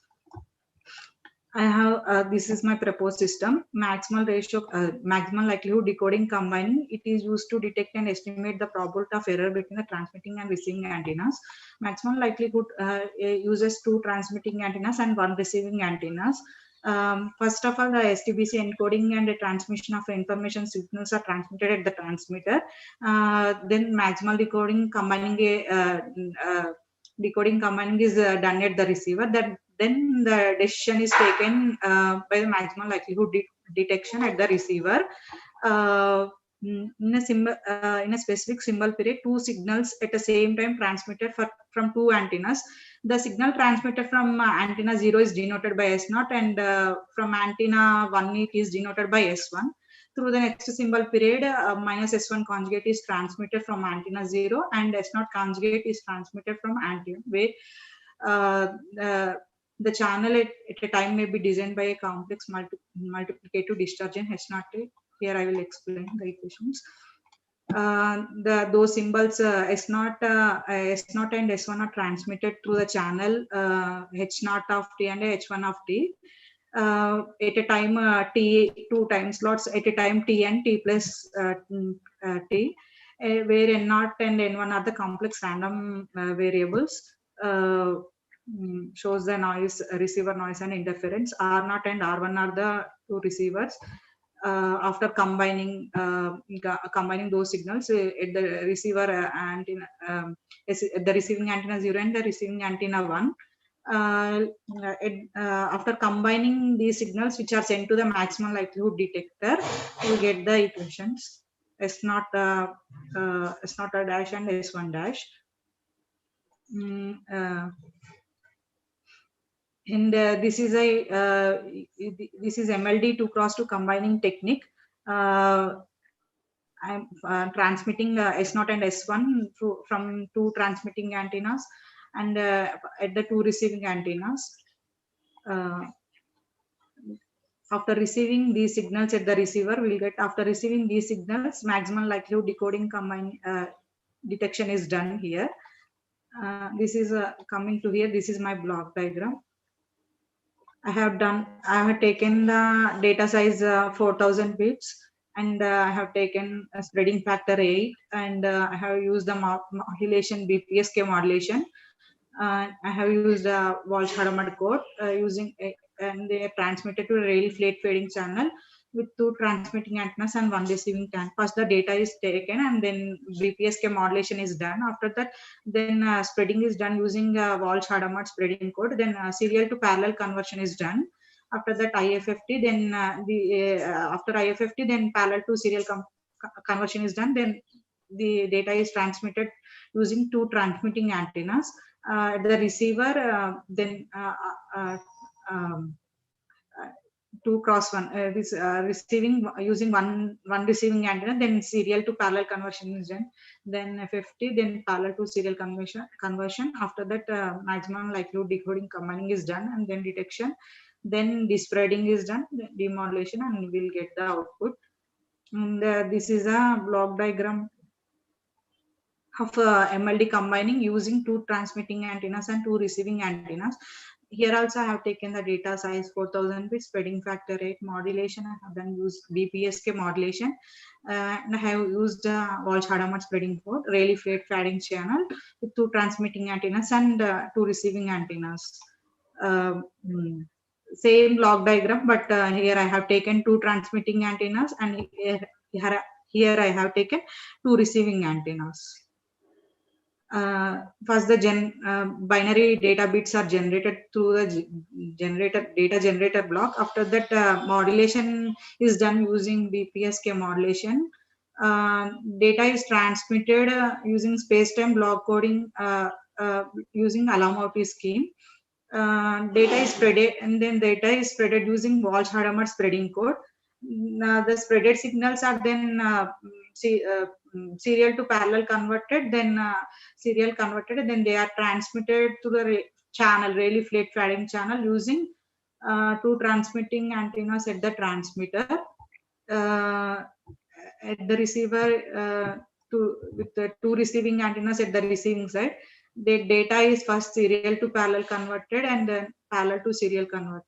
The data is combined using maximum likelihood decoder and then detected. Then despreading and demodulation is done.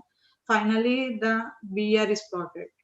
This is a flow chart of my proposed system. I have simulated using MATLAB. BR. These are the parameters I have taken: spreading factor 8 for MLD, MMSC, MRC, and EGC, and Rayleigh channel, modulation BPSK, data size 4000 bits. Antennas I have taken 2 transmitting and 1 receiving for MLD, 2 and 2 for MLD, 2 and 1 for MMSC, 1 and 2 for MRC, for EGC 1 and 2 for EGC.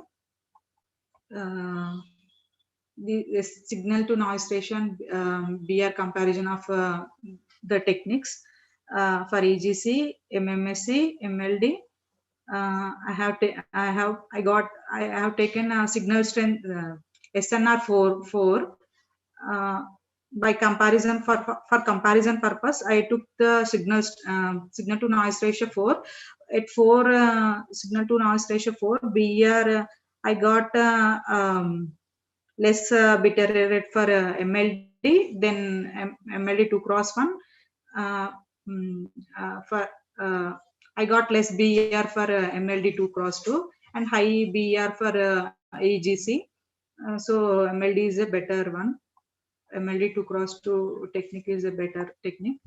I have compared the existing and the proposed techniques at different SNR values 4, 8, 12, 16. For MLD 2x2 technique, at SNR value 16, I got bit error rate 0. Then for MLD 2x1 technique, at SNR 16, 10 bits are corrected, and for MMSC, you are taking more time, Shravanti. You are taking more time. This is these are the this is a graph for EGC, MRC, and MMSC. Here MMSC is a better technique. Here MLD 2x1 and 2x2. 2x2 is a better one. Here I have compared 2x1 MLD 2x1 and CISO MC CDMA system. For 2 CISO more BR for CISO MC CDMA system. Here MLD 2x1 is in this graph. 2x2 is a better one. Theoretical and simulated performance are approximately equal, so it is a better system. Conclusion: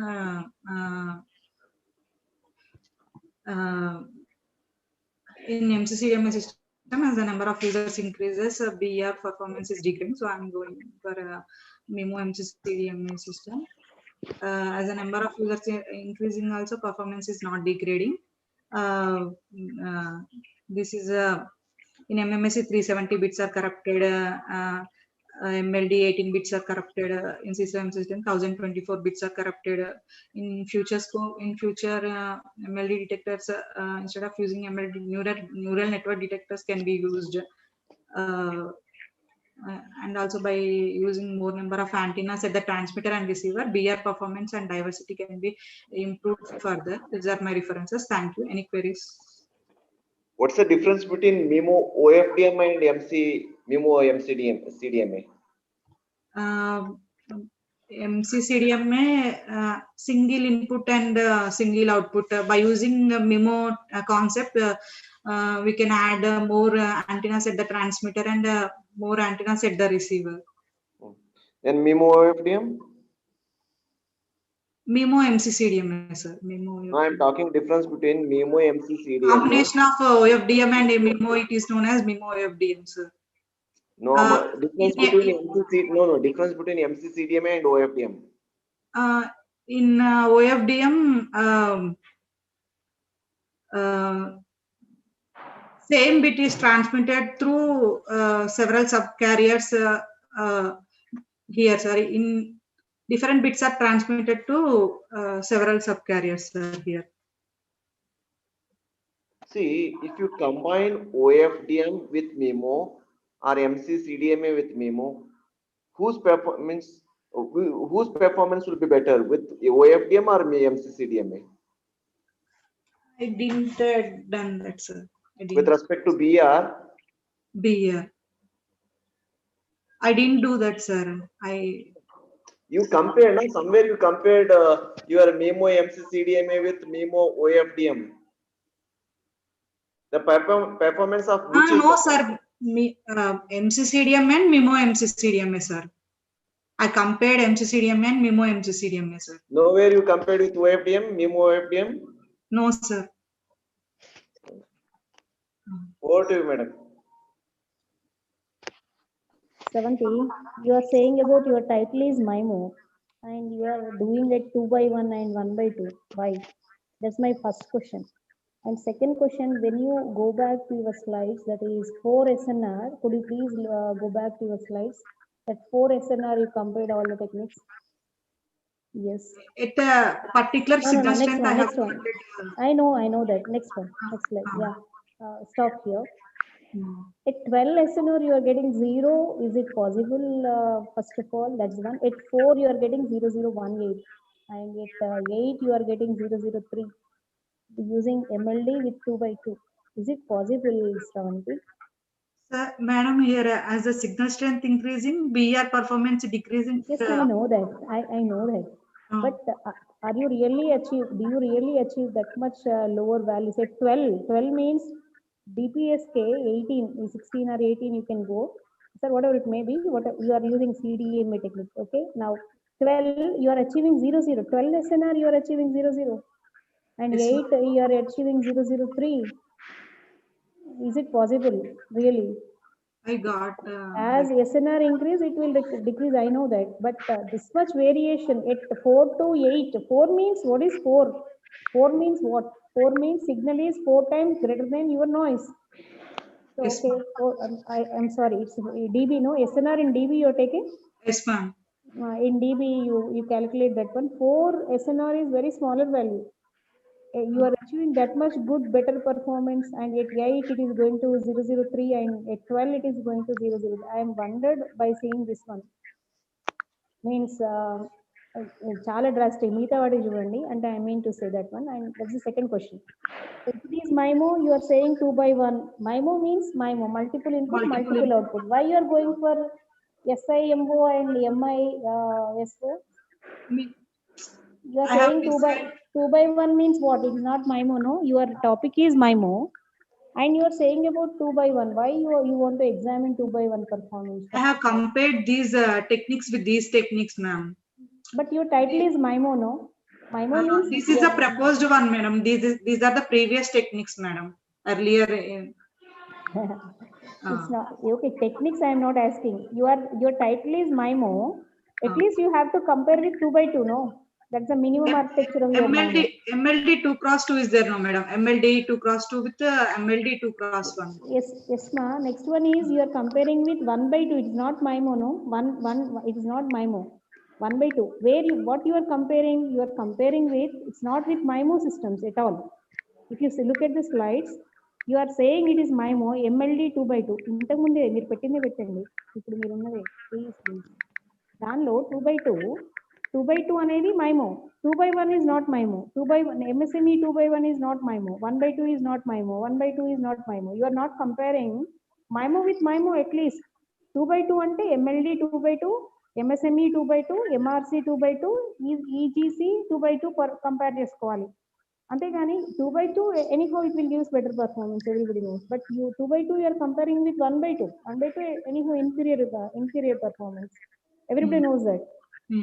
Yes or no? But you are comparing not at least with the equals also, and that is one question. And second question is this one: is this much good? You can achieve 12 at 12 you are getting 0. Means it is outperformance in my point of view for MIMO. Then you are the best. Means is it achievable really? You check yourself. Thank you. Okay.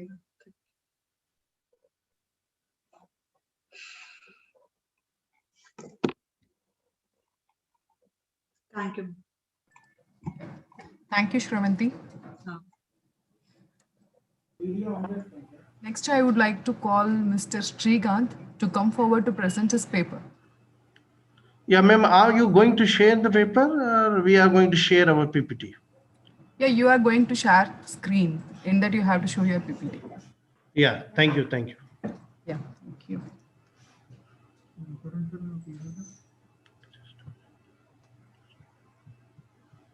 Just be online, ma'am.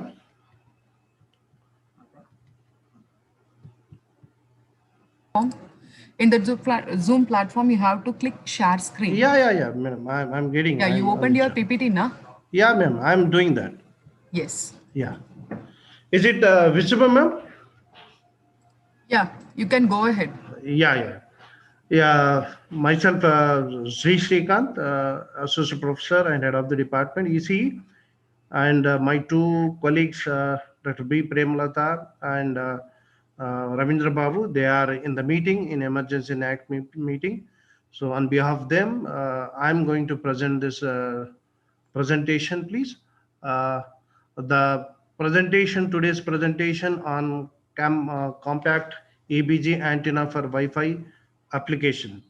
That is the title of the paper what we submitted to the conference, and the outcome and the presentation goes like this. The contents of the presentation, objectives, introduction, then what are the design equations we used for the designing, then the block diagram, or we can say the flow chart, what the software flow is happened in this, then the software requirement, then the transition to EBG antennas, where we design using the software EBG antenna design using the software, then the results and applications, please. Coming to the next part of this, the objectives of this one. The EBG, we use the electromagnetic band graph structure we used in our paper.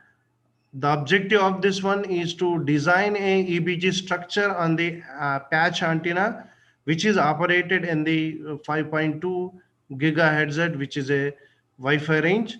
And after designing that antenna, we measure the parameters like radiation pattern, VSWR meter, return losses, which are mentioned in the final presentations, please.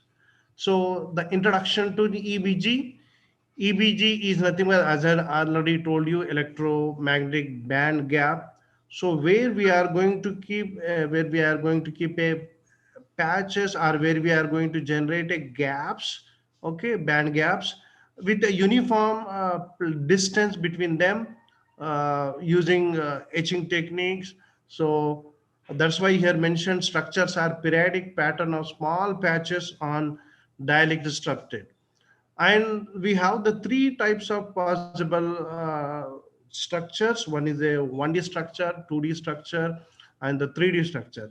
1D structure means it will go on X direction. We will create a metal patches on dielectric, which is go in X direction only. Then we will go for the 2D structure, where we are going to create a X and Y directions. Then the third structure is what? A 3D structure, where we are going to do the patches on X, Y, Z directions, please. Let me show what are they. This is the 1D, one directional structure, where on the material we made a patches like this, with a gap, with uniform gap. There may be shapes may be different. You may go for horizontal, you may go for square, you may go for circular, you may go for triangular. So different like this. If you make a with uniform distance, and you may make a in one directional only, X direction, this is called as a 1D EBG structure. That is 1D EBD structure. They have the performance. If you compare the whatever mentioned parameter, their performance is a little bit low. Then we went for the 2D design. This will be the 2D this thing. Then in 2D, what we used to do, in X direction we will move, and at the same time uniformly distance will be maintained in the Y direction also.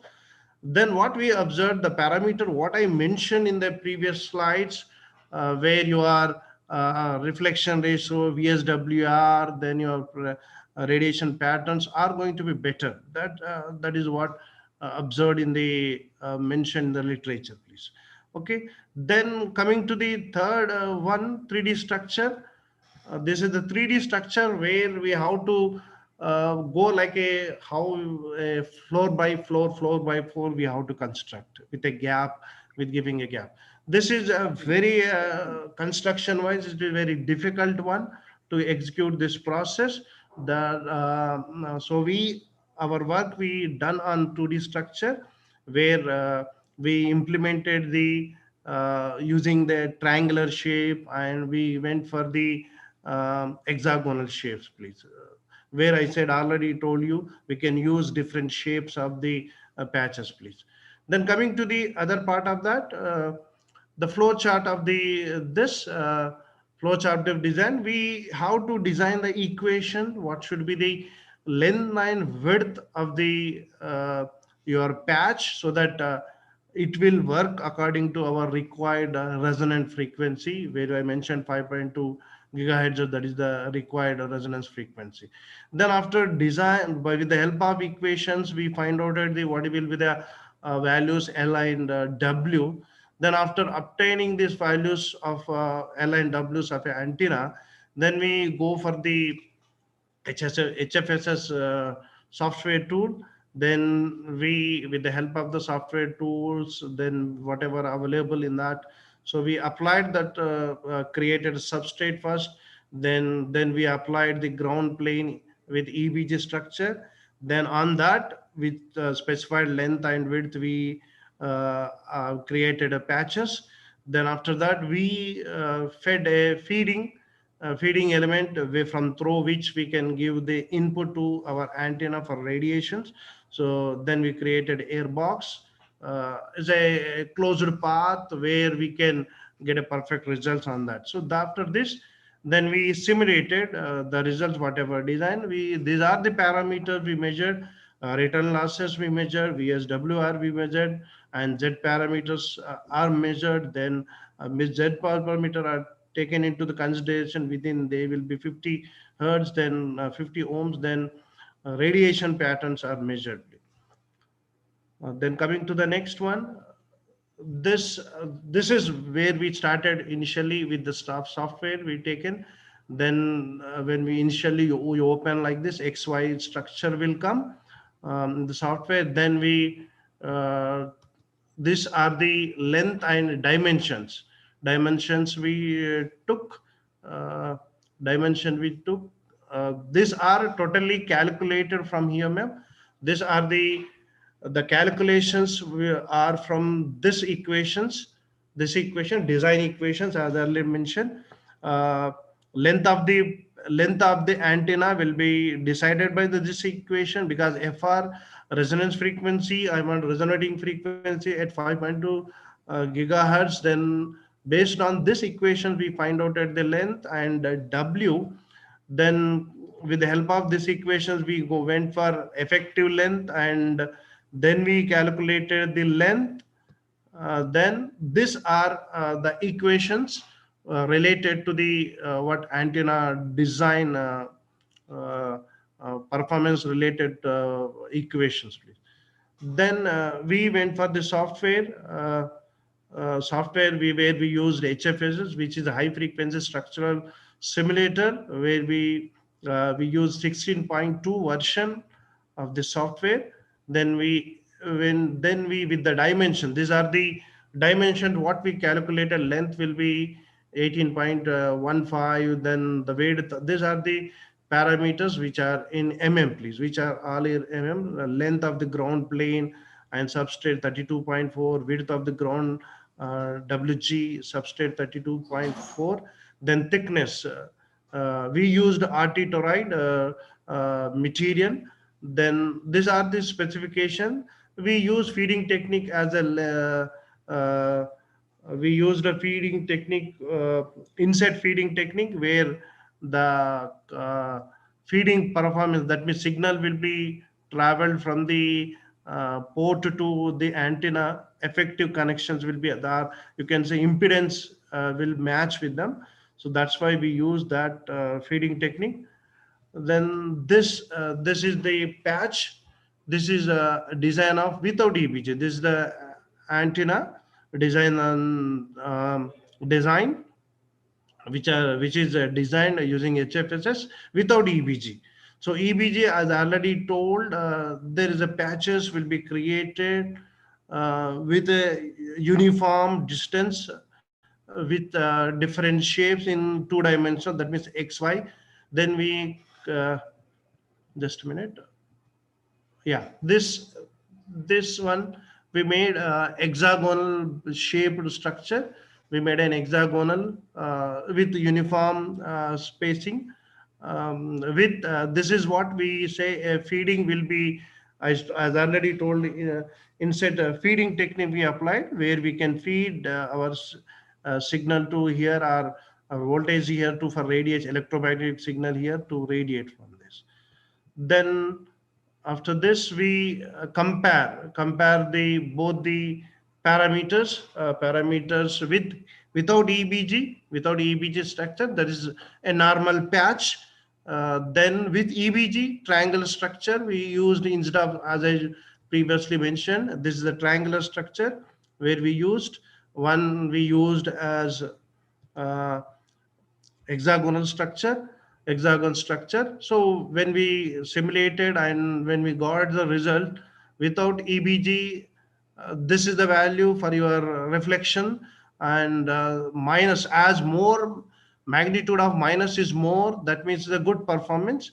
So if you see without EBG, the 30 minus 34.746, and here 38.4. Here if you see hexagon is more when compared to triangular shape you use EBG.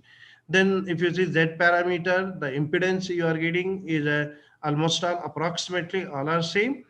Then VSWR, if you see here, without EBG structure, a normal patch, you find we can see 0.73. When you go for this 0.73 EBG with a triangular patches, we got 0.2. Then here 0.1, and there is an improvement in that means the reflections are reduced. Okay. Then coming to the bandwidth, if you see without EBG, without only with patch, we got 40 megahertz. We are getting with the EBG triangle shape, we are using 60 megahertz. Then with EBG hexagon structure, we are getting 60 megahertz. Okay.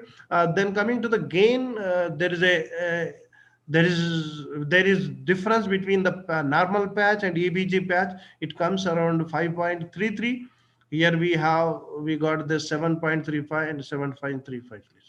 These are, so we can conclude here, when compared to the triangle, when we use the triangle patch, when we use the triangle patch, when we go for the hexagonal shape thing, EBG, then we are going to get a more performance parameters are improved, like our S11, then you VSRW, VSR. These are the very important parameter. These are increased. So same results we depicted here, please. If you see the red one, this is return losses, please. If you see red one, which indicate the hexagonal EBG, please. Then blue one, if you see, it's a non-EBG. Then if you see another blue color, then it's a triangle EBG, as you shown. See here, when you see compare this three parameter, the hexagon EBG, which is a red color, is showing the maximum minus when compared to this remaining two. So that's why you can conclude that this will provide more, this will provide the good performance in terms of return losses. Then coming to the second one, as I mentioned, VSWR, you almost all they are very nearer to. I have to improve the scale little bit so that you can see. If you see this, the green one is a triangle EBG and red one is hexagon EBG. See, red one, if you see the peak at tip, you can see there is small more the value or lesser value. If you see the scale, VSWR is less value when compared to the other two colors. So from there we can conclude it that our VSWR is a minimum value, please. Then coming to the other parameters, when coming to the Z parameters, you can see almost all are equal. They are varying around 50 to 51. That is the Z parameter performance. Then coming to the radiation pattern, the radiation patterns. These radiation patterns we got from. This is for non-EBG antenna. This is for EBG antennas. You can see the performance. Later performance, there is an improvement in the performance, and shape. The shape will be maintained, so that minor globes or return losses will be reduced. So this is the radiation pattern for the EBG and non-EBGs. So applications of this one, as you know, the for 2.4 gigahertz Wi-Fi is overloaded with heavily loaded. So we have to move to the 5.2 gigahertz, 5.2 gigahertz. So that's why we went for the antenna design, where it will give an effective performance parameter at 5.2 gigahertz using a EBG structure. So you can apply in the LAN networks, you can apply in VLAN network, or in a campuses where a number of connections where you are going to improve the performance parameter, you reduce the losses, then we can go for this. Then coming to the applications already sold, campus size, when we have a LAN connection, WLAN connection, where a community is, where we can apply this thing so that the performance indicated. Then you can use this 3G to 4G, where your performance parameters can be improved. Then indoor position system, where I said already this is a wireless LAN applications, please. So indoor cases we can apply for this application, this antennas. Okay. Then from our side, the conclusions, we can say that the micro patch antenna, normal patch antenna, when compared to micro normal patch antenna, EBG can give a good performance, as already given in your given our simulation and in the tabulation. So the performance will be improved, and it will as 2.4, as already mentioned, 2.4 gigahertz is already heavily loaded. So 5.2, this antenna will be effectively will produce a good performance parameters. Then it give a good bandwidth application. It will give good bandwidth so that we can use number of users for this. For the research purposes, then we can say what is the future scope. They can go with a material which is having other high dielectric concentration. Then they can work with the different shapes and structures, and they can design. They can further reduce the length uh, if further advancement in the software are provision to the manufacturing. Then you can there is a scope for work on that. Okay, then these are the references what we gone through. There are we already mentioned there are many reference in the our paper. So these are the few references we latest references what we referred from while working with this. So with this, my presentation over, and thank you so much. If please excuse me, I can't take your queries much because in emergency I took this opportunity. If you still you have, please, if it is possible, if it is mine level, I will help you out by clearing my doubts, please. Thank you so much for giving me the opportunity. So it's from my end is over. Please, now I hand over to the host to do the remaining things, please. Sir, thank you for your presentation, sir. Yeah, It's very thank you. It's an emergency because my two colleagues are in emergency meeting. no problem. Yeah, and thank you to HOD sir, the Venkateshwarlu sir, G Narayanamma sir. We are best colleagues. We met many times. Thank you for listening and sparing your valuable time for this presentation. Thank you. Thank you so much. Thank you, sir. Next, I would like to invite Ms. Hina Nazim to come forward to present her paper. Yes, ma'am.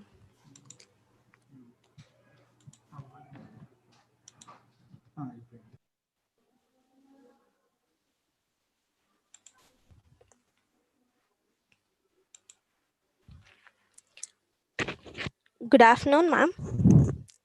Is the screen visible, ma'am? Yes. Yeah, it's Okay, visible. thank you. Thank you, ma'am. Good afternoon, everyone. My name is Hina Nazim. The title of my project is Implementation of a 4-bit ALU with Logical Obfuscation. I'm pursuing MTech in DECE from G Narayanamma Institute of Technology for Women. I have done this project under the guidance of Deepthi ma'am. She is an assistant professor in the ECE department from GNITS. Coming to the objectives of the project, the first and foremost objective is to study the necessity for obfuscation, why we are doing this obfuscation. Then we design a simple 4-bit ALU. Then we implement an obfuscation module and insert that obfuscation module at the critical nodes which have high impact on the output. Finally, we analyze the resource utilization and the power increment in the design. Motivation behind this, as we all know, IC production will go through various stages like creating the design using a hardware description language, then generating a netlist out of it, and then converting it to a bit stream and sending it to the fabricator end. So once it reaches the fabricator end, who is a third party, the designer loses his ownership, and there will be high chances of the design being thefted at the fabricator end. It will lead to overproduction, piracy. This will lead to a huge loss to the industry. So we need to provide hardware security to the design by obfuscation techniques. What is obfuscation? It is basically a hardware encryption technique which is done by adding few extra circuits to the design and protect it from the unauthorized users. Most importantly, these additional circuits will be added at the critical nodes, which will have the high impact on the output.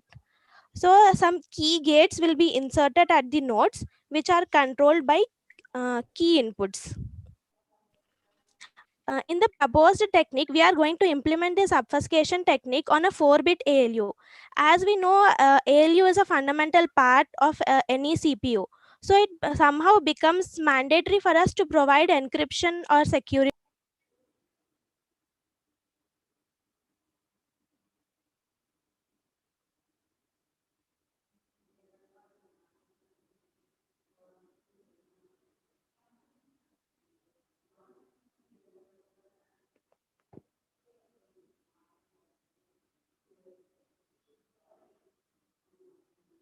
Ma, your voice is not audible.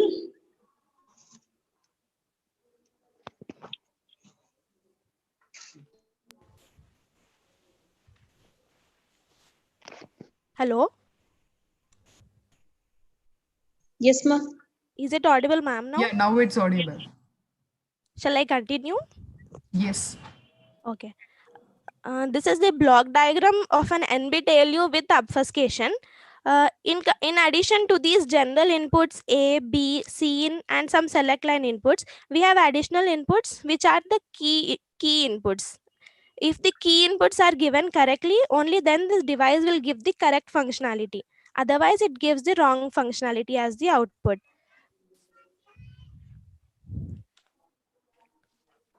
My screen is not changing, ma'am. 1 second.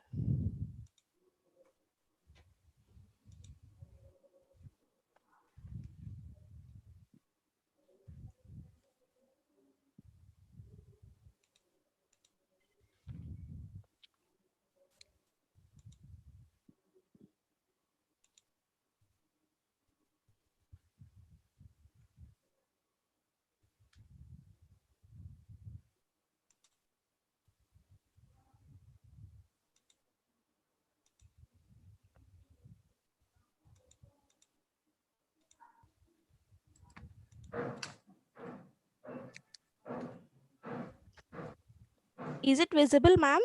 Yes. But for me, the slides are not changing. Okay. So this is the block diagram.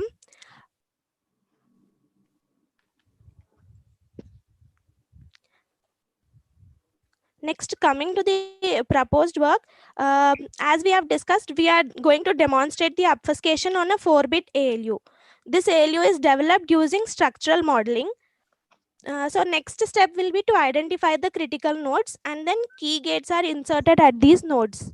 The key gates are basically our obfuscation logic. So let us understand obfuscation using a simple submodule, say full adder. This is a simple full adder. The output of first half adder is given as an input to the second half adder and an OR gate. So full adder consists of two half adders and an OR gate. The sum and carry of this first half adder are given as an input to the next half adder and an OR gate. So we are going to encrypt at these points by inserting some key gates. These are the two key gates, KG1 and KG2. If we observe from the truth table, whenever KG1 input is given as 1, it gives the correct logic S. Otherwise, the output is inverted. Similarly, for KG2, if the input is given as 0, it gives the correct output. Otherwise, it is inverted. So this submodule full adder can be used in adder, subtractor and multiplier. These are the results. Coming to the simulation results of the adder, if we observe from the results, these are the various key inputs 0, 0, 0, 1, 1, 0 and 1, 1. For same input, we are giving different key inputs. So if we observe only for the correct key input 0, 1, we are getting the correct result as 1, 1, 1, 1, 1, which is nothing but 15. Similarly, for subtractor, only for the key input 0, 1, we get the correct result. For all the remaining inputs, we get the wrong result. These are the simulation results for comparator. 0, 1 is the key input, and inputs are 10 and 9. So A greater than B is 1. Similarly, this is a multiplier. Combining all this, this is the simulation result for ALU. Depending upon the select line inputs, we decide the type of operation, and depending upon the key gates, we get the correct functionality. These are some of the device utilization analysis in comparison to simple ALU and obfuscated ALU. We have used 47 LUTs in simple ALU, and slightly we have increased in 58 to 58. The percentage is very less, and number of bonded IOs have increased from 27 to 29. These are the power and delay analysis. The power has increased to 20% and delay is almost same. Finally, we can conclude that whenever the correct input is given, as correct key is given, the device gives the correct functionality. Otherwise, it gives the wrong functionality, and the correct key is known only by the authorized users. And we are going to design in such a way that it does not occupy much area, and there is no much delay. These are some of the references. Thank you. Any drawback of it? Coming to limitations, if we have small size of key bits, like 2 input key bit or something, there are chances for the hacker to try various options for key inputs. If we use less size of the key input, if we keep a large size of the key input, then there will be no problem. The time. Over to you, madam. What are the applications of your proposed system? It will be used as a fabric. It will be used before sending it to the fabricator end. Like, we are designing it in such a way that the fabricator cannot copy it or do overproduction of the design, because only if the key inputs are known, he can use that device or the functionality. He can get the correct functionality. Okay, ma'am. Okay, thank you, ma'am. Yeah, thank you. Next, I would like to request Ms. Prashanatha to come forward to present her paper. Ms. Prem. 1 minute. Ma'am, my voice is audible? A little bit low. Hello? My voice is audible, ma'am? Yeah, it's audible. Yeah. Make it a little bit louder. Okay. Good afternoon, everyone. I'm B. Premlata. I'm the associate professor. I'm Dr. B. Premlata. My topic is compact triple band notch antenna using semicircular slots for portable wireless UWB applications. These are the contents I'm going to discuss. So what is UWB, ultra wide band? So why we require ultra wideband means, with the advancements in wireless technology, we need very high data rate antennas which can transmit the information very quickly. So UWB is one such antenna which can transmit the information. Its data rate is greater than 100 Mbps. Within short range, we can send the information very quickly. That is the advantage of UWB. Actually, FCC, Federal Communication Commission, has given some guidelines. What is UWB means? A frequency greater than 500 megahertz can be called as UWB, ultra wideband frequency. Generally, it is the operating frequency is from 3.1 to 10.6 gigahertz. Here we are designing a microstrip patch antenna. What is the advantage of microstrip patch antenna is actually it has compact dimension, less in volume, occupies less space, because in wireless devices we need antennas which is having very compact dimensions. So that is the reason we are using microstrip patch antenna. It has 3 layers. One is patch, substrate, and the ground plane. So the main objective of the paper is to design, simulate, and fabricate multi-band notch. Here I want to tell what is meant by notching. Actually, the antenna which we are designing is operating from 3.1 to 10.6 gigahertz. But in between that frequency range, already some frequency bands, some wireless applications are operating, like WiMAX, wireless C-band, wireless LAN. These are the applications already existing within UWB band. So these bands may cause the interference. To avoid the interference which is present, because UWB is operating from 3.1 to 10.6, within that band, these bands are also existing. So to avoid the notching of these bands, we are using notching characteristics.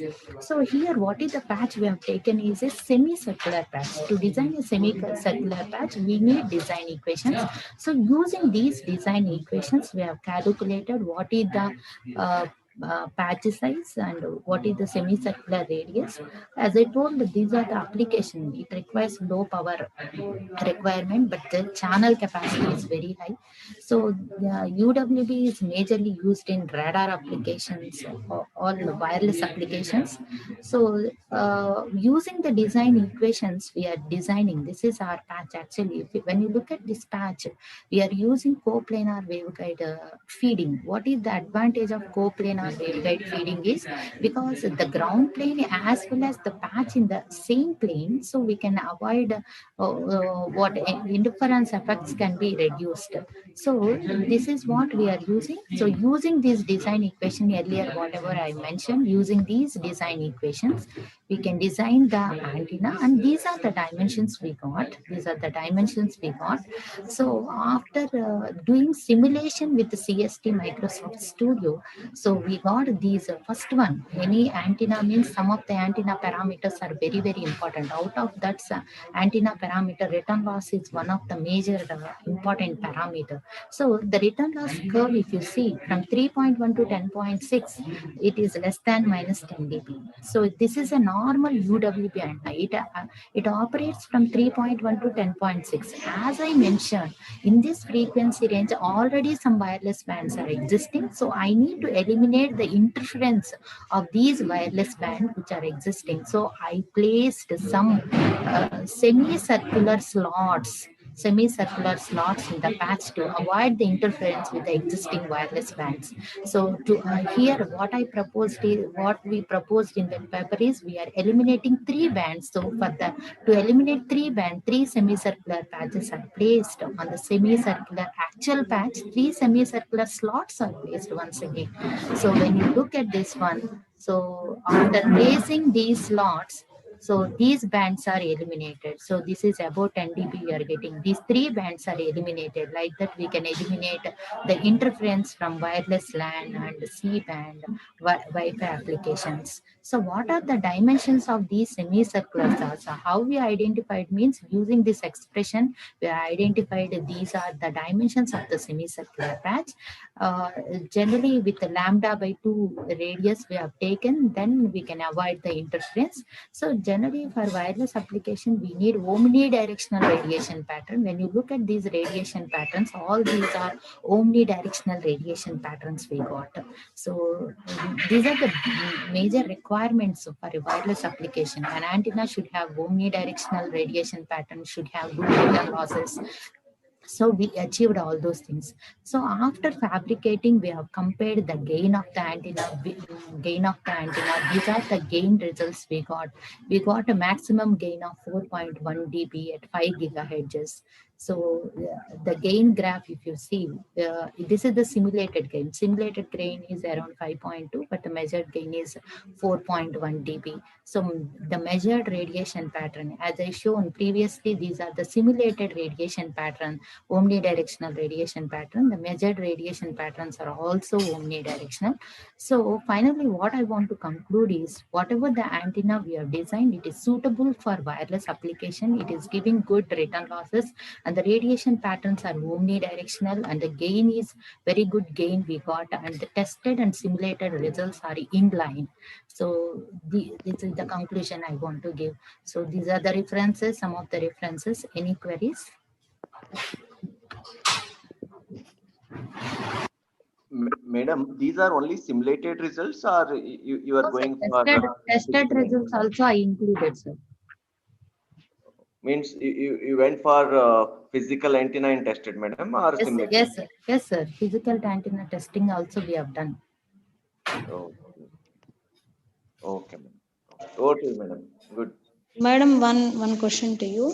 Yes, if it is a flat means frequency selective channel, the frequency of the signal is frequency of the signal is going to be vary. But if you see, look at one of your graph, the gain is varying. If gain varies with respect to frequency, then it's very difficult, no?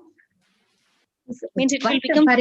Madam, for wireless application, we doesn't require too much gain. Actually, if it is more than 4 dB, it is sufficient. So we are getting more than 4 dB. Could you please refer that slide, please? This one, madam, are you able to see my gain graph? Another one is there, no? Another graph. That is band notching, madam. Band notching. So when we are notching the bands, if you see the gain value is reducing. That means we should minus 2 dB, minus 4 dB, like that we are getting. That means the gain is very, very, I don't want to transmit those frequencies. I want to eliminate those frequencies. That's why the gain is very, very less.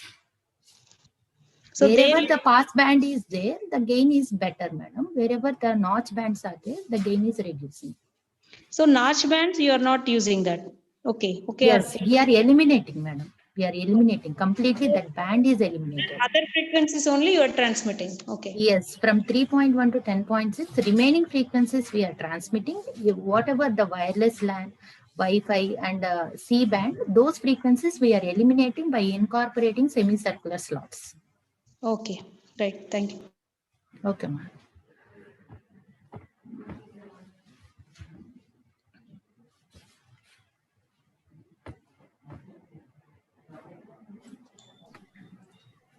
Thank you. Hello. Next, I call upon Mr. Abhishek Mehta to come present his paper. Yes, ma'am. Mr. Abhishek Mehta. Yes, ma'am. I'm there. My voice is audible to you? Hello? Hello? Hello? My voice is audible? Voice is not audible. Now my voice is audible, ma'am? Hello? Mr. Abhishek, are you there? Yes, ma'am. Your voice is not audible. Could you make it a little bit louder? Yeah, now it's audible, ma'am? No, your voice is not still enough to listen the conference. Okay, now it's audible? Your voice is very low. Okay. Now it's audible, ma'am? No. No, we can Hello? hear. There is some problem there. It's very low. Okay. How Now it's about audible? others? Are you hearing the voice? Yeah, we can hear. I'm Shuprakash. I'm hearing him clearly. Okay. Okay. Okay, sir. Okay. So good afternoon, everyone. Here I'm presenting my paper, Real-Time Translator for Sign Language. Sir, again, it's not audible. Yeah. You're cut off now. Voice is breaking. Okay. Here I'm presenting my paper, Real-Time Translator for Sign Language. Next, that is the abstract. The sign language that is mainly for the communication for the Is everyone deaf and hearing dumb the people. voice? No. Yes, we can hear. We can hear. What about others? Are you hearing? Because it's very low for us. Yes, exactly. No, ma'am. I'm But hearing from Bangalore. There are no issues. thank you, sir. No, but our host should hear. So shall I presenting my paper, sir? Yeah. Okay. No, Because Prakash sir can hear now, so you can continue. No, not like that. Okay. The sign language that is mainly used for the communication of deaf and dumb people. So in this paper, I'm presenting to designing implementations of the robust system that is conversations of the sign language to the speech to sign language. So here the sign language translator, the sign language translation system could significantly improve with the communication as well as the exchange of informations. So usually for the deaf and dumb students, nowadays in the lockdown period, all the schools and the colleges are going to give their lectures online. So what about the deaf and dumb people? The deaf and dumb people cannot understand the speech that here I'm going to presenting, but they are only understanding the sign language. So for the same, here I'm developing my system to convert that sign language to the speech, so they can understand what they are presenting. So our proposed technology to support the solutions that is bridge between and gap people with the hearing loss, that is simply the deaf and dumb people. And for the same, here I'm using the 3D generated sign and the NLP, that is natural language processing. That is, with that, here I'm going to use the subject, object, verb, as well as the rule-based grammar and the sentences that are converted into that format and with the 3D sign captions. So basically in the system, see, that is this system is help for the deaf and dumb people.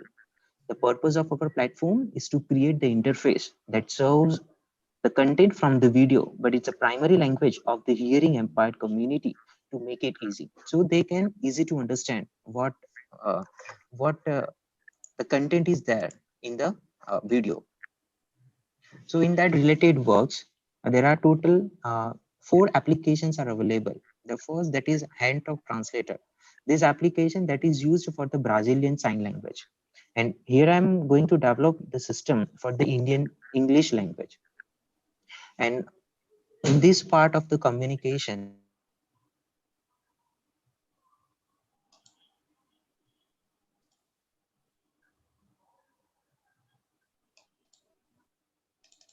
You're cut off now.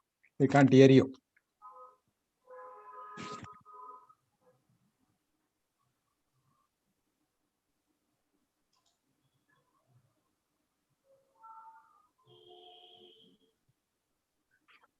Hello, Abhishek. Abhishek, we can't hear you. Yes, we close with this. Yeah, Close with this, Abhishek.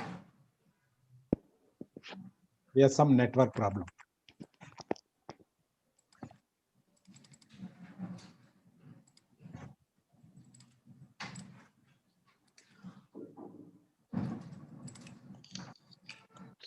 Next, I call upon. How many papers to go?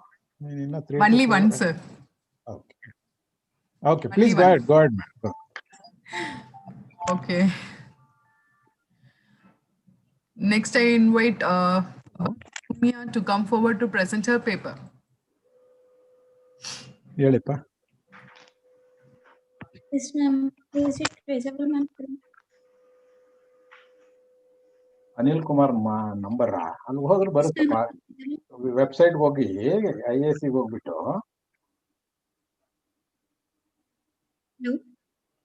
ಅವ್ರಿಗೆ ಇವ್ರು 2293-3584 phone ಮಾಡಿದ್ರೆ ಅವ್ರು ಕೊಡ್ತಾರೆ mobile.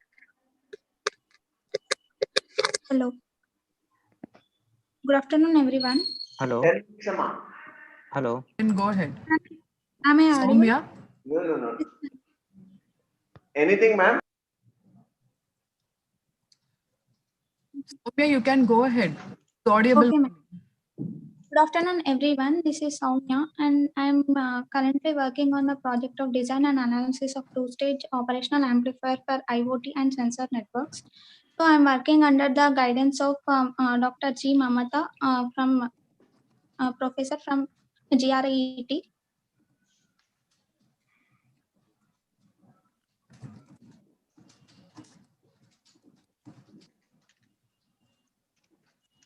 These are my contents. The major objective of this paper is to implement an amplifier that retains less power and large gain, which is appropriate for precise sensor networks as well as IoT applications. So the circuit design of two-stage amplifier is executed with the help of LT-Spice tools and by employing 180 nanometer technology files. So as it is a major building block of several applications like filters, data converters, and summing circuits, so it is necessary to design an amplifier with a high gain. So further using this two-stage amplifier, I try to implement instrumentation amplifier and several performance parameters like AC gain, sleeve rate, and bandwidth are calculated and compared with other topologies. So the entire simulations are carried out using LT-Spice tools by employing 180 nanometer technology files. And this is the block diagram of two-stage operational amplifier. It consists of differential stage, in which we apply dual input and we'll get single-ended output. And further we have a common source gain stage. If the provided by differential stage is not enough, then we go for common source gain stage, and output buffer stage is necessary to for large capacitive loads. So whenever there is large capacitive loads, we will use this output buffer stage. So these are the different design specifications I have chosen for this circuit. So open loop gain of 40 dB and bandwidth 5 megahertz, load capacitance 10 picofarads, sleeve rate of 10 volts per microseconds, and the channel length is 180 nanometer, and CMRR and PSRR are taken as 60, and power supply is 1.8 volts. So using those design specifications, I tried to calculate the aspect ratio of various transistors. So these are the aspect ratios, and this is the schematic of a two-stage operational amplifier. It consists of two supply voltage and dual input terminals as well as output terminal. And M1 and M2 are the NMOS transistors, and M3 and M4 are the PMOS transistors, which are used to form the differential stage. And biasing is provided with the help of M5 and M6 transistors with the help of reference current, and second stage is formed by M6 and M7 transistor, which is also known as common source gain stage. So here compensation is provided with the help of CC and CL capacitors. So this is general conventional operational amplifier schematic, and it provides a gain of 35 dB. And this is the cascading first stage operational amplifier. Here we have cascaded the first stage, that is differential stage, and here in this stage it offers more gain due to the transconductance, due to the multiplication of transconductance. So here we will get large gain using this topology. And further, I try to connect the output of a differential stage to the NMOS M7 transistor, but this topology provides less gain compared to the other topologies. And this is a modified second stage two-stage op-amp. Here I try to implement second stage common source amplifier with the active current mirror load circuit. So here it gives high gain compared to the other two topologies. So further, using this two-stage operational amplifiers, I try to implement instrumentation amplifier. So here instrumentation amplifier, the first two op-amps act as a buffer stage, and the third stage, second stage act as a difference stage. So the overall gain of the instrumentation amplifier is calculated by using the formula R6 by R5 into 1 plus 2R2 by R gain into V1 minus V2. So I try to calculate the performance parameters such as gain, bandwidth, and sleeve rate.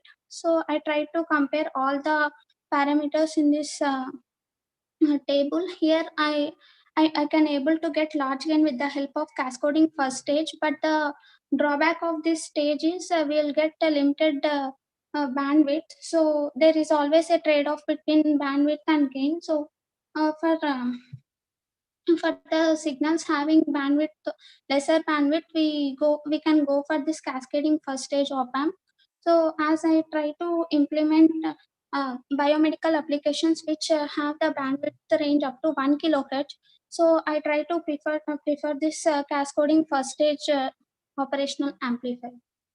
So this is about my project. Thank you for giving this opportunity.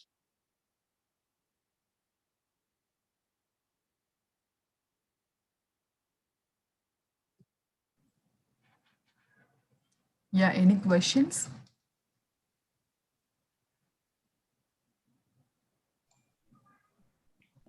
Hello. Hello, sir.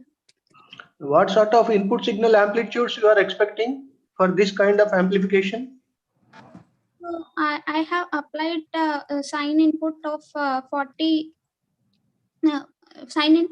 millivolts with a frequency range of 40 hertz. Actually, I tried to use this amplifier for biomedical application. So biomedical application, I think in ECG applications, if we particularly specify, we have that range of input signals up to 1 to 100 millivolts. So I tried to consider it as a 1 millivolt input, so that I can get higher gain. Have you got other characteristics of this amplifier also? Because academically, this is an amplifier, S2 two stage. Yes, sir. Did you complete the characteristics of other amplifiers? As of now, I try to calculate these performance parameters. Others, I'm trying to make it out. So, like I try to focus on reducing that offset voltage. Any drift problems? No, sir, and I didn't check further. As of now, I. Okay. Thank you, sir.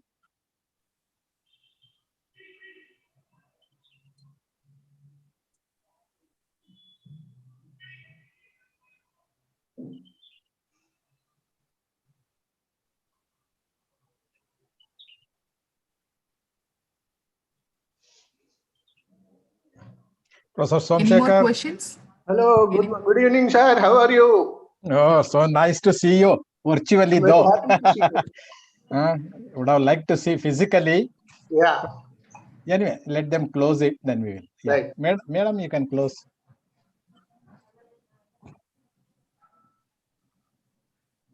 Session chair.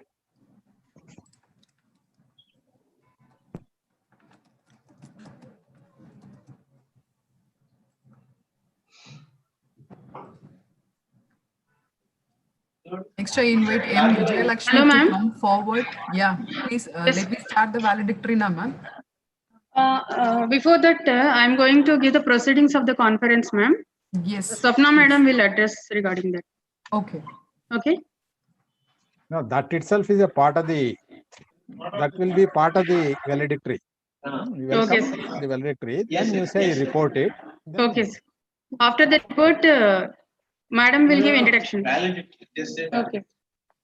valedictory will start. చెప్పండి లేకపోతే చెప్పేస్తాను నేను చెప్పేసాక మీరు వచ్చేయండి పిలుస్తారు discussion మీరు వాలిడిక్టరీ start చేయండి ఇది దాంట్లో పార్ట్ గా మీరు చెప్తారు అంటే ఇనిషియేట్ చేస్తారు వాలిడిక్టరీ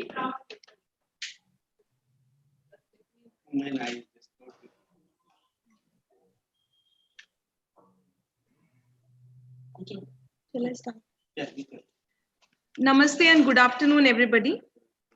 I'm Dr. Swapna Raghunath, Associate Professor in the Department of ECE, G. Narayanamma Institute of Technology and Science. We have finally come to the valedictory function of the AICTE-sponsored two-day international conference on robotics design and applications using wireless sensor networks, IoT, and artificial intelligence, ICRDASIA 2020 on 26th and 27th November 2020. Being conducted by G. Narayanamma Institute of Technology and Science, Hyderabad, in association with Institute for Engineering Research and Publication, IFERP.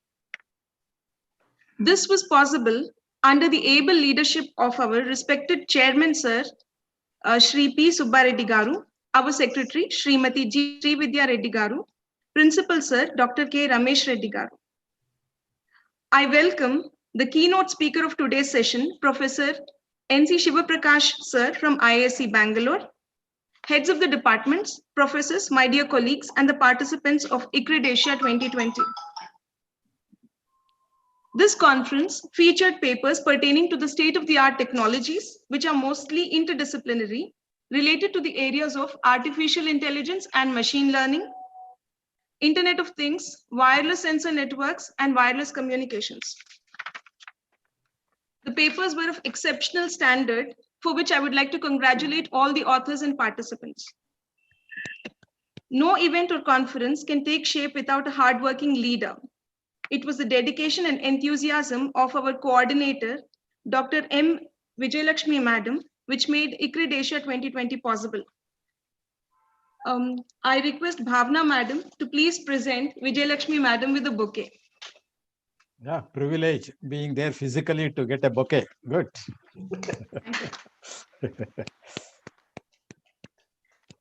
I request Vijayalakshmi Madam to give a report on the conference.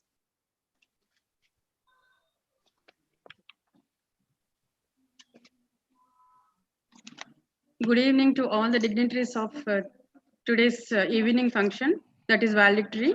On behalf of GNITS, I would like to give proceedings of the conference. We have received an immense response from the students, faculty, as well as PhD scholars from various engineering colleges, as well as from abroad. We have received total 90 papers, out of which 58 papers were shortlisted for the conference presentation. These papers were segregated in the areas of AA and ML, IoT, as well as electronics and communication engineering in 2 days respectively, that is 26th November as well as 27th November. 17 papers presented under AA and ML on 26th November, 18 papers presented under IoT platform on 26th November, 21 papers presented under electronics and communication engineering today. We had external session chairs for all the papers during the presentation. Dr. Nagaratna Hegde, Professor, Vasavi Engineering College for AI and ML area. Dr. Swamidas, Professor, CBIT for IoT area. And Dr. D. Srinivas Rao Garu, Professor, J&H. Dr. B. Ramadevi Ma'am, HOD, ECE Kids Varangal for electronics and communications today. Thank you. This is what is the report I wanted to tell about the conference. Thank you. Sir.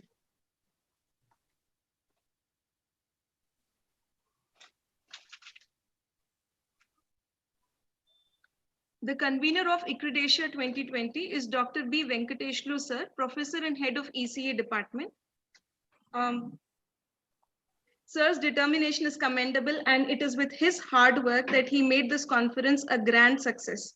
I request Mrs. P. Lavanya to please present sir with a bouquet.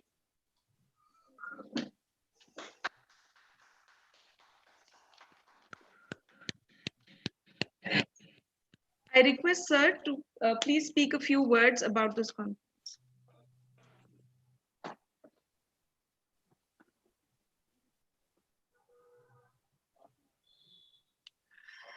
A very good evening to you all. I heartily welcome the legendaries with me out there, Professor N.C. Shivaprakash sir, and my guru, Dr. Somshekhar Rao sir, and many other professors, all learned people out there as well in this hall. I say my respected senior professors present here. I really thank you very much for giving me this opportunity. I'm overwhelmed by the response of the papers that we got. Initially, it was tough, but later on, people have worked a lot in pandemic situation and have done very good, excellent job. When it comes to the tracks that are selected, we have got inspiration from our Dean R&D, Dr. P. Sudhakar Rao sir, is the backbone for initiation of all this and has given us some guidelines on which we worked for the thrust areas like robotics, design applications using the three technologies, the wireless sensor networks, IoT, and artificial intelligence.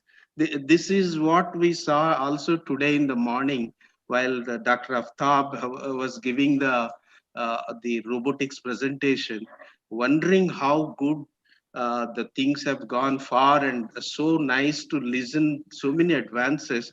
But one easy thing to say that without the knowledge of the IoT, machine learning and AI, this is not possible. That today the demonstration of the video on this was an excellent example of the topic that we have come across today. The participants were very enthusiastic. We have to hurry up to close it early. I mean, given 5 minutes only due to the lot of papers to be covered yesterday, it went up to 6:45 evening. Still there were some requests. We have to cut down that. So coming to our real contributions in this, apart from the research scholars, is the creating awareness by Dr. Vineet N. Balasubramanian, Professor IIT Hyderabad, has given a thought process for the generation and also has given the directions for the research work that has to go further.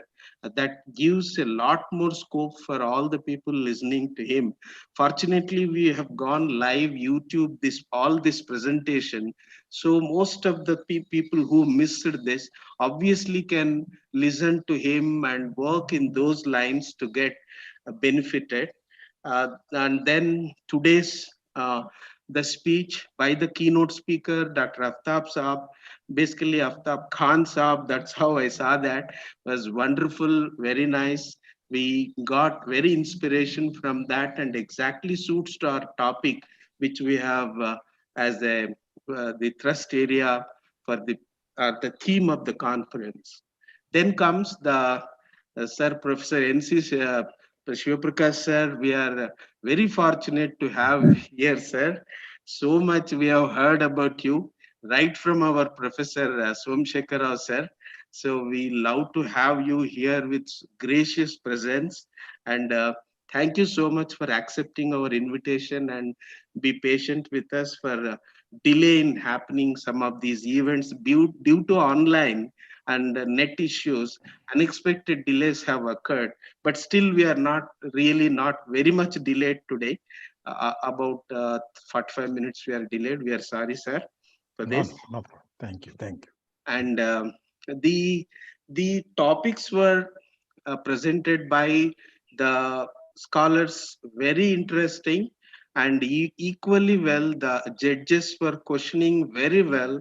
The questions were also very interesting, giving rise to some more doubts and some more research papers that can come out of that questions as well.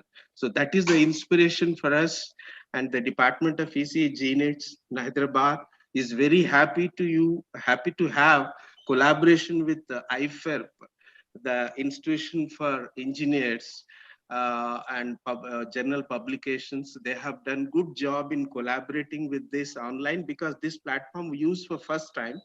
And so we had a collaboration with them, and they have helped us a lot. Thank you so much, IFER. From that, Mr. Prabhu, and then followed by Mrs. Gomati and the Ranjan Subra. Thank you all for helping us to make this go live YouTube, and things happen well. I have more, but it's getting late. I thank you so much and wish you all the very best. Thank you so much, sir. Thank you all. Thank you, sir. Thank you, sir. Thank you, sir. I would like to congratulate all the committee members of ICRDASIA 2020 who went an extra mile and worked their tails off under the guidance of the organizers and made this dream a reality. A big applause for everyone involved in ICRDASIA 2020.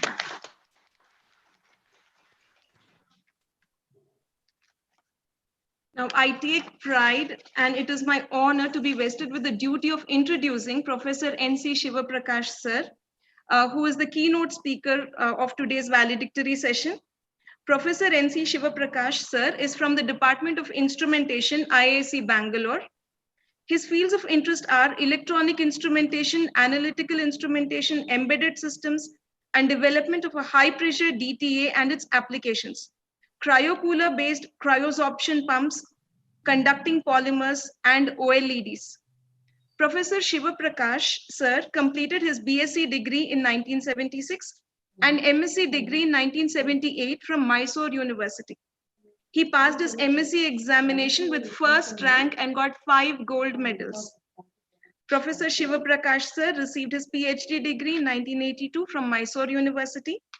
He is a recipient of Young Scientist Award in 1983 from the Karnataka Association for Advancement of Science.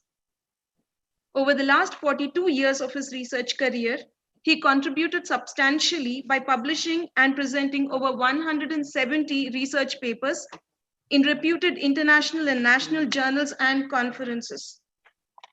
Professor Shivaprakash sir has completed many R&D and consultancy projects funded by DRDO, ISRO, DST, UGC, and CSIR.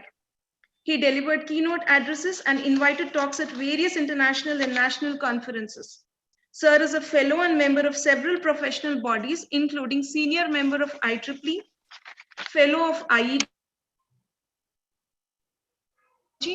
Fellow of Instrument Society of India.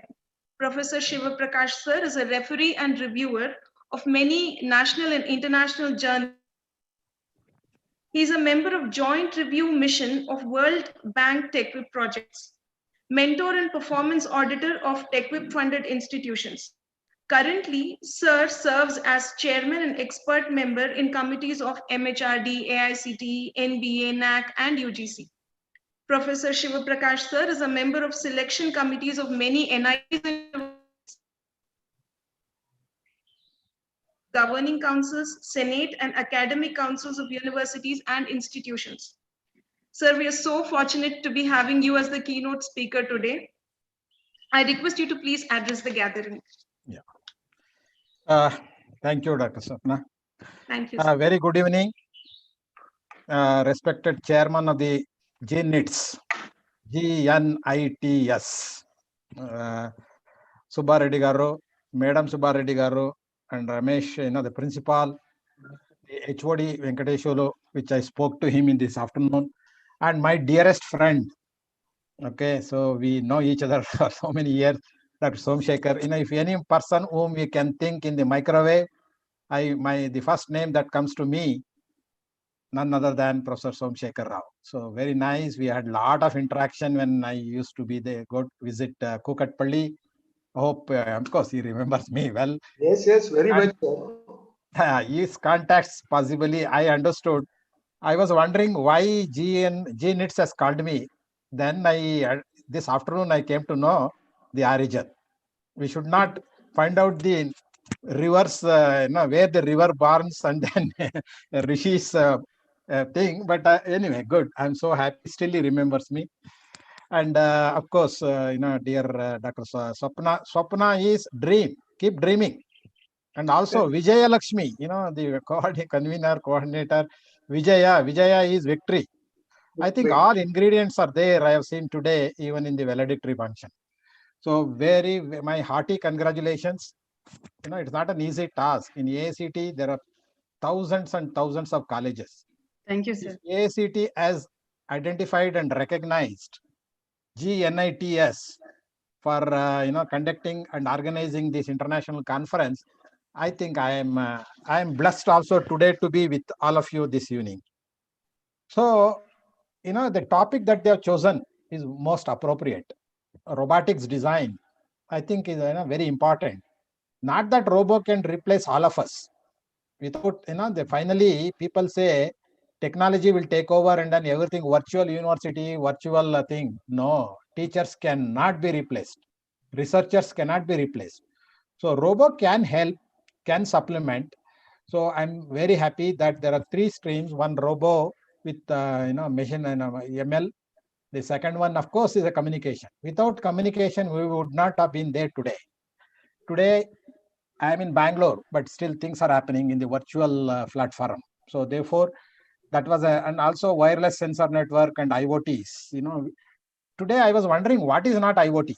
So therefore, the very appropriate, and I'm very happy that I used to hear colleges, if you send 100 paper, all 100 papers are accepted. Except to GNITS, I have accepted only 68 papers. So that shows the quality. So I was wondering, what is GNIT? GNIT has got NIT inside. So therefore, the national character that we can think of. But I want to rename GNITs, for good reasons. If any students, any researcher, any teacher wants to join GNITS, why should they go? I will tell you. The word, the first letter G is Jnana, knowledge. So if you want knowledge, go to GNITS. Second is new. Any new knowledge you want, you go to GNITS. And this is, why should you go? Because there is a third letter called I. I is innovative. I think even, I had a good blessing at 3 o'clock. Since it was there, I logged in and then I could hear many talks about WSN, about all the algorithms, even the antennas. So therefore, the presentation, I would say, by any standard, they are not low. Very good. It has an international character. They have put a lot in effort. lot of effort, and then it was good. And the fourth letter in GNITS is nothing but T, that is teamwork, which I wonderfully have seen. EC department, one department if you can do, I can imagine whole institute how it works. And lastly, very important, yes is nothing but smart. So today I am renaming GNITS as Jnana, New Innovation, Team and Smart. I think that is all what I could get little information in quick time. Ethics is important. Since we are all talking about conferences, plagiarism, people always think plagiarism is all about copying something. No, plagiarism is also consists of, if somebody contributes, if you don't put his name, that is also plagiarism. If somebody doesn't do any work, but still you put his name, is also plagiarism. I think the plagiarism, integrity, they're all very, very important in research area. So I think, you have taken care of all of them. And as a researchers, of course, all teachers are researchers. All researchers need not be a teacher. So I'm sure that in GNIT, the culture that they have in even organizing conference and all that, all teachers, I'm sure that they are good researchers. They have good qualities like humor, humility, and humanism. Even, at the end of the day, they are keep smiling. That is very, very important. I thought of sharing, one of the little story. We all have to think differently today not because of COVID. COVID, all of you know, I always think COVID is, is an opportunity. If you look at the COVID, the first letter is C, that is create. Second one is O, which is opportunity. Third one is V, which is victory. And next one is I, which is N, and D is disaster. So you have NITS has created an opportunity, even in pandemic, to organize this conference. So therefore, COVID never stopped them. And also, all of us are very, very familiar with BCSE, before Christ, after Christ. But I want to rename today because of the COVID. Before March 2020, I will call it this era as before Corona, and after March, it is called after Corona, because this Corona, this pandemic comes once in 100 years. So people say, the pandemic will go away. We all, get together and then work. So I was tempted to tell a small little story, why science grows so fast. Einstein, all of you know, he is a man, is a great teacher. So he conducted an exam. At the end of the day, valuation is over. The first question had about 10 marks. One of the students got 0. So he went to Einstein and asked, "Sir, why are you giving me 0? I write the correct answer." Then Einstein said, "How do you say that? Why do you say that?" Then he said, "Sir, this question was repeated from last year. And my senior wrote the answer and he got 10 out of 10. I took his notes, makika maki. I copied and you gave me 0 marks." Then Einstein said, "What you say is true. The question that I gave last year, the question that I gave this year, both are same. But answer to that question last year was what your senior wrote. But science has moved on. Science has grown. Things have changed. The answer to the same question today is different.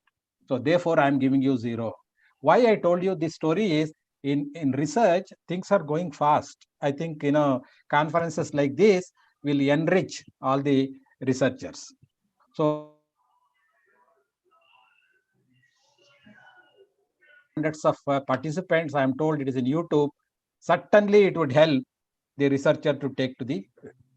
So I thought, I am also one of the interesting thing that I have seen in the name of the GNITS. Most of the institutions in the country are called Institution of Technology or College of Engineering. Very, very 1 or 2 I see in the whole country, they worry about even science. So therefore, the name itself says GNIT, Institute of Technology and Science. There is one institution in Calcutta, MHRD, which we call it as IEST, Indian Institute of Engineering, Science and Technology. So I'm very, very happy that, the visionary of the college. So the science, is very important. Without science, there is no engineering. Without science and engineering, there is no technology. Whatever we talk today, this is all because. So therefore, science is important, engineering is important, technology is important. One simple example that I can give is car. Car will not come onto the road unless the scientists understand the braking system, air conditioning, and so on. Only after that, the engineers will design and go to the drawing board. Finally, the technologists will bring the car onto the road. So therefore, GNITS, I am very sure that they pursue science, they pursue engineering, and technical, know-hows are also there. So today, all of you know it's an industry 4.0. Education 4.0, all of you understand. If I am permitted, 1 minute, I will tell you, 40 years ago, the teaching was mere teacher-centric. We were all teaching whatever we like, whatever the question paper and grading. Then later, in 2.0, internet came into being, then internet-enabled education came. In the third level, we add what we, education should lead to knowledge. So therefore, knowledge-based education was 3.0. But in the education 4.0, knowledge alone will not take anywhere. So therefore, we should to be innovative while in teaching, while you're doing research and whatever we do. Now, the important thing, the research, good research will lead to good teaching, good teaching will lead to research. So industry 4.0 also I'll spend a minute, and then, all of you know in the 18th century, we had an industry revolution 1.0. All that we were doing is, some production of a small machines which are powered either by water or steam. But later in industry 2.0, after World War, the mass production took place. Railway engines you started seeing on the track. But in the industry 3.0, because of electronics and information technology, the autonomous production took place. You don't have to go to railway station to book a ticket. You don't have to go to airport to book a ticket. And today we are in industry 4.0, where it is all cyber physical system. Anything that you have can be connected to internet. So this is where we are. So I'm sure that this conference on the robo and also on wireless sensor network and in communication, which is important. Without that, nothing can happen. Today, where we are, what we are, 2G, 3G, 4G, whatever we talk is all because of the communication that we have. So therefore, why I brought this industry and this research, anything that we do, since Hyderabad is a place where a lot of industrial areas, so you can even have an interaction with industry and take some industrial problem, which I will tell you in a minute or two without taking much time. I know that you are already delayed, but I want to write an equation which is not correct. IT plus IT equal to IT. Even if I ask 3-year-old kid, they will say it is wrong, because IT plus IT should be equal to 2IT. But what I meant by writing IT plus IT equal to IT is information technology yesterday plus information technology today equal to information technology tomorrow. So therefore, whatever we talk, information technology, biotechnology, geotechnology, today's research is tomorrow's technology. Whatever that we do today, definitely. India, as all of you know, very important. We are all, we pursue agriculture. Health sector is important. Drug delivery, infrastructure, climate change. That's where technologies are important. Today, we are, I would even say, we are not even developing country. We are developed, we can say, to some extent. So therefore, they are all very, very important. I'm just tempted to say some of the trends on artificial intelligence. Artificial intelligence will be monitoring the business process in future. E-commerce, everything. Nobody even today is going to bank. People, everything. I don't think anybody would even go to school in future. But I told you that should not be. That should not happen. AI only can get. And personalized teaching in education, fast learner, slow learner, all these things. Personal AI will promote that. And AI is very useful as data becomes more accurate and available. Huge data is available today. So today in the surgery, in the medicine, AI is being used. With so much of data analysis, it helps not only diagnosing, it also to do the surgery by the surgeons. And these artificial intelligence devices will run, most of the devices that we see today, they want to run with artificial intelligence power technology. And human, we are all humans, and AI human cooperation increases. Now, a kind of a complement. A human complements the AI, and AI complements the AI is also increasingly being used at edge. Edge, what I mean by machine level, ML, and also deep learning, etc. They will all, it taking edge to close to a point where data is gathered. We talk about cloud computing, we talk about fog computing, and so on. AI is also used, as all of you know today, for films, music, games. Why I'm saying all this is it has got application in all walks of life. AI also today has become a more present, its presence in cyber security. That is a very important area in years to come. And all of us will interact with AI, maybe without even knowing it. It's happening last 20 years, but we are now started classifying this is AI, this is and. But AI will recognize us even if we don't recognize AI. This is what I wanted to say. So AI definitely will recognize all the humans, even if we don't recognize. So again, this AI has got an increasing efficiency for self-learning algorithm. Today we talk about not only IoT, Internet of Things, IIoT, Industrial Internet of Things. So therefore, that is where AI will play a huge role in future. And efficient decision, if you want to make, with visualized data, AI will play a major role. And the other area which I thought I can mention to you about the application of the AI would be sustainable technology. That's what we call renewable energy. The energy of solar energy, wind energy, tide energy. Yesterday, in our Madras and other part of the Andhra, we had a huge cyclone. So tide energy is being also used in other countries. So therefore, sustainable technology will definitely. And also, why I'm saying is we could even predict 5 days before the tsunami comes, the cyclone comes.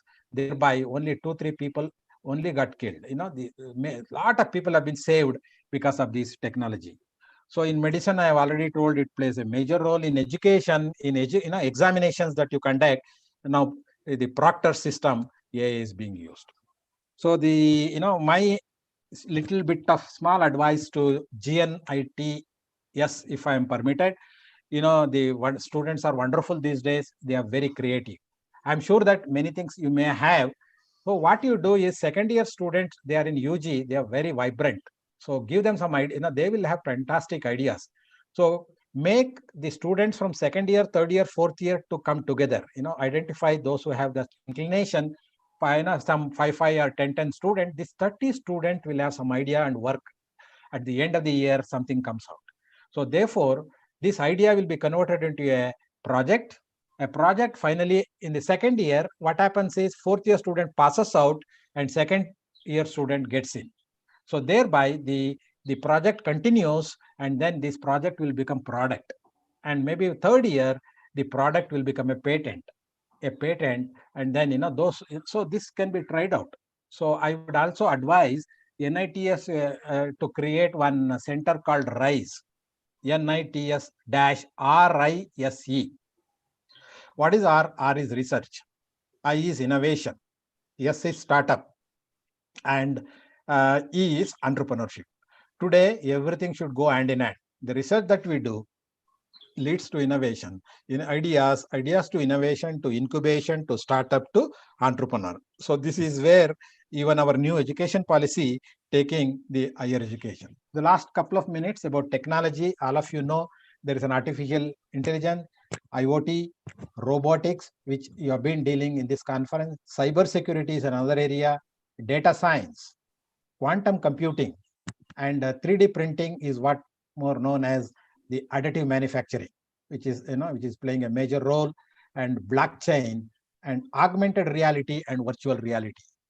About a month ago, IIT Madras has conducted a virtual conference. They could even use VR and AR, the student and guest could even share the medal, though physically they are not there, almost we felt that physically the conference is happening. So therefore, the important technologies for future where we can, student can take project and research can take place is AI, blockchain, genetic thing, augmented. In addition to this, 3 more things are very important. One is autonomous vehicle. Future is going to be, there may not be any petrol, diesel. It will be electric vehicle. So therefore, we can start working on batteries and things like that. Charging station, you may see after 5 years in India, instead of petrol bunks, you may have a charging station. So that's a potential area. So a scooter or a car or a bus, trucks, they will be driven, it will be battery driven in another 5 years or 10 years time. Hyperloop, you must have heard in about a month ago in Japan, 500 kilometers they could go in 10 minutes, much faster than the air. So in the underground hyperloop, even in the recently you must have read in Pune, they have tried out the hyperloops. So Europe, it is coming up. That is, but in Indian context, smart cities, there are 100 smart cities where everybody is required: civil engineers, mechanical engineers, communication, say electronics engineers, IT, and so on, where infrastructure, road, buildings, communication capability. So huge potential is there for India. So therefore, future India is no more made in India, but make in India is where we are. We get foreign investment, market is ours, job is ours, we make profit, part of the profit we should give to others. So that all requires the digital India. That everybody is empowered, and today is an example where the conference, virtual conference that you have is because of the digital India. So therefore, future India is going to be bright. So I end with by saying a quote from Johnson & Johnson. He says, to achieve the quality, we need to work together and collaborate with each other, tolerate the differences, and respect the diverse views, because none of us is as smart as all of us. So the whole family of NITS, the whole department, I want to congratulate, and the institute for the wonderful conference that they have done. I take this opportunity to thank once again the chairman, the secretary, the principal, the HOD, and my dear friend Dr. Somsekhar Rao, and of course the 2 anchors, Dr. Swapna, Dr. Vijayalakshmi, and so and all the colleagues. And I hope to see all of you, if possible, next year, and wish in advance a very happy new year without this COVID. So the last word from me is SMS. I'm sending you SMS, not normal SMS. My new SMS is as follows. First S is sanitizer, M is mask, and last S is social distancing. Keep this for some more time and hope everything will go away. We all can meet in 2021. Thank you very much for giving me this opportunity. Thank you. Over to MC.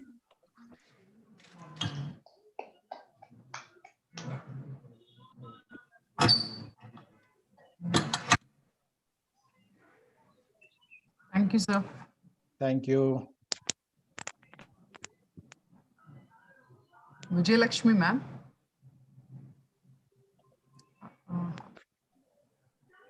What happened to this? Hope I have not bored Professor Somsekhar Rao. No, sir. I would love to hear you wherever you are. In fact, I felt I have been distanced from you for almost 4 years. I could not hear correct. from you because next of time my when I own come problem. to Hyderabad, we will meet. When I come to for next BOG meeting, Yes. I'll certainly meet you. Definitely, I will come and meet. And at the earliest opportunity, I would like to invite you to our campus also here. Yeah, thank you so much. Thank you. Yeah, over to MC, who is managing this, who is coordinating, anchoring. Yeah, Vijayalakshmi ma'am is coming forward, sir. Yeah, Professor Vijayalakshmi. She is waiting. Yes, she thought that I would speak some more time, since it is. I don't want to. It was only more valedictory. Is if you see, people may not like it. That's why I made it very short and sweet. No, sir, that was a wonderful explanations. Hello, sir. Tell me. Thank you so much, sir. We never have imagined the other acronym meaning for GNAIDS. Oh, just spontaneously it came while when I was. Yes, sir. A I new don't know. dimension you have given to us. Yeah. And two things out of this, sir. You advised us one, combine students of all years.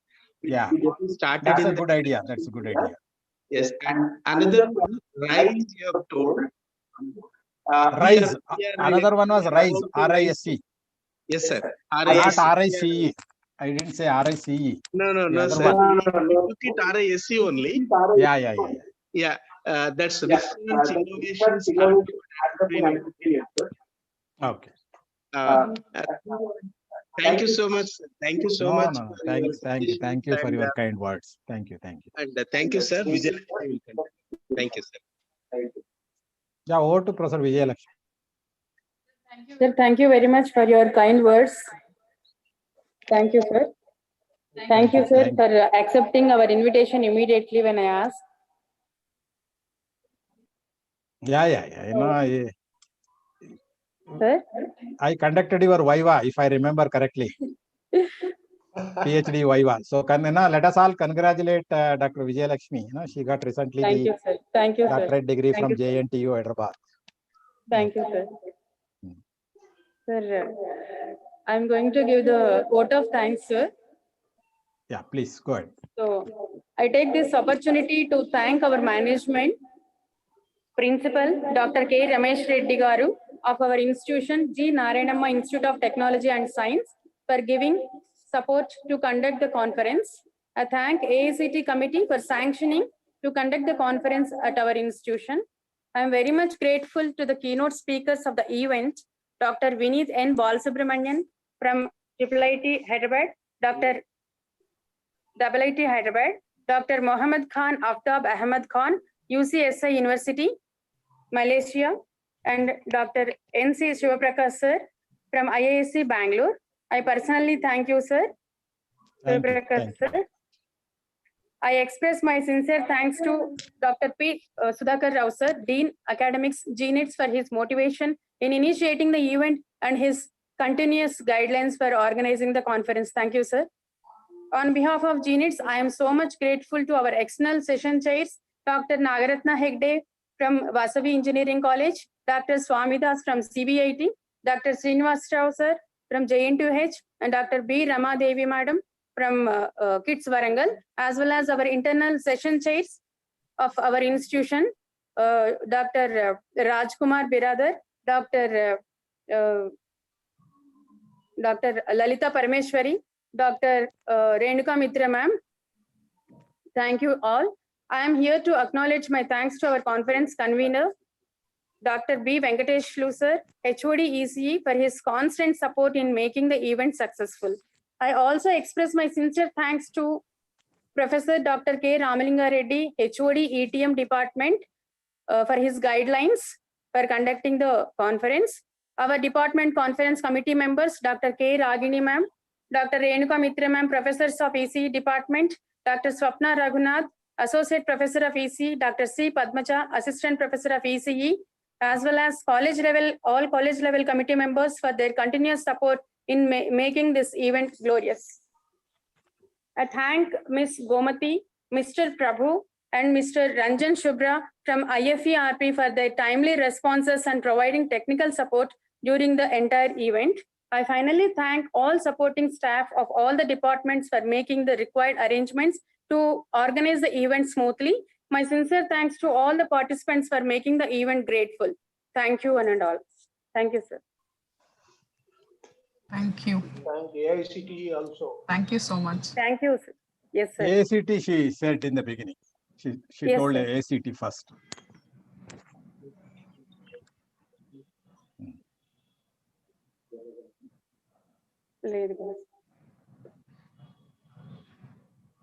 Yeah, somebody has to declare the best is closed. Then only they will log out. Otherwise, till then they will be there.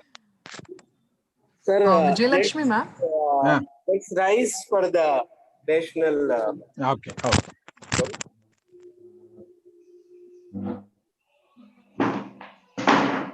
Jai जनगणमनाधिनायक जय हे भारत भाग्य विधाता पंजाब सिंधु गुजरात मराठा द्राविड उत्कल वंगा विंध्य हिमाचल यमुना गंगा उत्कल जलधि तरंगा तव शुभ नामे जाहे तव शुभ आशीष माहे जाहे तव जय गाथा जनगण मंगलदायक जय हे भारत भाग्य विधाता जय हे जय हे जय जय जय जय हे जय Hind. Thank you, sir. Thank you, everyone, for making this a grand success. Thank you, Thank you, Venkateshu. sir. Thank you, Dr. Somshekar. Thank you, Thank you, Vijayalakshmi. Thank you very much. My day is excellent today, having met you. No. Yeah, it's also, I'm also very happy to see you. We'll all meet. Huh? Please take care. Yes, sir. And once again, my hearty congratulations to all of you. Thank you. Wonderful work. Good. And keep it up. Thank you. Congratulations, Vijayalakshmi. Thank you, sir. Thank you so much, sir. Thank you for your blessings, sir. Vijayalakshmi Yes, sir. has to win. Vijaya is victory. Thank you so much, sir. Thank you. With your blessings only, I'm able to do all these things. Good. Thank you. Thank you. Good job done. All the best. Good luck. Thank you, sir. Thank you, sir. Bye. Thank you. Can I sign out with the permission of all of you? Yes, sir. Yes, sir. Bye. Wish you all the best, sir.